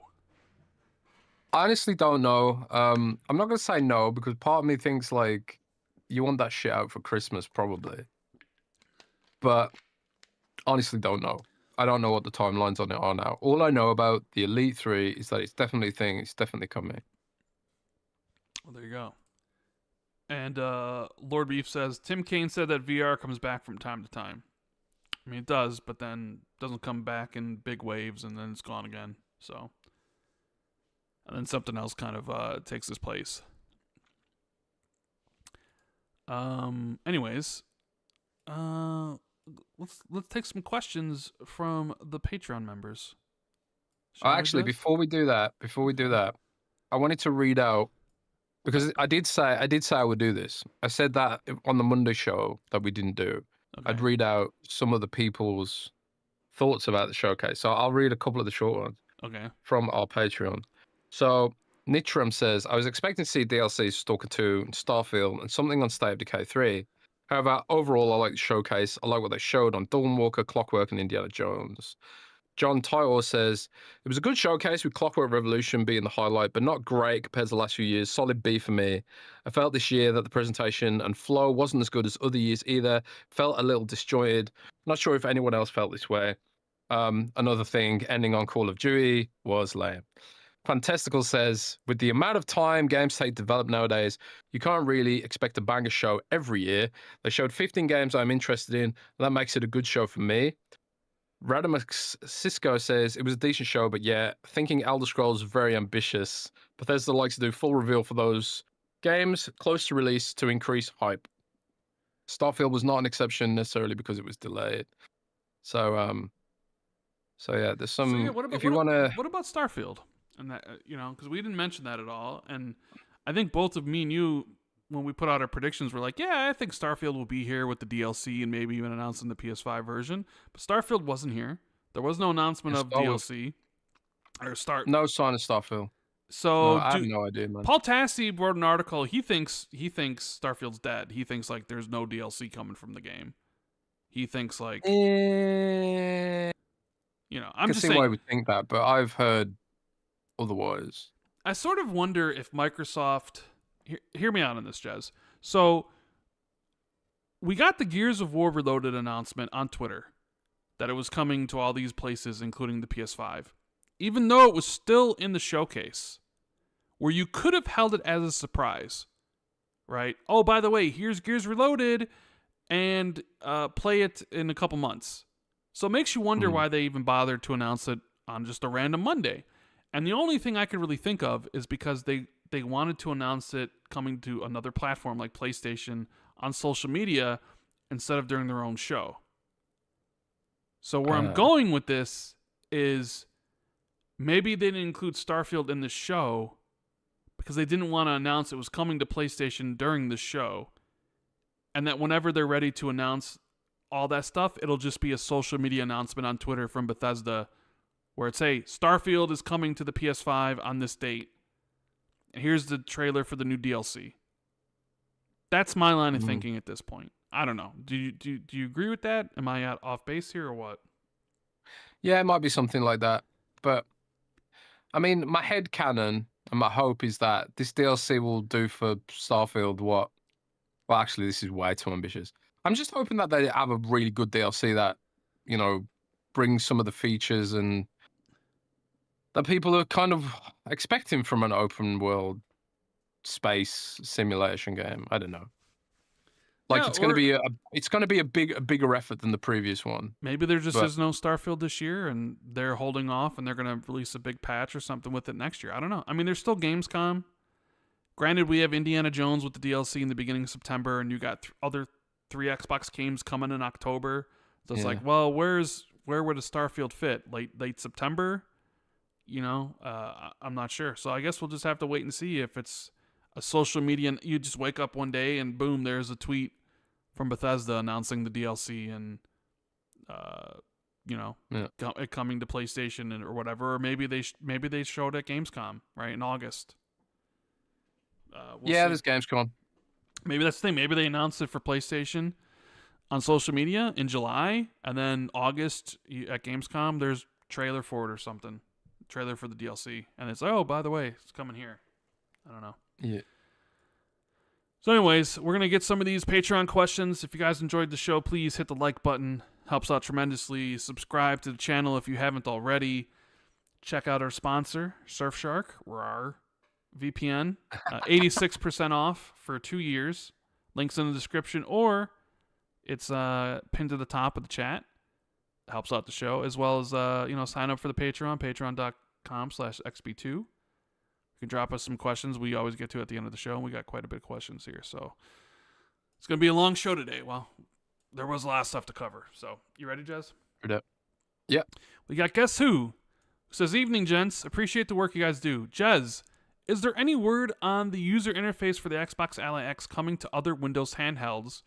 Or will it be exclusive to these new devices? I just got an Ally X this past December." So the answer to that is yes. It is coming to other devices. And in fact, it's coming to the Ally X and the Ally 1 first. So you will be among the first people who get it additionally to the Ally and Ally X Xbox versions. Man, it's really the naming on those devices is it just sucks, man. I mean, Xbox Ally would have been fine, but then you have to sort of remember ROG Ally, and then the ROG Xbox Ally. Oh my god. But yeah, other devices are getting it. All right. Starting with Asus's devices. We got Quelly Ford, who says, "Hey fellas, both of you predicted State of Decay 3 for the showcase and it didn't show. Are you surprised by that? Yep. Do you feel it tells you anything about where it's in production? Cheers from Montreal."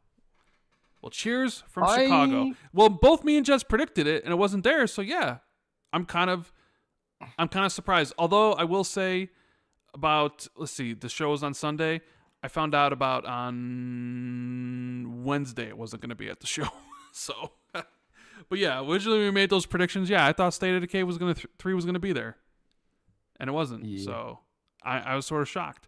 I guess, see, the thing is here, Jez, is that Xbox has the developer direct in January.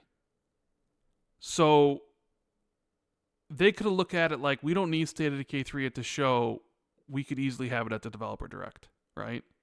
Which is only 6 months different. Developer direct. Yeah, and maybe the developer direct's a better place for it because they're probably going to have to explain a lot of how it works. Yeah. So, I don't know. But it's the thing. I mean, I thought it was going to be there because I still think it's a early 2026 game. I could be wrong. Maybe it's not. Hell, maybe it's a 2027 game for all I know. But my current line of thinking that it's an early 2026 game when we might see a developer direct with maybe a Fable, like because now that Fable and Gears and Halo and Forza Horizon are confirmed for next year, makes you wonder. Not to mention a new Modern Warfare game from Infinity Ward, makes you wonder what's going to not only close the show next year but also be the direct game after the showcase. Is it going to be Halo Combat Evolved, going over the new things coming to that game? Is it going to be Gears E-Day, going over like, okay, this is what Gears, the multiplayer, the single player, the co-op, maybe the Horde? Is it going to be the new Fable? Because I'm sure, that's going to have a lot of stuff, right? So, but you can't, I mean, you could do 2 where it's like, hey, join us afterwards for the Fable Gears of War E-Day Direct. I don't really know if that makes a lot of sense. I will say, like, at least the Outer Worlds 2 and Grounded 2 made sense because it's from the same developer, right?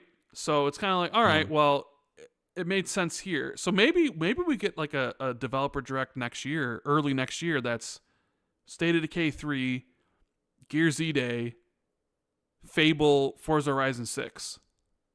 That'd be a blowout. And then you get to like the summer showcase and they show the trailers again and they date them and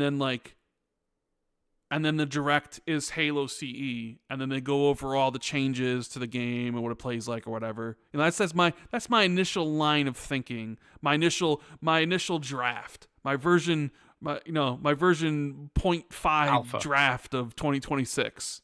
What do you think? I think all that, but also Elder Scrolls 6 and also Fallout 5. Jesus. Yeah, that ain't happening. Because he's like... Nah, I think that could happen. With Phil saying Forza, like, when I was thinking this, like, when Phil said Forza and Fable, I just got in my head, like, well, they just went to Obsidian to do something for Grounded and Outer Worlds 2. So you just do the same again for Fable and Forza. And then... Oh, yeah. You're going to be in Playground, so it's like, so in my mind, you just would have those at the same direct. So early 2026, maybe you're looking at like, here's a thing for Fable and here's a thing for Forza Horizon. And we're also assuming that all those big games are coming in the fall of 2026? What if there's a surprise where Forza Horizon 6 is spring of next year, or Fable or Fable is early next year? Because we're assuming that Fable is like a year from now, right? Or like over a year. So I'm just saying, is like, that right? Yeah. Okay. I'm just saying, Jez, that what are you saying? Both me and you are under the assumption, a lot of people, that when Phil mentioned those games, we all just assume they're holiday games. But maybe they're not. Maybe Gears E-Day is like May of 2026. Oh. It's something to think about. Maybe there's one of these games that are basically in the spring that we don't know of, you know? Yeah. So. Yeah, Rand. Sure. Keep in mind. You never know. Never know. We got Forda Brand, who says, "Hey gents, happy Friday. Since we got a first look at the Xbox ROG Ally, I'm curious, do you think the OS that we saw in the trailer will be similar to what we'll see on the next generation Xbox? Thanks, fellas, and have a wonderful weekend." What do you think, Jez? Because Tom Warren kind of put it out there. Well, he says, since we got a first look at the Xbox ROG Ally, he wants to know if the OS that we saw in the trailer will be similar to what the next generation Xbox UI looks like. Right. I mean, I think it's possible. Potentially. Because it is going to be Windows based. But it's hard to say whether it's going to be like just full bore Windows. Like, because if you're building a system like that, that ain't cheap. I feel like, you know? Right. And I always think like consoles have to be more affordable. If you are basically making a 4K gaming PC, I think that changes basically everything. One of the reasons why they can get the console experience as affordable as they can is because they don't have to account for the overheads of Windows. They don't need that extra RAM for Windows. Does Microsoft well and truly make a version of Windows that can be a console? You know, I'm skeptical personally, but we'll see. You know, I suppose like it'd be interesting to revisit this when the Xbox Series X2 is formally announced. Yeah, I mean, it definitely is a possibility. It looks like that for sure. That's what they're gonna go for. Absolutely. We got Omen who says, "Happy Friday. Where's Contraband?" That is a good question. Where's Contraband, Jez? Yeah, I should check in on that game probably. You need to check in on that game and see if it hasn't been canceled. Did you see? I'll do that this weekend. The thing that came out that said Square Enix canceled Just Cause 5 in the middle of production, even though Just Cause 5 was always a game Avalanche made. They had given Just Cause 5 to Sumo Digital and they canceled it like halfway through development. And I'm just thinking, I did not know that. I was like, oh, so they took Just Cause away from Avalanche, who's doing Contraband with Xbox, but then Square Enix canceled the game, and I'm like, oh man, I hope Xbox doesn't cancel the game on Avalanche. But I mean, It's been 4 years now. I don't know what to say. That game must have either gotten... Dude, it's been longer than 4 years. That game's been in development forever. Well, I'm saying, like, it was revealed in 2021. Obviously, been in development longer than that. But there must have been a huge shift for that game. If it's gone on this long, they must have had to complete... Like, you know, Avowed and all those games kind of had reboots. I would not shock me if we find out that game's been rebooted a couple times. You know? So yeah, you might be right. We'll see. We got CJ. Hey, gents, hope we both had a good week. I think we all agree that the Xbox showcase was good, but that end with COD was a bit of a letdown. How would you both have ended the show if you still had the same collection of games to show? Would you have kept it the same or mixed things around? Yeah, we already talked about that, right? I think I would have ended with Clockwork Revolution. just because just how good that trailer is, even though it had no date on it.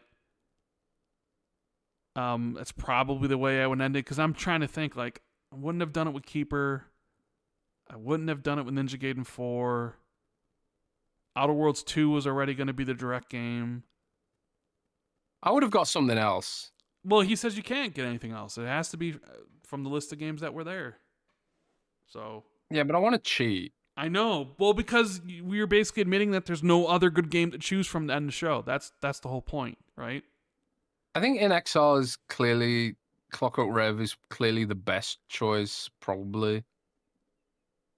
It's still not a great. I don't know. Yeah, there's really no good choice. Like last year. Pat Rock says, if Xbox hits Steam on the next Xbox and promotes it as so, do you see Valve offering it for sale on Steam as a Steam companion device like they do the Steam Deck? No, I don't think so. I don't see Microsoft promoting it either. I think it'll be like, yeah, it's there because it's more Windows based. I don't even think it will be pre-installed. I mean, I could be wrong about this, of course, but I wouldn't be surprised if it's like kind of more of a low-key kind of thing. Yeah. Silas says, good day, gentlemen. Assuming that the next Xbox console are basically partner mini PCs with an Xbox layer and branding, and there will be multiple hardware types like the dual ROG Ally models, will these consoles have bespoke versions or just run the PC versions? That's a good question. I fear gamers who hate PC gaming almost as much as seasoned meat like Rand will just turn into ponies. Oh yeah, that's a good question indeed. I don't know. Yeah, because I was thinking about this, because even now on Xbox you can launch, as long as it's UWP, you can launch a PC game in essence on the Xbox, and like Tainted Grail, for example, and I think this is why Tainted Grail has some of the issues it does, or at least it did. I don't know if it's been patched now, but like, it lets you choose a resolution. It lets you turn on, disable VSync, like all the kind of PC stuff that you don't expect to get on a console game. You expect the game to just be optimized and to be just work. Like you don't expect it to be like, oh well, I need to fiddle with the settings to figure out how to make this thing run as good as possible. It should just be there and it should just work, right? I mean, at most, maybe I want to select between a performance mode and whatever. But Tainted Grail's not like that. So I think what we could see is something like Steam's verified for Steam Deck program kind of thing, where it's like, yeah, you can put your PC games on here, do whatever you want, but if you want to be promoted in the Xbox store, you need to make sure it's console friendly. You need to make sure it does this, does that, you know, all the kind of things that Xbox fans want. And then maybe like, you know, there's sort of like a Steam Deck verified badge, but Xbox verified. Maybe they could even put this on Steam as well, you know. I think that could be how it goes down, but again, don't know. We have Governor Grimm says, good afternoon, guys. For the longest time, I didn't think it made sense to have a first-party only version of Game Pass on PlayStation. The more I think about it, though, why shouldn't they? Everything is an Xbox. They don't think people are willing to change platforms, so if it's just third parties being on the service holding them back, why? It would be a worse version of Game Pass on the PlayStation. They could probably make it part of Game Pass Ultimate's tier so they could get the big subscription fees and a weaker service, so their platform would still be more valuable. Thoughts? I think sorry, go on. I was going to say, I like his idea of including PlayStation Access at the highest tier of Ultimate, but here I think is the real answer about why Game Pass isn't on PlayStation, okay? Because PlayStation won't allow it. I think it's as simple as that. I think even if it was just, hey, your first party games included here, I think Sony would just be like, no, absolutely not. Yeah, I agree. I think Sony and Nintendo want you to buy the games, at least for now, and like Microsoft would have to give them a cut of it. And if it was like in Game Pass Ultimate, if you subscribe via the web or wherever else, they wouldn't be getting a cut. So, you know, it presents an existential threat to Sony's business model. But even if there was like, even if there was like some kind of cut where Microsoft could convince them to do it, I think Microsoft likes subsidizing Game Pass and Xbox in general through the sales of the games on PlayStation at full price. Kind of creates like an have your cake and eat it approach, right? There's a version of Xbox which has a killer unique selling point, which is Game Pass, and there's a version of Xbox which still is the old model, and that's basically PlayStation, right? So I think it works for Microsoft the way it is. But one thing I would like to see them do is maybe give you cloud saves on PlayStation, because other companies do that. Like, again, Sony will block this specifically for Microsoft, but like Baldur's Gate, Cyberpunk, and Witcher, they all have like, and Proteus as well. Weirdly, they all have like in-house designed cloud save systems, so you can like get your cloud saves on any device by logging in with an account. I suppose I think Microsoft did do that for Minecraft Dungeons, but I don't know if it's like, I don't know if there's any PlayStation users in chat who can let us know, but I don't think it's like broadly available. Oh, Forza Horizon 5 does it. Okay, never mind then. Shut my mouth. Xbox games already have cloud saves on PlayStation.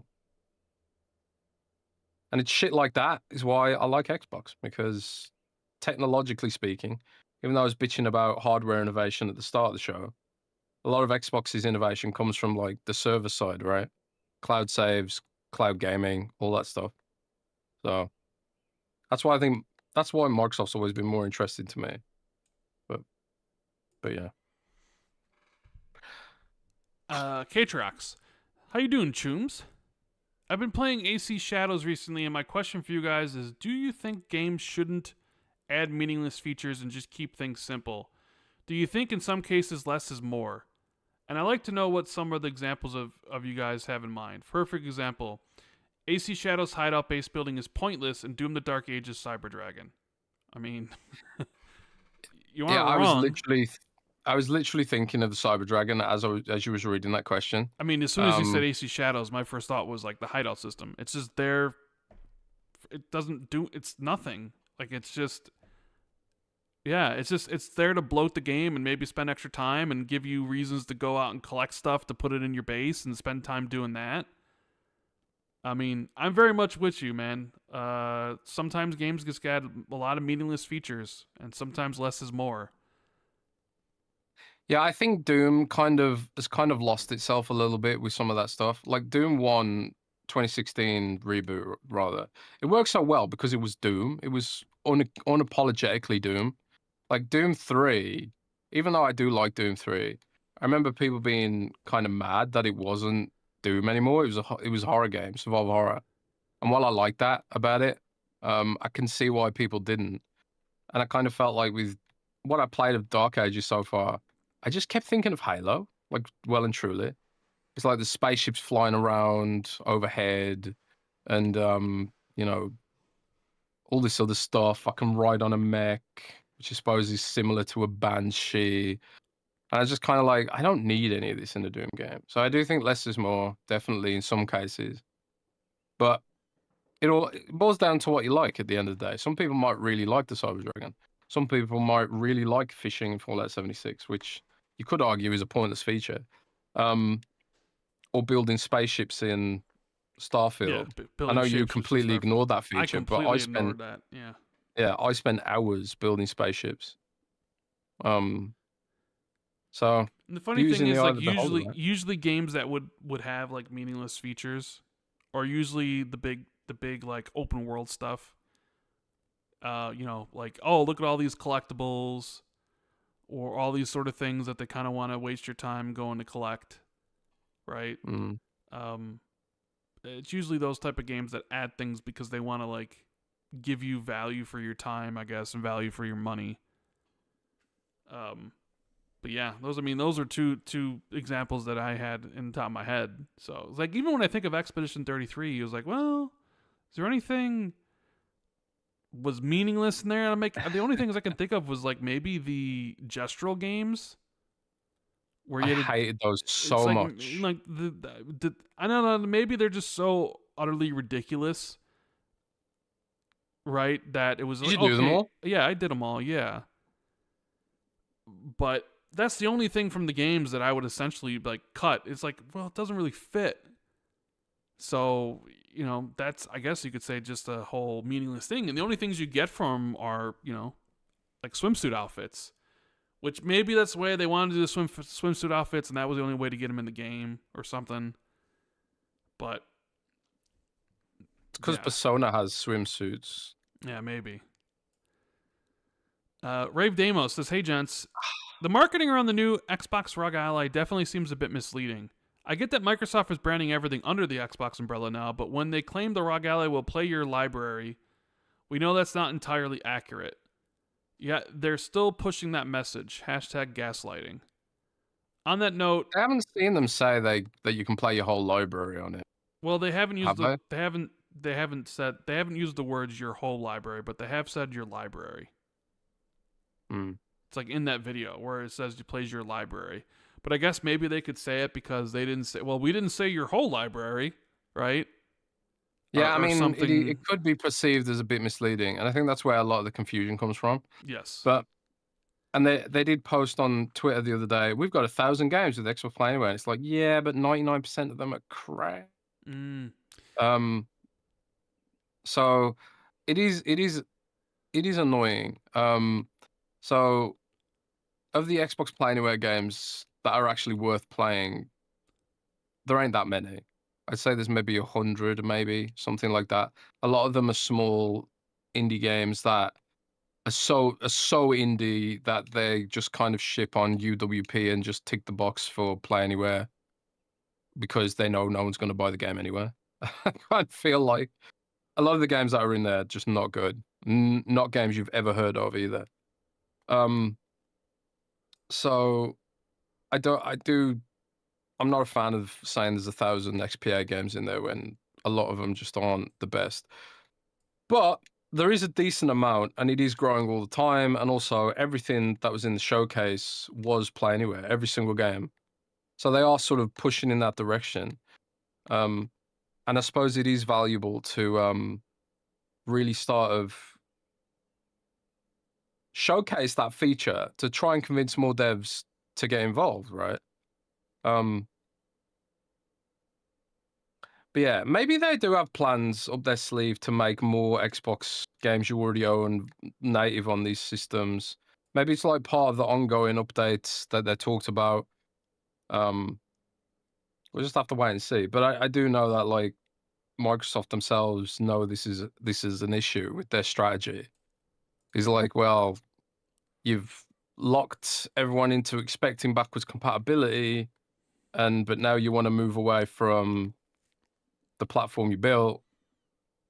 Kind of creates an issue, right? Yeah, Rave goes on. He goes on to say that on that note, when can we expect Microsoft to clarify its plan for playing console Xbox games on these new Xbox PCs? Or is there a risk of hitting a cliff where some of our games get left behind in the void? Xbox Play Anywhere is a really great feature to ease that transition, but it's not a catch-all solution either. Happy Friday. I mean, there's always a cliff with every single format that exists. There is going to be a cliff, whether it's 5 years, 10 years, whenever. There will be a point where the format dies, and you either have to move on or just try and maintain the systems you've got, like happened with PS2 games, whatever, and all the rest of it. So there will be a point where that happens, but I suppose this is why more and more people are moving towards PC as they get older, because the game, that Windows is sort of designed for infinite backwards compatibility. It's like the ultimate backwards compatibility, right? And I suppose that's part of the reason why Microsoft is moving to Windows in the first place, is because it's like, well, we don't have to worry about backwards compatibility and that kind of shit if we just build on Windows, which is infinitely scalable backwards and forwards. But the downside is the bloat and the amount of hardware that's required to facilitate that system. So it's, that's the downside. It's the trade-off, right? if you got decades of spaghetti code that you need to run a Microsoft DOS game from the 80s, the trade-off is that you need a more powerful system. Yeah, I mean, I don't know because if you're talking about Xbox games on the new Xbox PCs, if not specifically talking about the ROG Ally, if you're talking about like future Xbox console hardware, I mean, they're probably not going to talk about that until it's revealed. So maybe next year, when next console presumably we think might get revealed, then they can maybe talk more about that stuff. John says, hey guys, there seems to be a lot of speculation that the next Xbox console won't be backwards compatible with existing Xbox games natively. Are you able to comment or clarify on this? If Xbox switched to a Windows-type architecture for next gen, will this cause issues with existing Xbox digital games, which can currently be played natively on Series X and S? Cloud or remote play are not the answer. I think you answered this earlier in the show, right, Jez? Kinda. Because you said that the next one's going to have, you'll be able to play those games natively, presumably. I forget. Yeah, I'm 99% sure the next Xbox runs all the games you already own. It's just another X. You could consider it like the Xbox One 3 in essence, You're right. But I don't have enough sourcing to put in a report yet. But I'm like 99% of the way there. I would strongly urge you not to worry about that. Briggs County says, first and foremost, you guys are awesome. This community that you built is amazing as well. Thank you both. Well, thank you. This is probably a Jez question, but A, I'm not a PC gamer, so keep that in mind. And B, I recently purchased a Surface Studio Laptop 2 with 32 gigs of RAM, an RTX 4050, and an i7 processor. I have tried gaming on it, and it's not great even at medium settings. It gets hot and the fans are loud and run constantly. So how do you think this experience will compare to the ROG Xbox Ally X that was just announced, since it has even lower specs than my new laptop? I want a handheld for gaming while traveling, but trying PC gaming on my laptop has really made me think twice. Well, first I'll say about Surface, they are not designed for gaming. They do not have the airflow for gaming. They are 100% designed for style over substance. And I wrote an editorial about this. They are great looking devices, and they're great at what they do. Like, they're fine for rendering a video or running Photoshop, and that GPU is really there so like creatives can use like render video and also like ink 4K Photoshop files. It can game, but it's really not for gaming. And it's the airflow, man. Like, I remember I came to this realization with my Surface Book 2 when I tried, like, because I think that had did it have a 1060 in it or 2060 or something like that? I can't remember. It had an NVIDIA GPU anyway. Like, that was at the time the GPU for those, like, for Ultrabooks. And it was like, in the summer, you could literally fry an egg on it, man. You could fry an egg on it. And like Cameron Partlow in chat says, yeah, they power throttle those laptops really, really hard as well, because the cooling just isn't there. So they have to throttle them, otherwise they will melt. So Surface just ain't for gaming. I would say trade it in, get an Asus ROG laptop or a Legion laptop, which are fairly affordable. My cousin's got an Asus ROG laptop. It wasn't that expensive. It was much cheaper than Surface Studio, and it's much better for gaming because it's got the airflow you need, and it doesn't throttle as much. What was the other part of the question? He just wanted to know how the experience of the ROG Ally X will be compared to his laptop. Yeah, so the ROG Ally will be like will be way better because these chips are designed to be in these kind of devices. They're designed to have the airflow. The Surface is just not designed for gaming. Like, this is why, like, it was always interesting to imagine what a Surface for gaming might look like. It'd be thicker, maybe like twice the thickness. And also it wouldn't throttle and stuff like that. But even my laptop, even my Razer throttles, But like on my Razer laptop, you can go into the power settings and be like, set the fans into overdrive mode and to turn off throttling. But then it sounds like a jet engine when you do that. It sounds like it's literally going to take off, and it still gets hot. But just Surface Laptop Studio just was not designed for that shit. And also, that's also why they don't really make them anymore. I think the market for people who need graphics rendering only on a laptop is probably quite small. So, okay, yeah. All right. We got Dark Grind says, "Hey guys, hope you had a great post Xbox showcase week. My question is whether games can prevent video capture of them on Xbox. I've never had any video issues with just going up to the bar and clicking on record what happened the last 15 to 30 seconds. But with Mindseye, I know it's terrible. Morbid curiosity got me. Every time I try to record a clip, it just zeroes out and doesn't record anything. Is this a glitch, or is it really not allowing recordings of the game? There are games that do not allow you to record.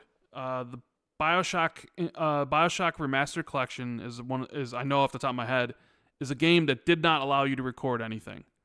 So it very well could be Mindseye is the same, where it just does not allow any capture. Oh yeah, so I bet you they turn off capture to stop you from sharing the bugs. Probably. I bet you, because I can't remember what game it was, but another game did that a long time ago on the Xbox One. I can't remember what game it was, but yeah. Yeah. But yeah, there are. I bet they've turned it off. I think there are a handful of games that do have it turned off. BioShock Collection being one of them. So it's certainly possible that Mindseye did the same. Which, considering how the game turned out, yeah, probably exactly what happened. BHO Reviews says, with the reveal and hands-on previews going around at the ROG Xbox Ally, it looks very intriguing. What are your thoughts so far, not taking into account the eventual price point? I'm more interested and surprised than I initially thought I would be. I mean, yeah, we had we talked about it quite a bit. I mean, I think both me and you think it looks really nice, although I'm still not interested in handheld gaming, period. So I'm not going to get it, no matter what the price, really. My concerns about it are like, will the software be polished? And also, will the Asus Armory Crate stuff get out of the way? Because obviously Asus wants to push its own software too. And some of the Armory Crate features are going to be available in the Xbox Game Bar. But one of the annoying things about the ROG when I had it was there was 3 different apps for updating. So there was My Asus, which you had to use to update some drivers. Then Armory Crate, which you used to update other drivers. And then there was Windows Update as well, which was something else that you had to update, which was irritating. So, and also, I'm interested in what other enhancements they can do to Windows rather than device itself. Because if you've used a ROG Ally, you pretty much know what the experience is going to be like. It's just going to be a more powerful ROG Ally 1. But the real difference maker here is going to be what they do to Windows. And right now, things like the out-of-box experience, typing with the controller, all that kind of stuff is a really terrible experience on Windows. So it's not just the Xbox app that needs to be improved. Windows itself needs to be improved. And I don't know if they can do it by holiday 2025, but we'll see. Trickstar for Trey says, I hope the new Xbox just blows PlayStation out of the water like the X. Also, full slate baby haters can now suck it.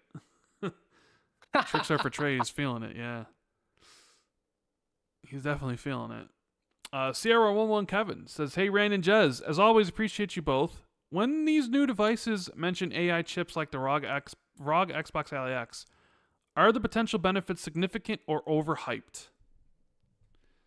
This is interesting. So this is something we didn't talk about in the show, but we mentioned it. We mentioned about the AI stuff, right? Yeah, but like we talked about it in context of the next wave of innovation. Sure. But we didn't really talk about it in context of the ROG Ally, because the ROG Ally X comes with an NPU, like a dedicated AI processor, which will offload AI processes from the CPU and the GPU, right? So that's not something that's hugely used today.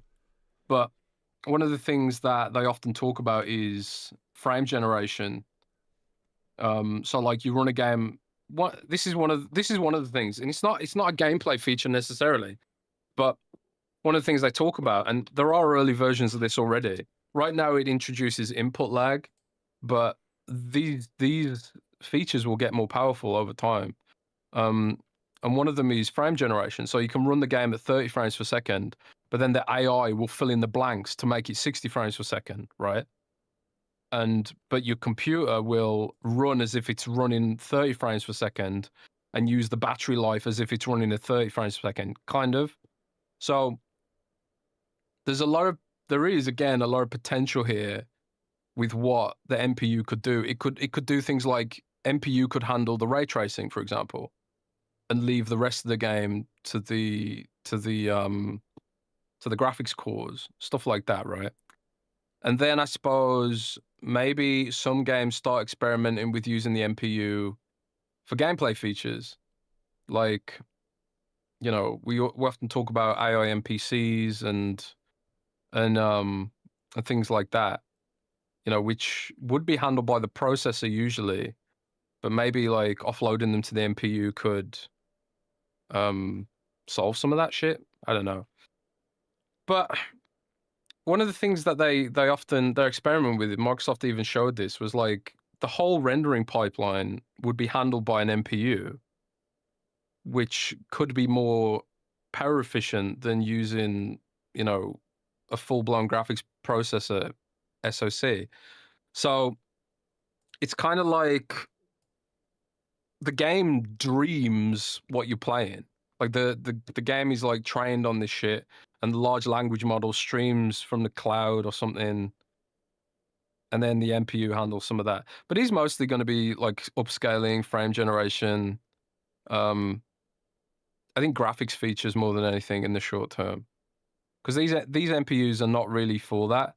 But I can see some games like experimentally maybe being like, hey, if you've got an NPU, you can download this and connect it to a GitHub repo that's got the model in it and stuff like that, and do that kind of thing. But yeah, it's going to be mostly graphics shit to start with, I think. All right. And to be clear, I don't know that much about it. It's still something I'm learning myself. So right, we got Glenn, who says, "Guten Tag. First, thanks for your answers to my previous question regarding the potential to gain the ability to transform into a dog at will. It wasn't a troll question. In my view, the most exciting prospect for the next Xbox console is the ability to access Steam. What are your current estimates on likelihood that it will happen? Do you think the ROG device makes Xbox seem eager to go down that route?" I don't know if it makes it eager, considering you can already do it on the current ROG, and I think that's just a byproduct of being Windows in general, right? So I know the console is like a different thing. You know, I always said like, you know, just make. I always said like, are people putting the cart before the horse here? You know, because while it works for the handheld gaming thing, because it's always worked for the handheld stuff, for the Windows stuff, you know, will it work on the console? I mean, you could make arguments for either case, I guess. But I think it's certainly possible. Well, I don't know. What do you think, Jez? I just don't think it being on the ROG Xbox Ally X is like a sign that it definitely has to be there on console, considering it already exists on the ROG Ally. It's not like a new feature, right? Hang on a sec. Or I guess, who is this question from? This question is from Glenn. Glenn.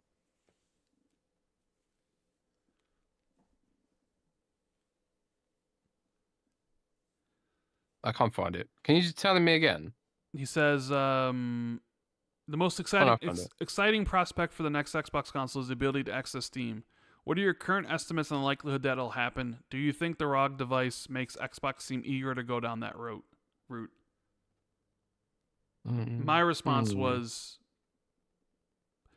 I don't think it makes it more or less likely.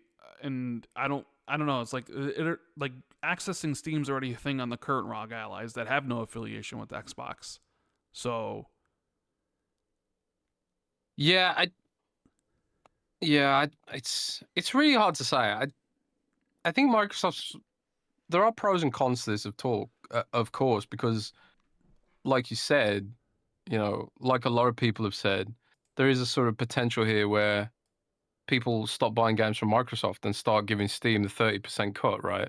But I think Microsoft does want to have that openness. Microsoft clearly thinks this is where regulatory mandates are going. And I also think it gives them a unique selling point, right? But I'm always cognizant of the fact Microsoft doesn't have huge margins on hardware. And if they're like giving 30% away to Steam, that not only emboldens Steam even more, that kind of potentially hurts Xbox's margins, kind of. So the thing is, Phil's talks about it so much. I just kind of feel like it must be happening where Xbox gets Steam. Yeah. I just don't know exactly what that looks like. Maybe it's more like you can't buy games from the Xbox, but you can play your existing games or something like that. Maybe it's That'd like then you got to buy it someplace else, and like you can connect your account like on Nvidia GeForce Now, for example. On Nvidia GeForce Now, you can connect your Steam account and play your Steam games. But when you want to buy a game, you still have to go over to Steam. Nvidia sells some games themselves too, but they do still provide a buy link for you to link out and buy it from Steam. I don't know, it's weird. I could see it going either way, but we'll need to sort of do a bit more research to find out exactly where it's going. We got Darian, who says, I have a theory for Project Latitude and why it seemingly started right when Microsoft was going to have a big exclusive games over Sony. After closing the ABK deal, Microsoft took note of all the canceled Sony service games and realized there was going to be a massive lack of games for PS5 when Sony's first-party releases slowed down due to all the cancelizations without much else in the pipeline.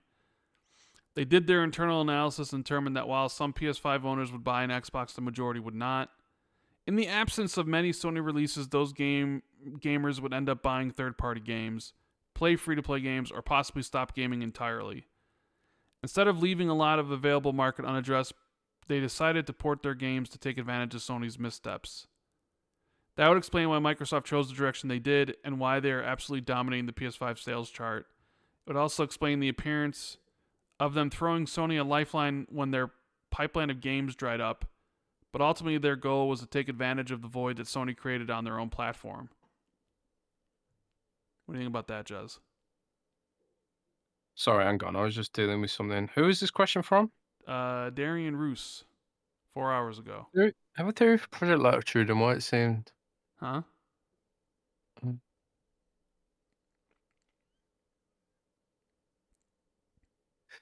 I think with Project Latitude, it's ultimately just... I think the issue is pure money, man. I think Microsoft did see an opportunity there where it was like, Sony's really weak in this area with regards to service games. And if we establish our presence there now, before Sony can even, meet us head on, because they've arrived at this realization that nobody's going to switch platform no matter what, right? But I think like someone even like back in the day when I said this on, I can't remember if I said this on XB2 plus one or Xbox Ultimate, but I said on one of those shows that I spoke to someone at last year's Xbox showcase from Microsoft, and they kind of suggested to me that the reason they were putting Sea of Thieves on PlayStation is because what if one day Sony released a Sea of Thieves competitor and it stopped us from ever interesting and enticing those users to try out Sea of Thieves. We'd rather be where people are so like Sea of Thieves can maximize its potential. And then like at Sony's PlayStation showcase, we saw a game that looks a lot like Sea of Thieves. So part of me was sitting there wondering after that state of play. I remembered that conversation. I was thinking, did they know that Sony had a Sea of Thieves clone coming? You know, so Right. like you can extrapolate that further to like, what if they do nail a Gran Turismo Horizon? What if they did come out with a Halo Infinite? Well, I suppose Halo is not really an issue now. But what if they did come out with a game that was as good as Call of Duty or better than Call of Duty? Mm-hmm. Um, so there's that kind of thing to think about. I think they just want to maximize the potential that these games have while they still have potential. Because if you waited too long with Sea of Thieves, and maybe Sea of Thieves community eventually just bottoms out because people just have their fill of the game, right? Um, but then you miss your opportunity to potentially get some money for essentially nothing. Because I don't think anyone's switching platform because of Sea of Thieves, right? But people will try it out if it's right there in front of them, right? Right. So I think it's just money. It's just money at the end of the day. Yeah. It's just money. I mean, it's interesting to think of like, oh well, we'll take advantage. I think it's yeah. I mean, it sort of can be both in the sense of, hey, we spent too much money. They want our margins to be higher. Only way to really achieve that is also releasing games everywhere. But by releasing our games everywhere too, we're sort of taking advantage of the situation that PlayStation finds themselves in, where their live service games aren't hitting, and we're going to establish a foothold here with Forza Horizon 5 and eventually Forza Horizon 6, even if a Gran Turismo, Forza Horizon competitor comes to the platform, like actually releases, where, it basically is like two birds with one stone. It's like you make more money, you provide content for people that are looking for it on there that wouldn't buy your own system, and then at the same time, you could make the argument that you are filling a void on that platform because of how long games take to make and the cancelization of a lot of games by Sony. So you build up a presence on there. But I don't really think it was their prime reason too. I don't think they sat down and be like, we need to go over here because for this. I think it was just kind of one of those happy coincidences that it happened that way if you're looking at it from that perspective, right? Mm.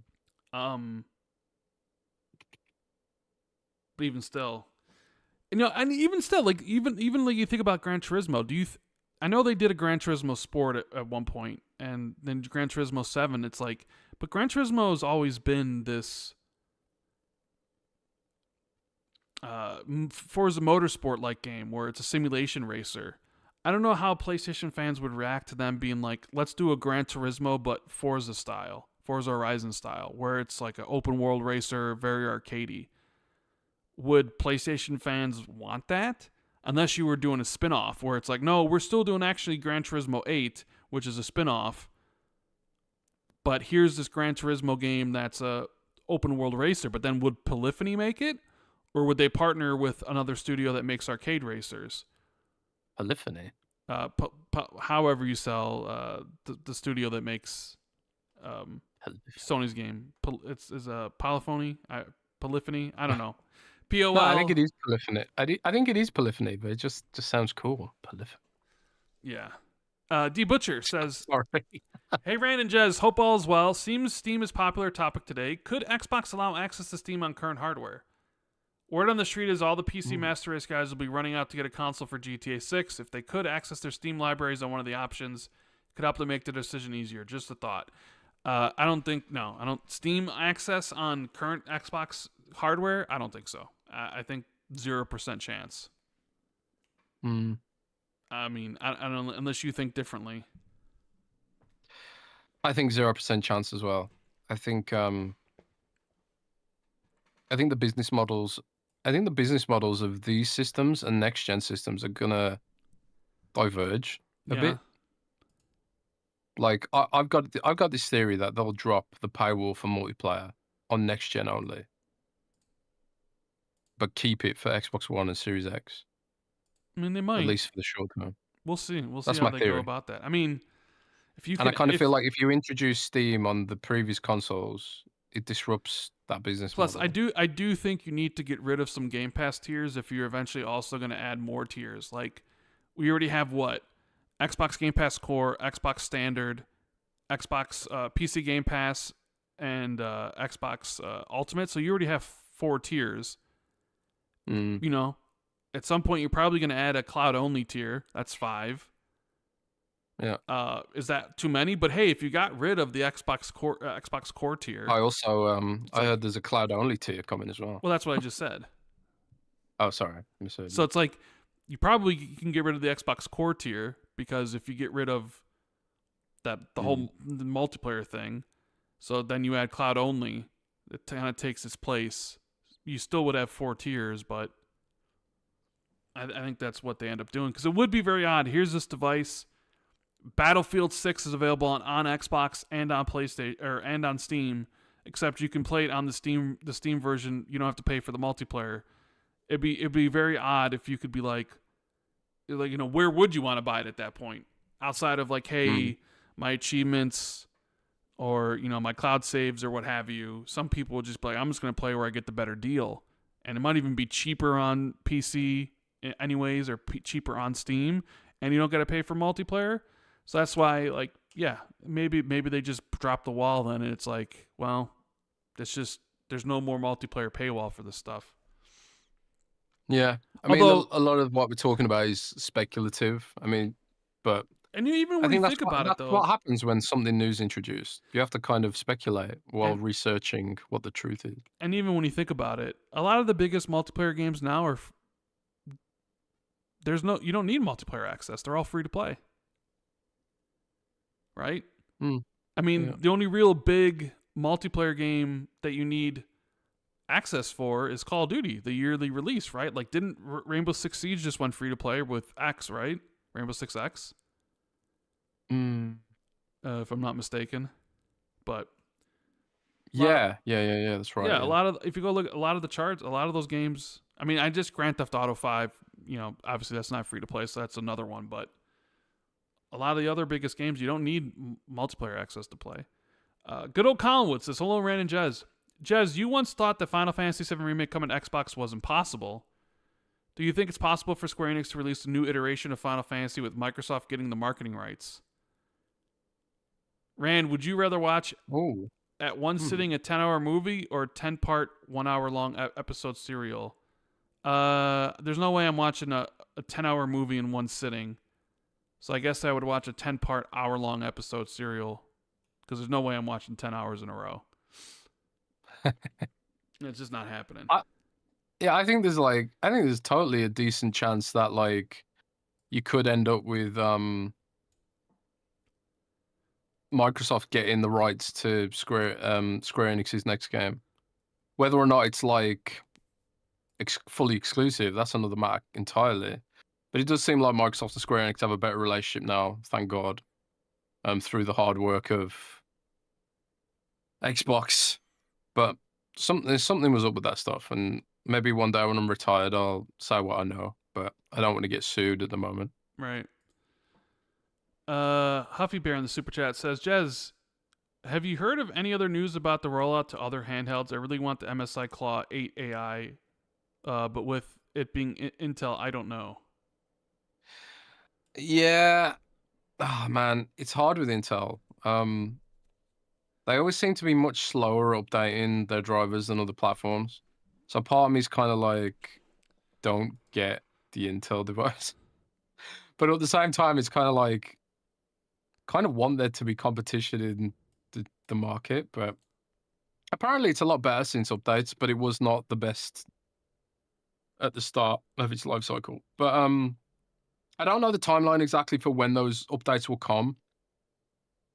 I think they said early 2026 for the non-Asus devices. So you might have to wait a while for that one. Okay. What else we got here? We have Lord Beef says Xbox games on Windows will not be a technical problem. They're both x86 systems and similar APIs. light translation, not emulation. Yeah. The issue really is licensing. Yeah, and Amish AI says it will be enough when Xbox app works on Windows. Yeah, we'll see. I mean, the problem is a lot of these publishers like EA, etc. They want to sell you the game twice, even if there's plenty of evidence that not many people do that. But try telling EA that, right? Yeah, pretty much, right? Well, anyways, long show today, almost 5 hours. It's funny, Jez wanted to do like a 45-minute show beforehand, but here we are with an extra hour. I was kidding. Yeah, you're kidding. But yeah, I was tired going into this. I'm definitely struggling at this point. Yeah, well, we're about to end the show. Thank you guys for tuning in. Hit the like button. Subscribe to the channel. Check out the sponsor for the episode, Surfshark, with 86% off a 2-year plan. Links in the description, pinned to the comments. You can always check out our Patreon too. Ask us questions, exclusive podcasts like we're gonna have on Tuesday, I believe, right? Xbox 2+1. We should be doing one on Tuesday, so look forward to that in your emails, and the links we'll send out. Hopefully everybody has a wonderful weekend. You know, Father's Day is on Sunday, so sure is. Say something to the old man, being like, "Thanks, Dad, for bringing me into this world. Now here's a steak," and I'm sure he'd like it. Yep, that's what I'm doing. Yeah, I like to stepdad. Yeah. Other than that, we will see you again next week, and keep it gaming, everyone. Later. Take care, everybody.